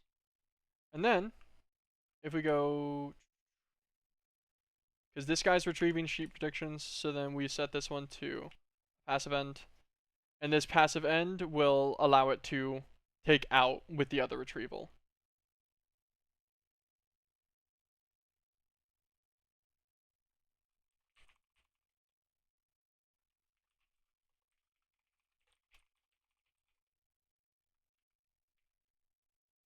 I think this will work.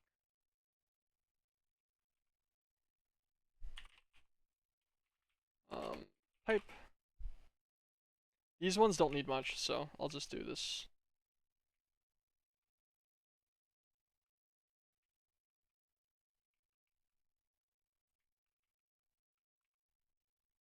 And get a, it's called point. Ah, I was everywhere.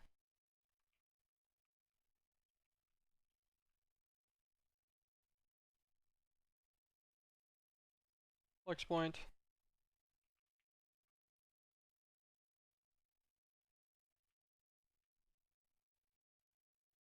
Oh, and also set this guy to extract. Oh yeah, it didn't work off the flex point for some reason. Battery?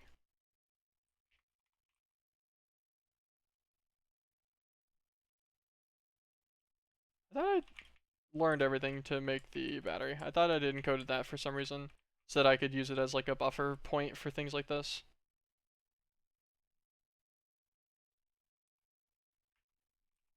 Encode copper nuggets.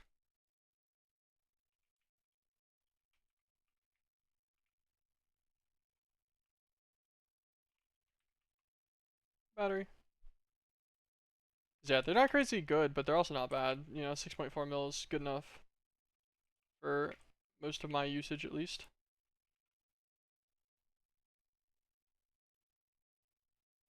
Extract. These guys will all be charged up.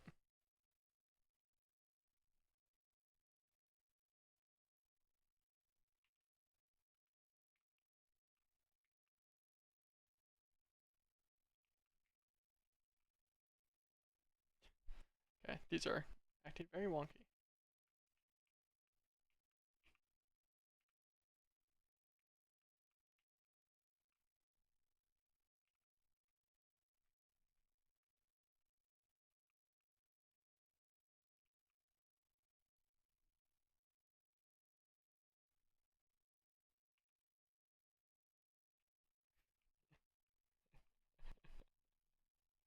It's cursed. Then let us set this guy to extract.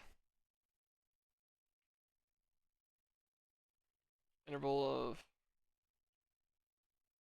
vortex.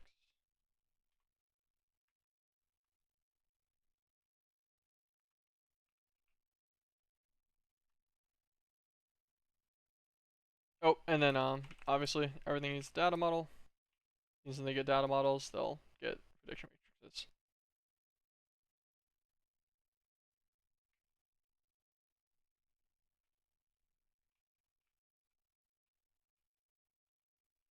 They all failed. And the overworlding data is getting yoinked. It is taking it. Perfect. Now, statistically, with them all being a roughly 7% chance, now, it shouldn't take too many runs. Because you do gain one kill, or you gain one data per simulation. Like, data per kill is 4, but I'd only gain one data per simulation, so I need to run 4 simulations to make up for killing one sheep.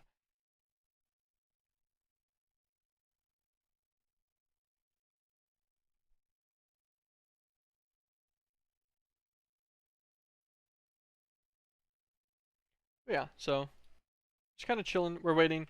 We need to get a loop prediction so that we can actually tell this what to condense it down into, and then also make sure that we're taking the wool back out. Oh, perfect. Okay, so you can actually get any of the colors of wool. We'll just go with white wool because it's what our system wants. But now that we've clicked this one time, this will remember white wool as an answer, so it won't have to be asked again. And it did take it out, and I'm pretty sure we have more white wool in the system now. Beautiful. And this is a fairly low cost.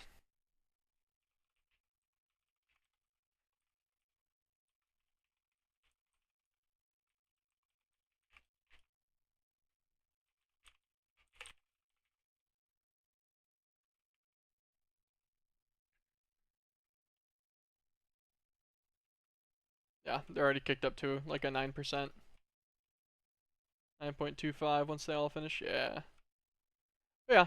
So these guys will automate some wool production into our system. Once they get to full, we're actually going to get a significant amount of wool. Because they'll have, once they get to self-aware, they're going to have a 99.5% chance to give us one.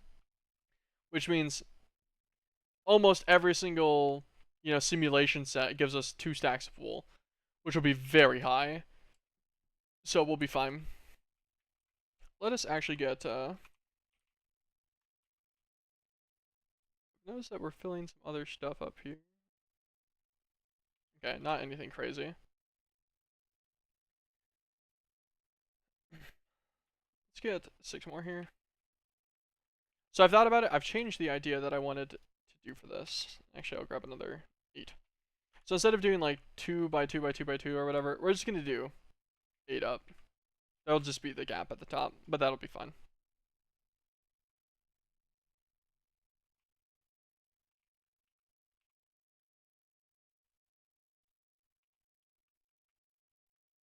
And what we will do, turn off our jetpack for a second. That's great. Wow.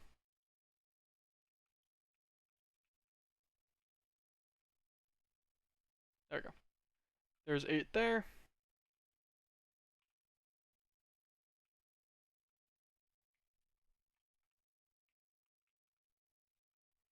Then let us get the last of these drives. We'll put 8 here as well. Then we're gonna order a bunch of drives. Just want to make sure our storage system doesn't run out of anything. And I don't feel like using, like I could use sophisticated storage and use a storage bus into like a large group of things and stuff, but I don't wanna. I wanna just use a bunch of drives. It just feels, it feels fun. Cable.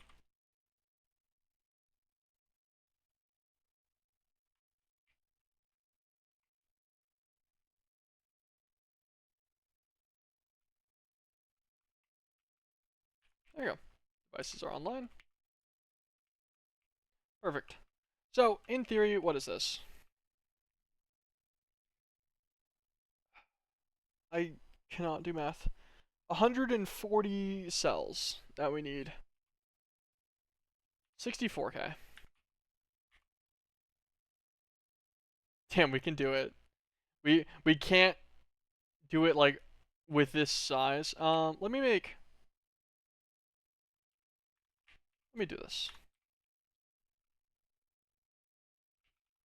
Storage component. Let me make 1 256.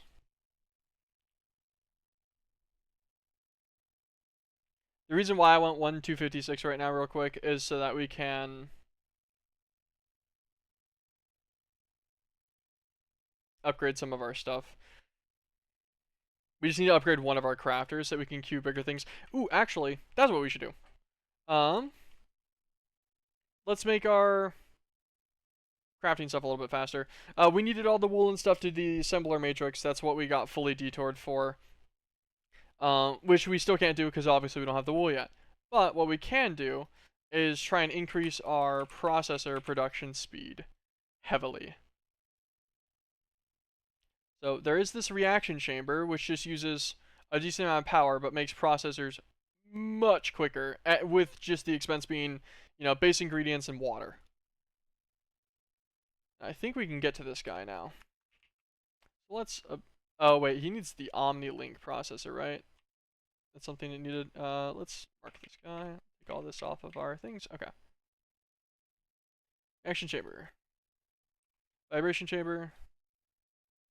Energy acceptor.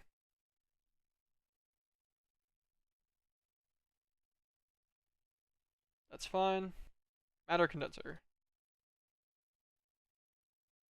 OmniLink processor. OmniLink printed circuit. Printed silicon.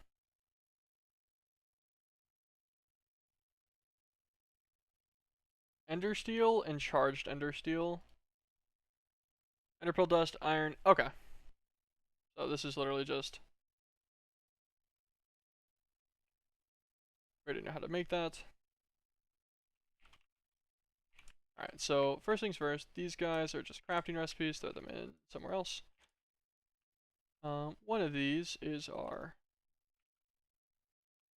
guy. He'll make us our ender steel ingot. Get our charger down.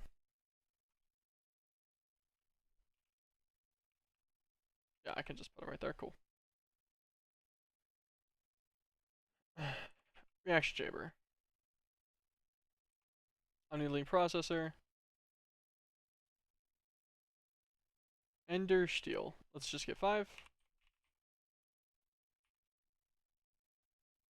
Shouldn't take too long. We'll take the first one of these out immediately and put it in the charger.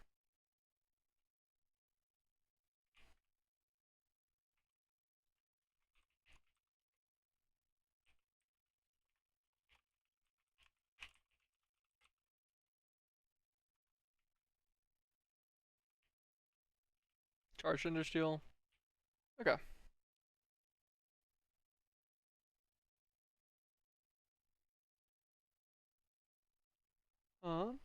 Let's press A on the OmniLink inscriber press.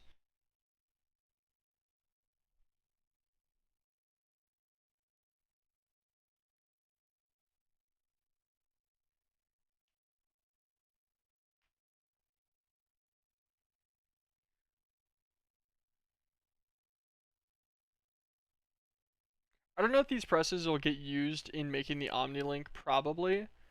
I guess getting Certus Essence would make it fine. That'll need the runic altar and stuff, though. Okay, so we will just make a duplicate of all of them real quick. Actually, we'll make like 8. So logic's obviously that one. Engineering is iron blocks. Calculations iron blocks. Wait, are they all iron blocks? They are. Why did I make gold blocks? Alright. We'll just make 8 of each.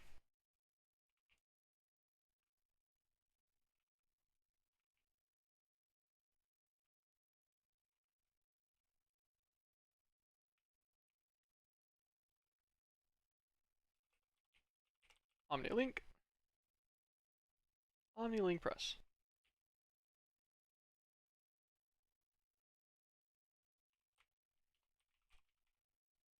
Make me another ender steel ingot.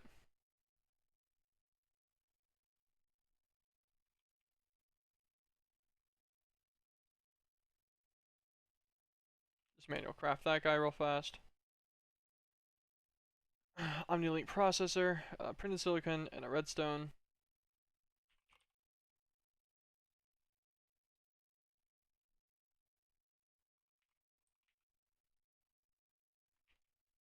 I thought that said I only had 64 redstone for a second. We have 64,000. Make ourselves this OmniLink. Reaction chamber, craft him. Perfect, okay. Reaction chamber acquired. So this guy can do all of our other processing.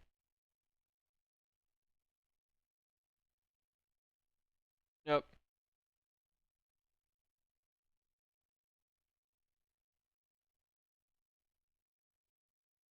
Yeah, and he just folds it too. So,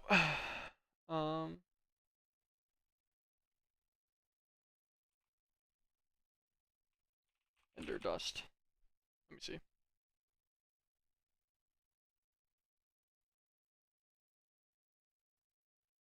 You know what? you get to stay, and you will keep ender dust.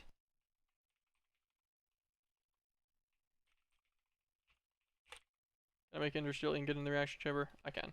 Alright, you can keep ender dust. You've maintained a purpose for now. All of these guys, no purpose.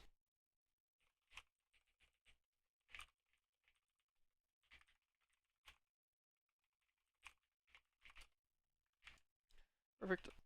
Break all of these. Let's throw them in the system.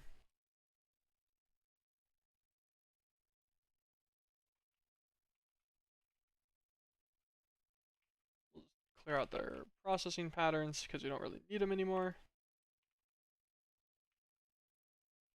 Leave that guy. Okay. Grab one of our extended pattern providers. Reaction chamber. Cutting knife still on me. Action chamber. Perfect. Okay. So now, let us go through all the reaction chamber recipes. We can just right click on here.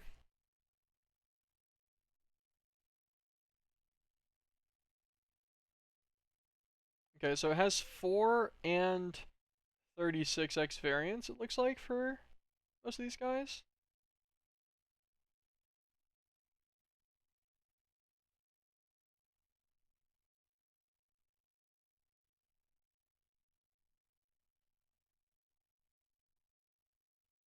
Line flux, hold on. Sorry, distracted.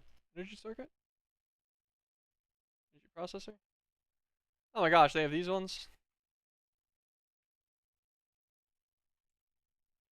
God, these store like an ungodly amount.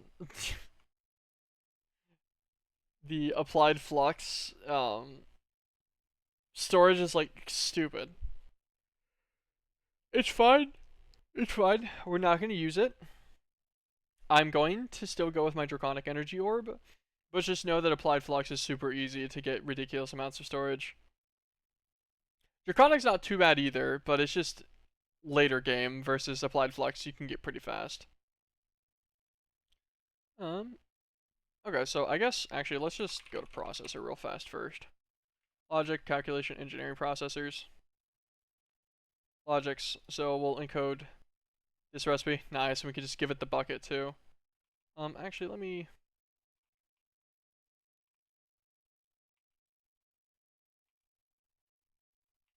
clear all these.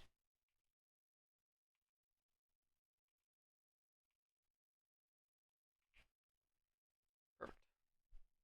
Okay.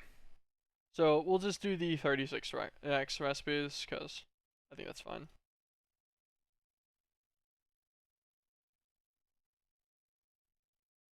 Block of silicon.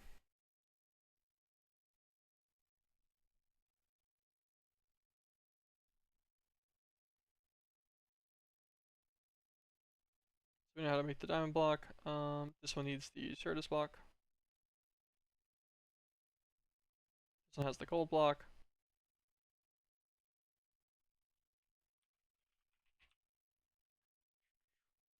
Ender steel ingot.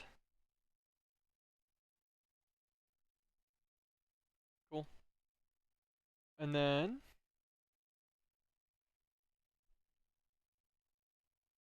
reaction chamber. Anything else in here that I need as of this moment? Like quantum alloy, but that needs like quantum infusion stuff or whatever.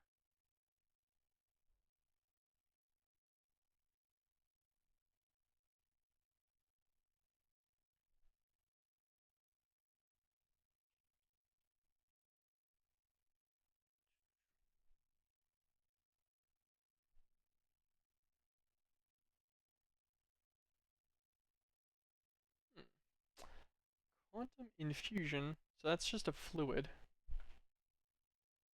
You could probably do that too. You could probably have it do both or whatever. Anything with either recipe just off of one reaction chamber if you wanted. Quantum alloy and stuff can be messed with later. That's an interesting recipe. A nitro crystal and 2 wither predictions. Some ether gas gives you 16 nether stars.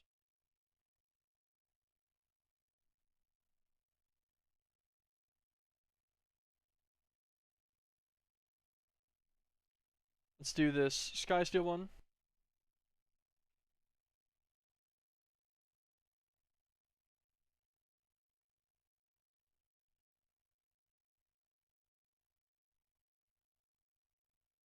We'll do this one for Fluix.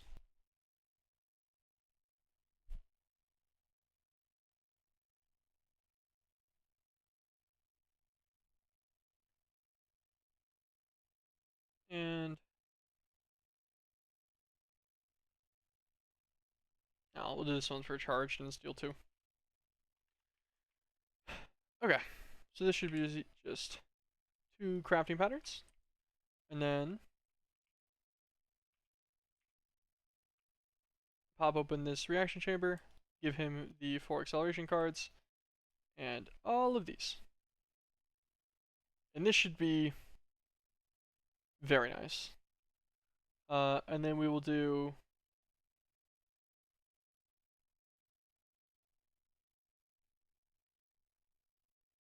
we'll lock crafting until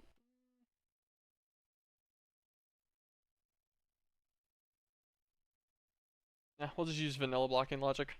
It'll just be blocked if there's a recipe in there. Actually, no, we will lock crafting because of the fluids potentially being an issue. So primary crafting results returned. So it'll only do one thing at a time, but that, you know, that's how it works anyways, so it shouldn't be an issue. Now, I believe, where's our component? Like, I know our 256 finished. Let us get crafting storage. Okay. Crafting unit. Oh.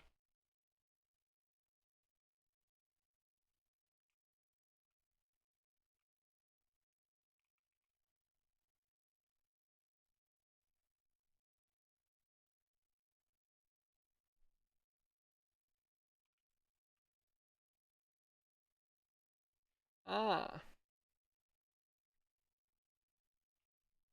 Gotta make sure we actually give it the auto export side. I was like, man, this should be going faster than that. Also, is my...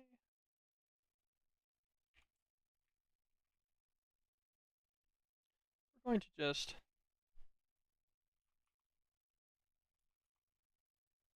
64x that. Just so it always does a stack at a time for that guy. For the silicon in particular, it's always going to be needed in a very large amount whenever it's getting requested. So it's not a big issue.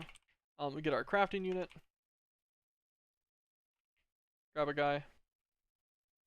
Can be this one in the middle. There we go. Now, if we go to our 64 case, I want 140 of them to fill out all of my guys. Actually, even better. Can I just... Where's it at? Let's encode this. I don't have to handcraft them all. I can just take them all out. I want 140 cells. 90,000 bytes. Perfect. Let's observe. It's going through 5,000 silicon. It's making a bunch of the 1Ks.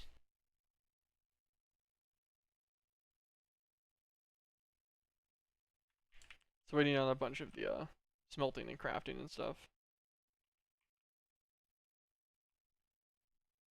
We should upgrade from a furnace to energized smelter. Let's do that right now.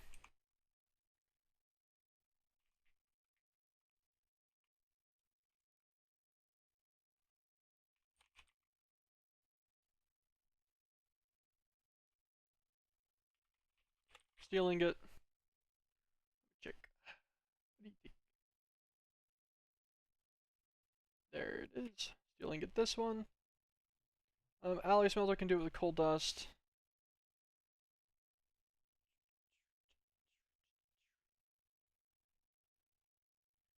Steel blend. Metallurgic infuser can hit steel blend.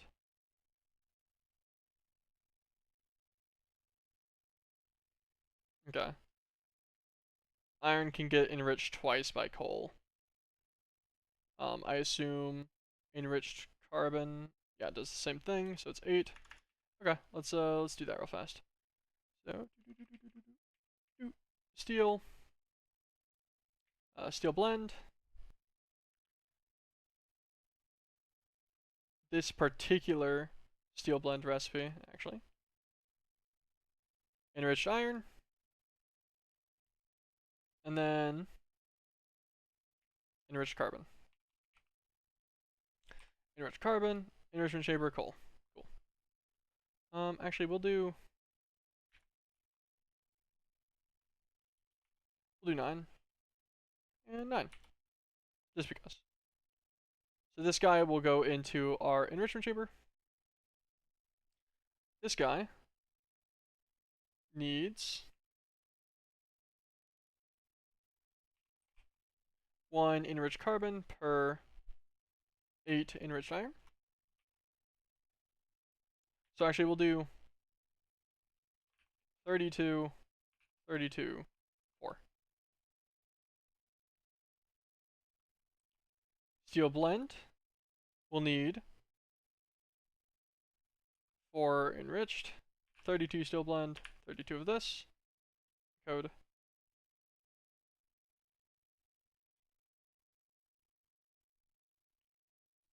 Okay, that produces enriched. This uses the enriched carbon, so these guys will need their advanced processing. Don't forget that.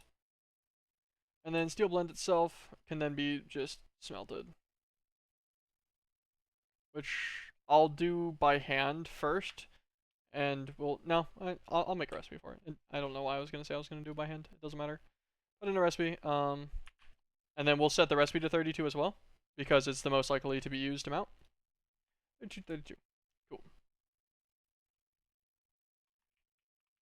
So now I set this guy. This one enriched goes in the top. Save. This one enriched goes in the top. Save. Make sure they're both going up. Yep.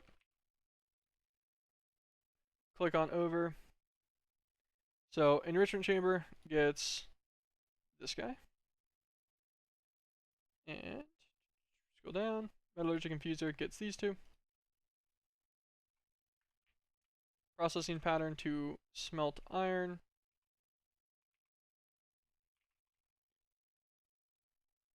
Make me one extended pattern provider. I think it'll take priority because it needs less items. So it might yoink.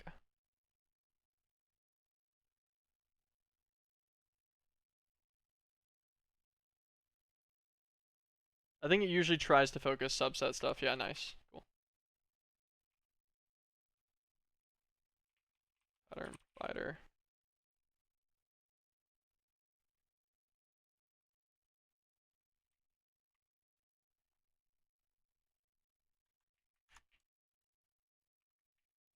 Actually,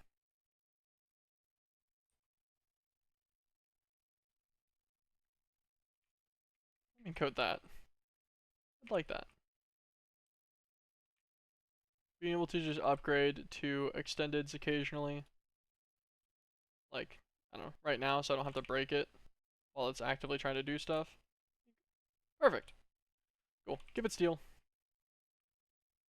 Now, energized smelter.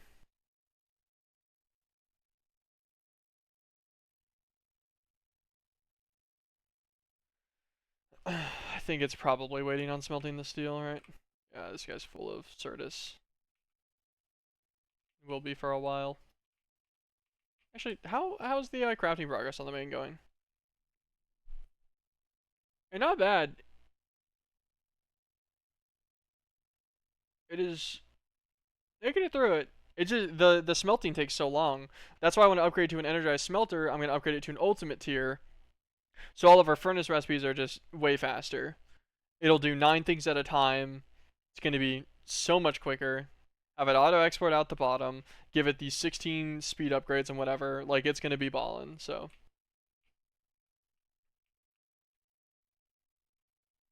should handle everything that we need. Like this is gonna get absolutely just clowned on in a second for actual production speed. I know that the other, like the further along upgraded furnaces are the best. Like, I don't think you're beating. Although you might actually with the evolved mechanism bonuses, but you're not beating these with any of the default mechanism factory stuff. Whenever you get to like the Aldemodium furnace and whatever, where they're just instantaneous, but you'll get pretty close, which is pretty good. But yeah, it's just stuck waiting on the steel. It's gonna finish up the last 1,000 or so silicon soon.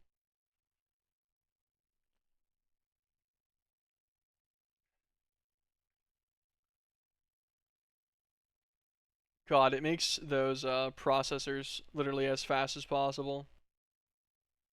Like they're gone through instantly. Let me observe him. 36 processors right there. God, it's so much faster. I figured this should be proud because it's going to be needed for the assembler matrix and stuff too. Also, just thinking about it, wool. Hey, we're at 3,000 wool. That's nice. What are these guys at? Yeah, 30% accuracy, so they're getting pretty consistent now. I don't know if one loot fabricator will keep up with them. I guess worst case, these bottlenecks on the loot fabricator, which doesn't matter to me. If I'm constantly producing 32, that's enough wool for my needs. The 3,000 is already enough for most of what I need, I think. If not all of what I'd like already wanted it for initially. If anything, that might be a little high on it. Well, there's our 140 64k AME cells. That's great. Let's grab this energized smelter. Let's get an installer of each tier. So basic tier, advanced tier, elite tier, and ultimate tier. They're all done instantaneously. Okay, break this guy. Energized smelter. Sides, clear side config. Input and output auto eject.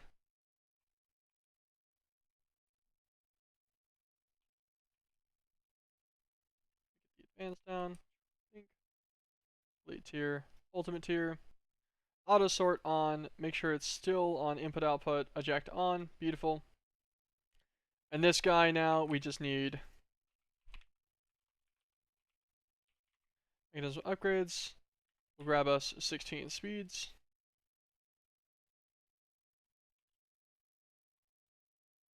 Now this guy should absolutely slap for any of our further production that needs, especially things like a bunch of silicon and such.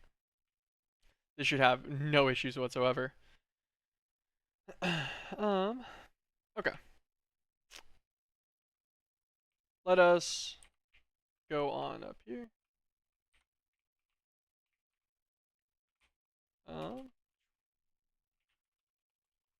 Sell. 64k cells. We're just gonna start loading them down. This is just effectively a nice guarantee for our storage system for at least a little while that it won't overflow. Especially since, I may have multiple days between playing and being able to stream and whatever and checking on it. I want to make sure that our system doesn't backlog. Although, thankfully, we don't have anything that'll backlog onto the ground. We'll just have backlogs that'll be annoying to deal with. Trying to craft whenever your whole storage system is completely full is pain. But we don't have any item drop backlogs, no like actual mob farms or anything, which is also kind of why I'm against trying to do mob farm. I was worried if, because there's a bunch of random mobs in this. Like I saw like mobs of chaos or something, that if I wasn't careful and they drop something like ambiguous that I don't notice, and then I'm offline for a few days and then it like fills up a system, then I've got, significant problems on my hands at that point. Potential server crashes, corruptions, things like that. Which would be no bueno. So try to avoid it. But anyways, there we go. That is a bunch of drives now. A good old 15 drives of 64Ks. Just nice and stocked up on just about everything that we could possibly need space-wise. Especially considering we've used one full set of 16Ks only. And we've only touched 4 of the next 64Ks out of the next 10 just from the other drive. So this should hold on for, it should be at our current production rates a solid amount of storage. We can check on in here though and see that we are up to now 3,900 wool. So doing the little side quest there to get the wool going and stuff from Hostile Neural Networks. Fantastic idea, worked great. I almost didn't do it. I was almost lazy. Decided just sit there, do it. It's gonna be super efficient and very effective. It was. It just makes me feel bad that I even like didn't want to do it now because of how good it turned out. Anyways, so all of this was to get the assembler matrix stuff.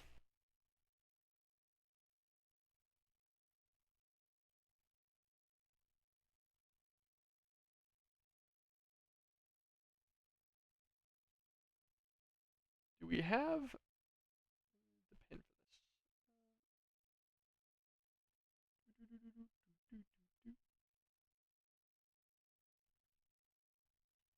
Yes. All right. So it was 68 assembler matrix frames. We got those. And then we needed 150 assembler matrix walls.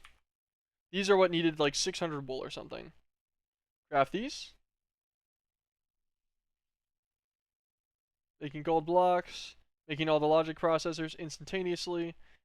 You know what's funny? Whenever like your covered cable is actually your speed bottleneck on the crafting speed here. Because it can only do these one at a time. I will double check that all of these have speed upgrades in them. Yeah, there's just only so much they can do. But that's what the assembly matrix is going to be for. We will be fixing their limitations. Yeah, so 150 of these. And then you're just needing 125 of the other things. 5 of them being the matrix speed core. These all take a wall though, so I actually don't want to. I want to be able to take out my 150 walls first to make sure I have everything I need for like my base component first. And we'll do this right after. Okay, that's the 150 walls I need. That's all my frame stuff. All right, so 5 speed cores. What do we need? Red dye.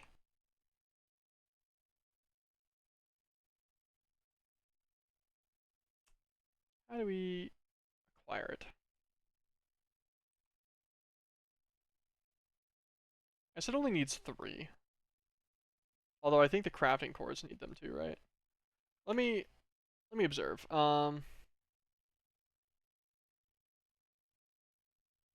Craft core, I think we need like 90. Okay, only 17.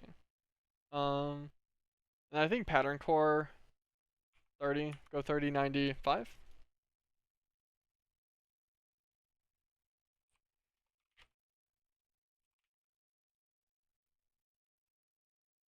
So mystical red petals.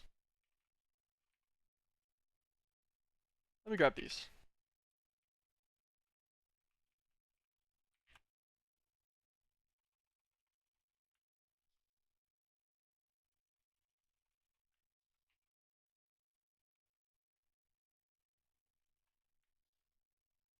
I will do something later, probably a dye seed most likely, honestly, to get the other, like to just get a consistent provision of all the colors as needed for crafts.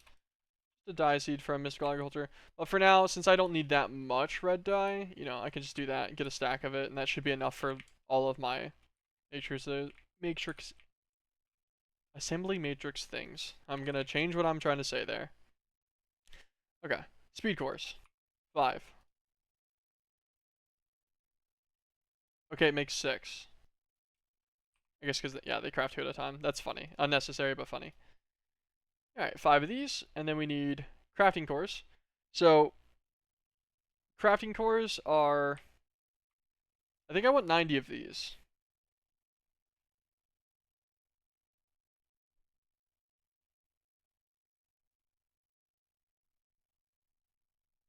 Because what? If I get 30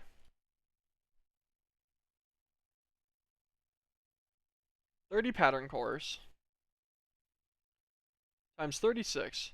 Yeah, that'll give me 1,080 recipes. That's gotta be like almost every single recipe I need.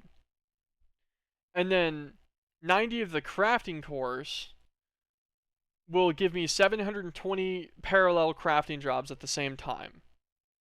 Because you get 8 each. And, that could be 720 of the same crafting job because it all shares from one crafting core. So, yeah, I think 3090 will be fine.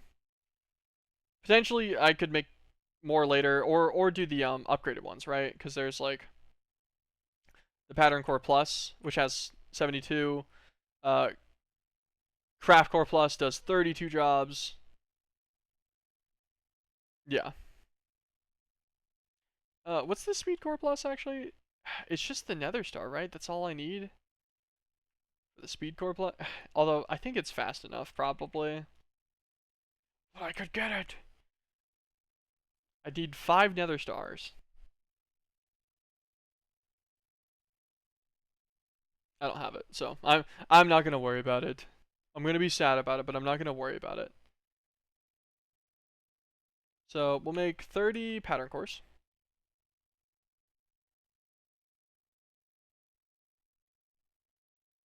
Ready crafting. Making a bunch of crafting tables. Making a bunch of pattern providers. That makes sense.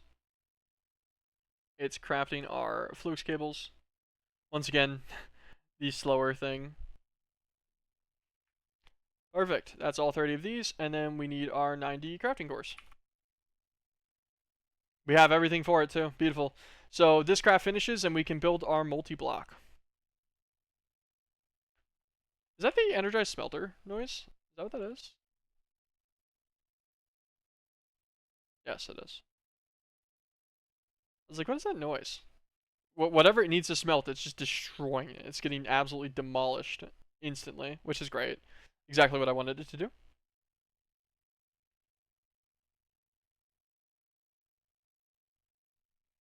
But yeah, this guy will be pretty massive. And then our next step will be the quantum computer.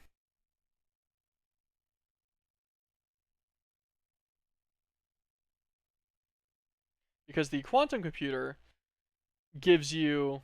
the quantum computer is these guys. It does crafting storages and accelerators and such. Just in copious amounts. Like...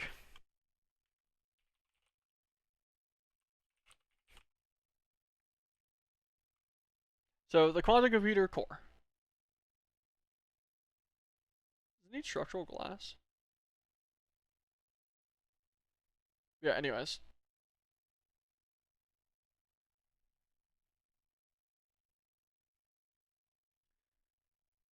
The thing about quantum computers is it's capable of running the unlimited amount of crafting requests. So currently I have these 3 little pillars, which means I can run 3 different crafting requests. That's it. But as long as you have enough crafting storage, it can run as many as you want. And it's got blocks for both, significant amounts of crafting storage. It's got like entanglers and stuff that multiply the storage by 4, so they're like one-time bonuses to your quantum computer. Accelerators, which add 8 coprocessors to all of it. So that's like what you want the most of. And then you've got your general like structure for building on the outside.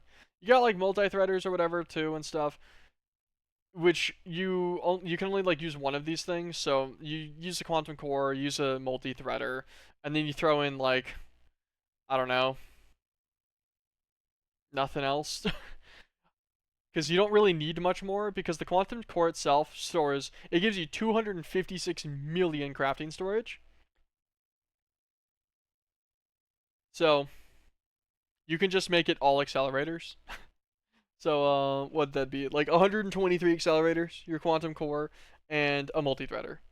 So 4x how many co-processing units you have, and you'd be fine. I guess if you wanted to, you could also technically throw a data entangler on there and then get 1 billion crafting storage, which is just such a ridiculously large amount. I cannot imagine you actually need that much. But I guess you also could make the same argument that you probably don't need thousands of coprocessors. So,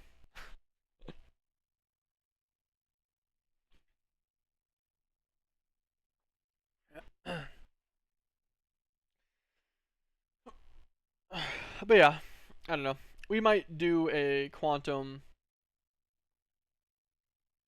entangler just to like the quantum data entangler or whatever, just to give the billion for fun. But I don't think it's needed. Okay, we have all of our stuff now. These should be all of our blocks needed for our matrix assembly unit. Let us get good old wireless stuff again.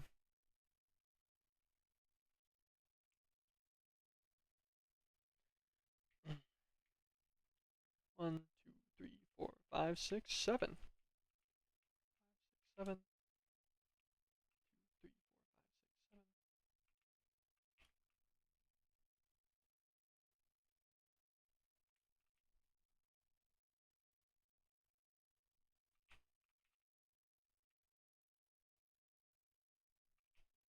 Just build out our frame first.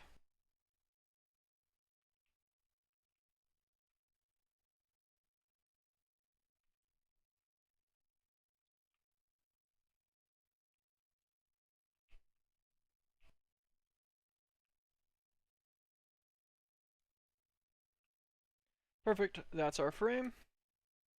Get our walls. Press F to put them on our side hand. So we can click on this and it'll actually fill in the bottom floor as well, and the top and the other side, because they're all connected by the diagonal on the edge. So you just offhand it and bam. Now you're done with almost all of it immediately. Very nice. Just a little convenient guy there. Let's actually grab this too.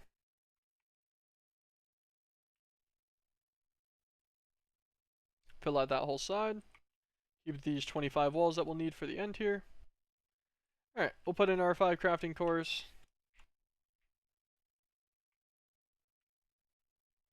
And these guys. I meant to say speed cores, not crafting cores. Put all of these. The last 50. F on these. Click them over too. Bada bing, bada boom. It's been assembled. It's just offline.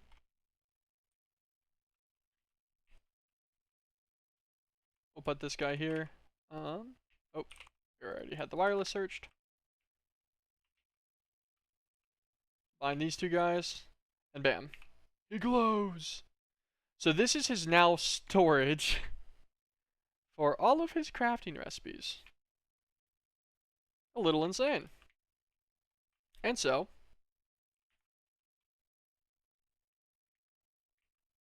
all of our molecular assemblers over here, we're just going to break them since we have a magnet. Come over here. And you can shift click into this guy. Thank God. Click in all of our recipes. I thought that was a recipe. It was just the providers themselves. Okay. Break all these. We don't need these anymore. They are now completely 100% redundant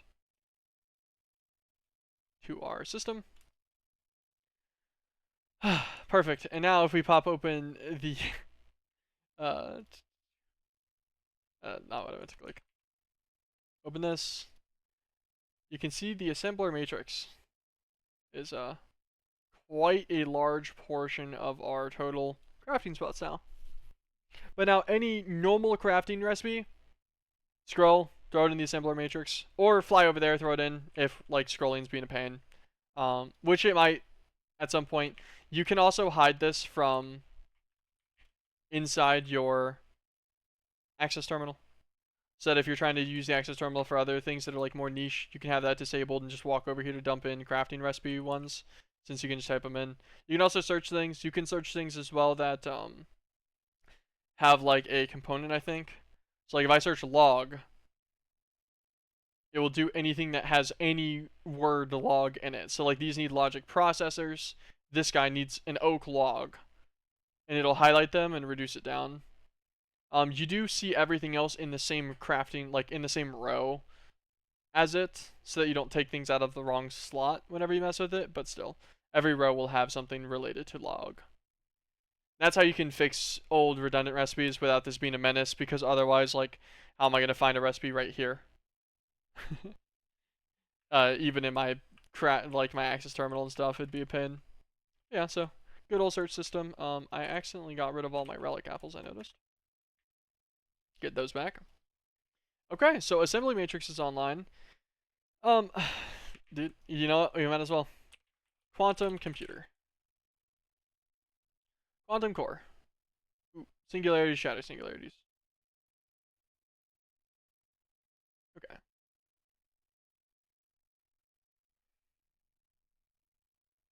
Well, actually, we might have enough matter balls that that's possible. Hold on. This guy. We can craft all of these things. Singularities themselves. I can make singularity blocks outright. No.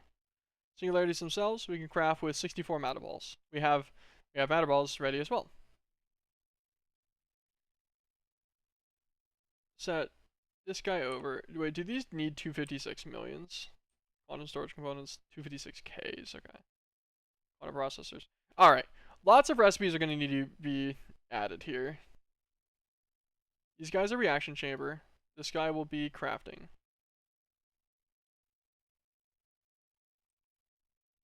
This guy's crafting. This guy's reaction chamber.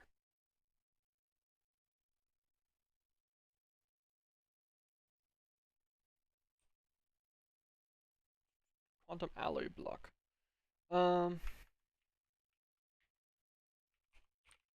Let me do 16 more drives real fast. This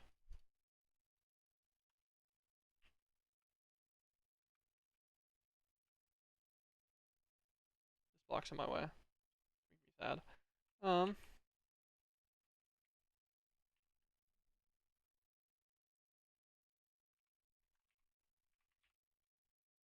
Just grab more cable real quick. I'm just gonna put one down here. Don't worry, I'll Kirby pipe in a second.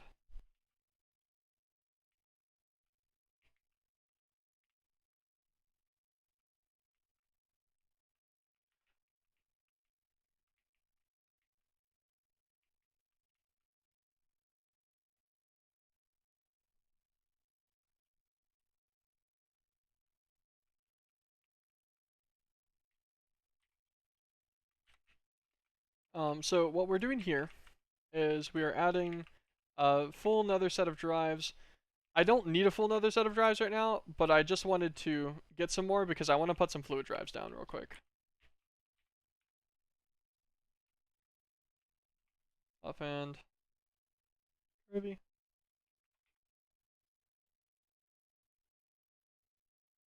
Cool. So let me encode this stuff to get some fluid drives. Fluid drive.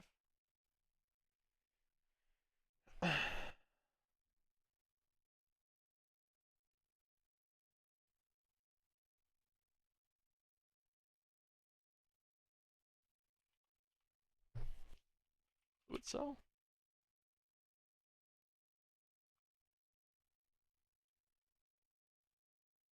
Okay. I'm like, I don't want to spend like that much.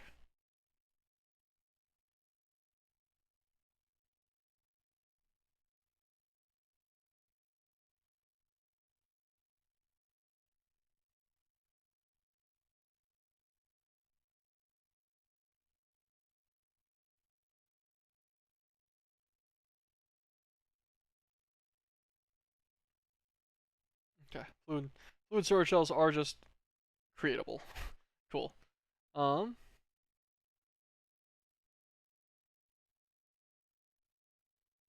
Fluid cell housing, perfect. I was like, surely I can get to this in some easier fashion.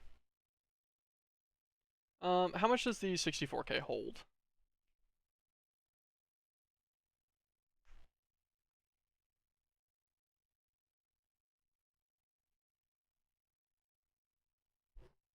Does it tell me the actual derivatives of the other cells? Fluid cells.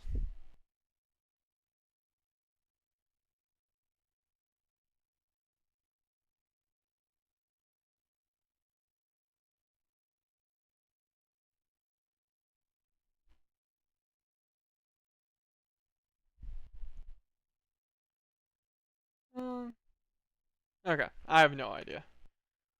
Let's just encode the 64K. Look at this guy. Set him here. He's a crafting pattern. From there. Okay, 64K. Make me one flute cell.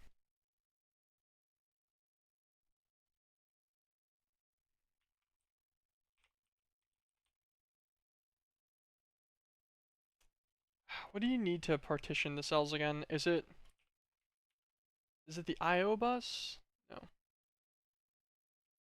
Alright, hold G, hold on. I saw partition as a word down here. Is it a blue word? Yes. Aha! Cell workbench. Duh.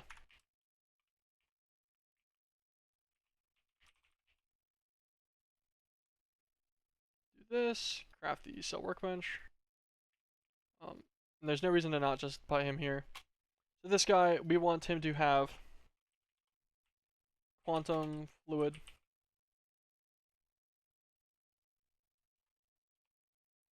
It's a quantum liquid.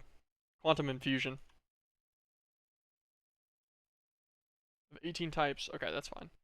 So quantum infusion partitioned, and that's it. I don't want anything else partitioned on this guy. Cool. He will hold quantum infusion. This guy should still maintain his auto output status. And hopefully he will... I'm assuming he'll do the fluid as well. Especially now that it has a place to go in the system. Which is perfect. So, we did all of that.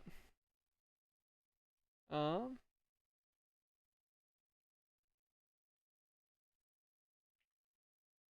we go. Just wanted to get back to what I was doing. So quantum alloy block.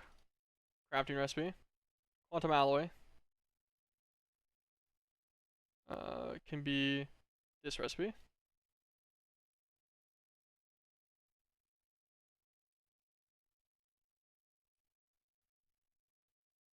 have shattered singularities and stuff. Singularity blocks. Crafting recipe. I should separate these a little easier. Crafting recipes on the right. Reaction chamber on the left.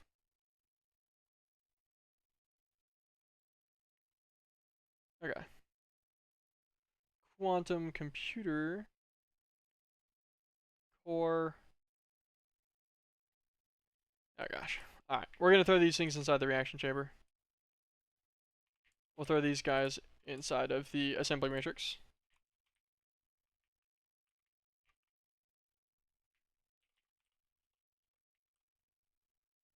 Quantum computer core.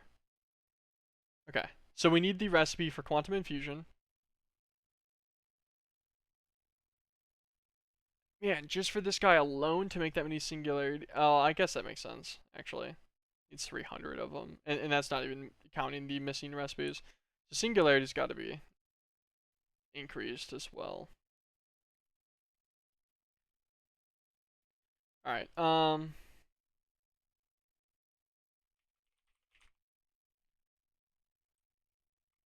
you can make them. How much do you need for these? 256k.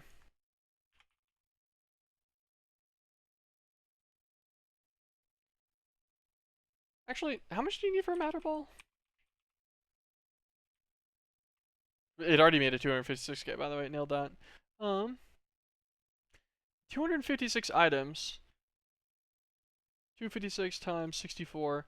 So it is much more efficient to make matter balls, actually. Okay.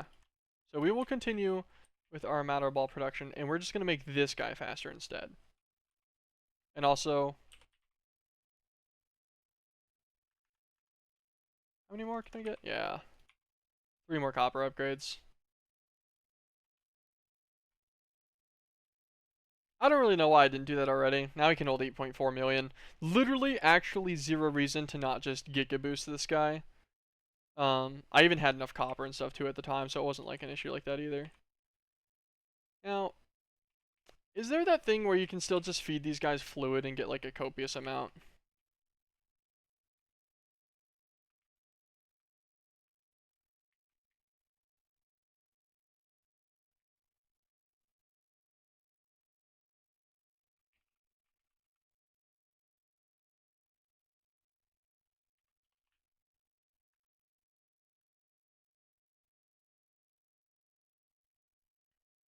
Yeah. Yeah, it is.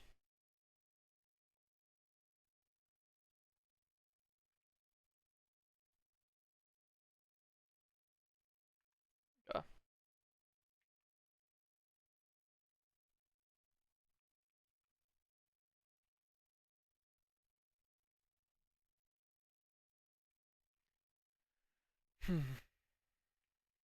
Well,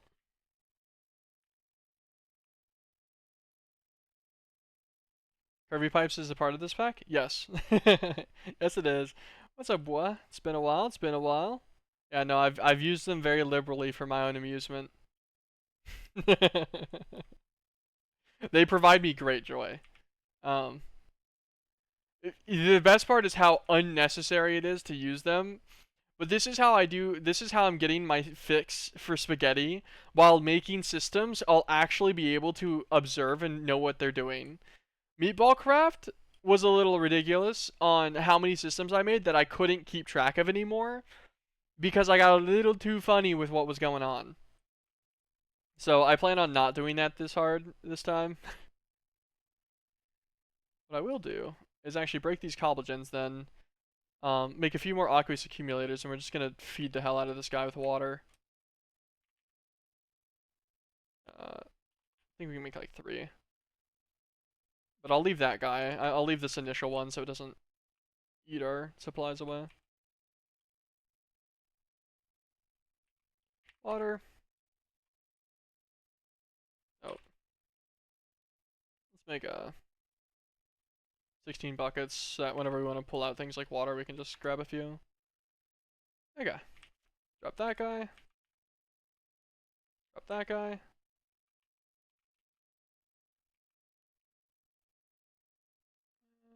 Drop that guy right here too. Yeah, the curvy pipes, man, they're great. I love them. They're so fun.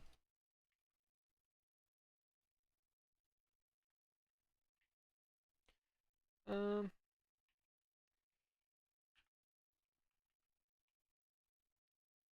put this guy right there, and then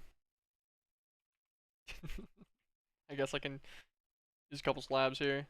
We're trying to mass create a ridiculous amount of matter balls in a moderately quick amount of time.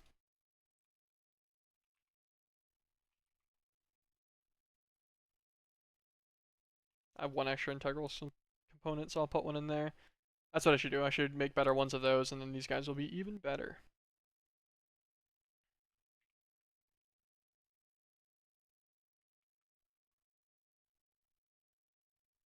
There we go. Extract, extract, and extract.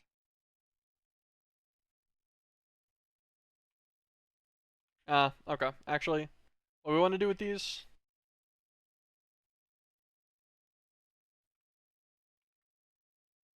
separate them all.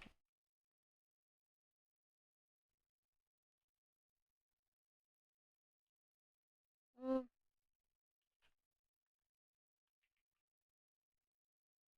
yeah, just reduce their interval. The once a second is too slow. Actually, let's see. Interval of 5. Nope. Doesn't empty it. Interval of 1 tick, even on the tiny pipe, does empty it though. Yeah, there we go. That is some generation right there of matter balls. Perfect. Okay, because we need a copious amount of these. I'm trying to build the quantum computer. Typical AE stuff, you know. Just built my assembly matrix. So now we need the quantum computer on the other side to solve most of our autocrafting requirements. And then I was just trying to put the recipes in for the quantum computer, and it got expensive very quickly.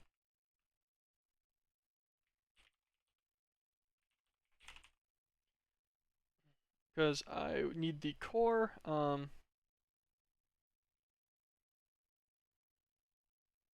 I don't really need the storage. I don't need the data entangler. I'll make a data entangler. Why not? So I guess that'll require the 256. Require these guys. Requires these guys. Which requires these guys.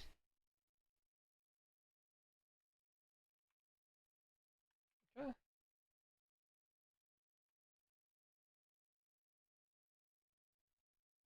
Let's put these on in the assembly matrix. Okay, so what's the quantum core need? We need to teach it quantum infusion. Okay, we're gonna need a lot of ender pearls. That makes sense.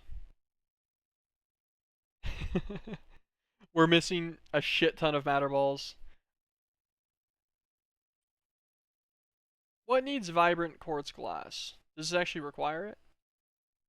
Yes. Okay, cool. I was making sure that wasn't like a weird recipe conflict thing. Um, Vibrant quartz glass. Sure. Infusion.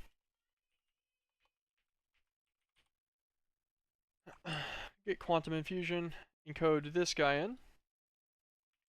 Give him to the reaction chamber.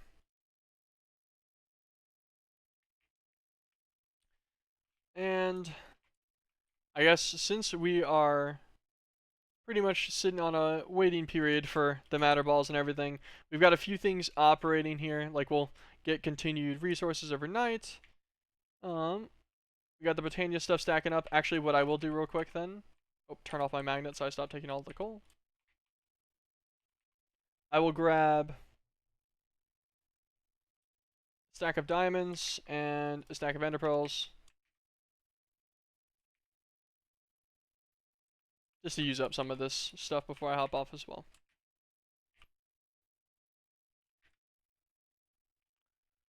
And there we go. Okay. We'll mess with some more botania tomorrow. That should be plenty of mana stocked away to get us everything else we need going, which will allow us to mess with mystical agriculture for some more general processing. This guy should store up a bunch of matter balls overnight, hopefully, which will get us the quantum computer going as well. And we have all of our other passives going, and we're also going to have a ridiculous amount of wool. I don't know how much wool we're going to end up with, but we're already at 10k. We're probably going to have like 300,000 wool by tomorrow, so we will, we'll see. Yeah, thank you guys for watching. I do appreciate it, but I'm going to head out here. I think dinner just finished up too, so I'm going to go and get that and try to get my neck to like stop being an absolute menace. But hopefully I'll be back to streaming tomorrow. If not, I should definitely stream at least one more time this weekend before I go back to work next week. So thank you guys for watching. I do appreciate it, and I hope you all have an absolutely wonderful rest of your day. Peace.